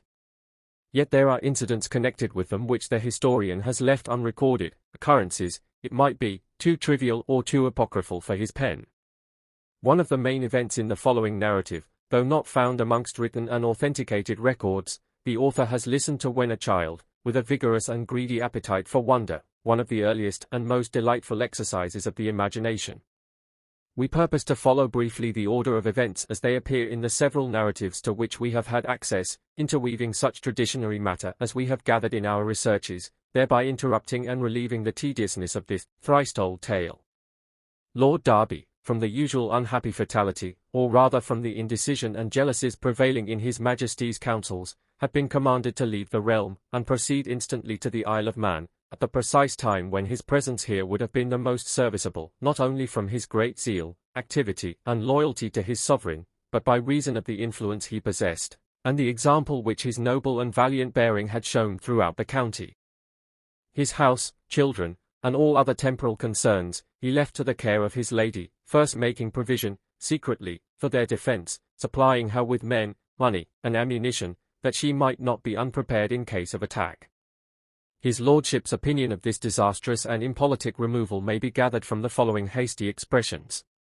After a perusal of the despatches, announcing the king's, or rather the queen's, pleasure that he should speedily repair to the Isle of Man, where an invasion was apprehended from the Scots, speaking to the Lady Derby with more than ordinary quickness, he said, "My heart, my enemies have now their will, having prevailed with His Majesty to order me to the Isle of Man, as a softer banishment from his presence and their malice."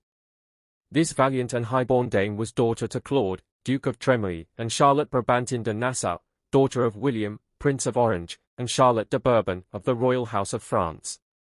By this marriage the Earl of Derby was allied to the French kings, the Dukes of Anjou, the kings of Naples and Sicily, the kings of Spain, and many other of the sovereign princes of Europe.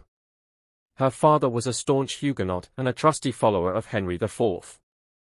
That she did not sully the renown acquired by so illustrious a descent, the following narrative will abundantly prove. It was at a special council of the Holy State, 41 held at Manchester on Saturday the 24th of February 1644, that, after many former debates and consultations, the siege of Lathom was concluded upon. The Parliament troops under Colonel Ashton of Middleton, Colonel Moore of Bankhall, and Colonel Rigby of Preston, on the same day began their march, proceeding by way of Bolton, Wigan, and Standish, under a pretence of going into Westmoreland, that the soldiers should not presently know of their destination. Lathom, for magnificence and hospitality, was held in high reputation, assuming, in these respects, the attitude of a royal court in the northern parts of the kingdom, and the family were regarded with such veneration and esteem that the following harmless inversion was familiar, as household words, "God save the Earl of Derby and the King," the general feeling and opinion thereby apparent being love to their lord and loyalty to their prince. On the 27th of February the enemy took up their quarters about a mile distant from the house. The next day Captain Markland was the bearer of a letter to her ladyship from Sir Thomas Fairfax, Commander-in-Chief of the Parliamentary Forces, and likewise an ordinance of Parliament, the one requiring that she should surrender the house upon such honourable terms as he might propose, and the other setting forth and commending the great mercy they had manifested by thus offering to receive the Earl of Derby if he would submit himself. But she indignantly refused to surrender without the consent and commandment of her lord, and after many interviews, to which she assented only to gain time, and to complete the provisioning and fortifying of her little garrison, they began to find her answers too full of policy and procrastination, dangerous to the fidelity of their troops. In the end, seeing she was only amusing them by vain pretences, they sent the following as their final terms, by Colonel Morgan, commander of the engineers, who had been appointed by Sir Thomas Fairfax to conduct the siege: first, that the Countess of Derby shall have the time she desires, and then liberty to transport her arms and goods to the Isle of Man, except the cannon, which shall continue there for the defence of the house. 2d. That her ladyship, by 10 o'clock on the morrow, shall disband all her soldiers, except her menial servants, and receive an officer and 40 Parliament soldiers for her guard. Morgan is described as a little man short and peremptory, who met with stateness to cool his heat, and had the honour to carry back this last answer, for her ladyship could screw them to no more delays, viz. That she refused all their articles, and was truly happy they had refused hers, protesting she had rather hazard her life than offer the like again, that though a woman, and a stranger, divorced from her friends, and robbed of her estate, she was ready to receive their utmost violence, trusting in God both for protection and deliverance. The next morning they discovered the enemy had been at work about a musket shot from the house, in a sloping ground, where they appeared to be forming a breastwork and trench to protect the pioneers, multitudes of country people being every day forced into this laborious service. The situation of Lathom deserves some notice, it being admirably calculated to resist any attack. It was encompassed by a strong wall, 2 yards thick. Upon the walls were 9 towers, flanking each other, and in every tower 6 pieces of ordnance, that played 3 one way and 3 another. Upon the tops of these towers were placed the best and choicest marksmen, who usually attended the Earl in his sports, as huntsmen, keepers, fowlers, and the like, who continually kept watch, with screwed guns and long fowling pieces, to the great annoyance and loss of the enemy, especially of their commanders, who were frequently killed in the trenches. Without the wall was a moat 8 yards wide and 2 yards deep. Between the wall and the moat was a strong row of palisadoes. A high tower, called the Eagle Tower, stood in the midst, surmounting all the rest. The gatehouse had a strong tower on each side, forming the entrance to the first court. The site of the house seemed to have been formed for a stronghold, or place of safety, thus described by Seacombe. Before the house, to the south and southwest, is a rising ground, so near as to overlook the top of it, from which it falls so quick, that nothing planted against it on those sides can touch it further than the front wall, and on the north and east sides there is another rising ground, even to the edge of the moat. The situation of it may be compared to the palm of a man's hand, flat in the middle, and covered with a rising ground about it, and so near to it, that the enemy, in 2 years' siege, were never able to raise a battery against it, so as to make a breach in the wall practicable to enter the house by way of storm. 42 It is said the camp of the besiegers was in a woody dell, near what is now called the Round Oak Quarry, about half a mile from Lathom. This dell is still called Cromwell's Trench, and a large and remarkable stone, having 2 circular hollows or holes on its upper surface, evidently once containing nodules of iron, is called Cromwell's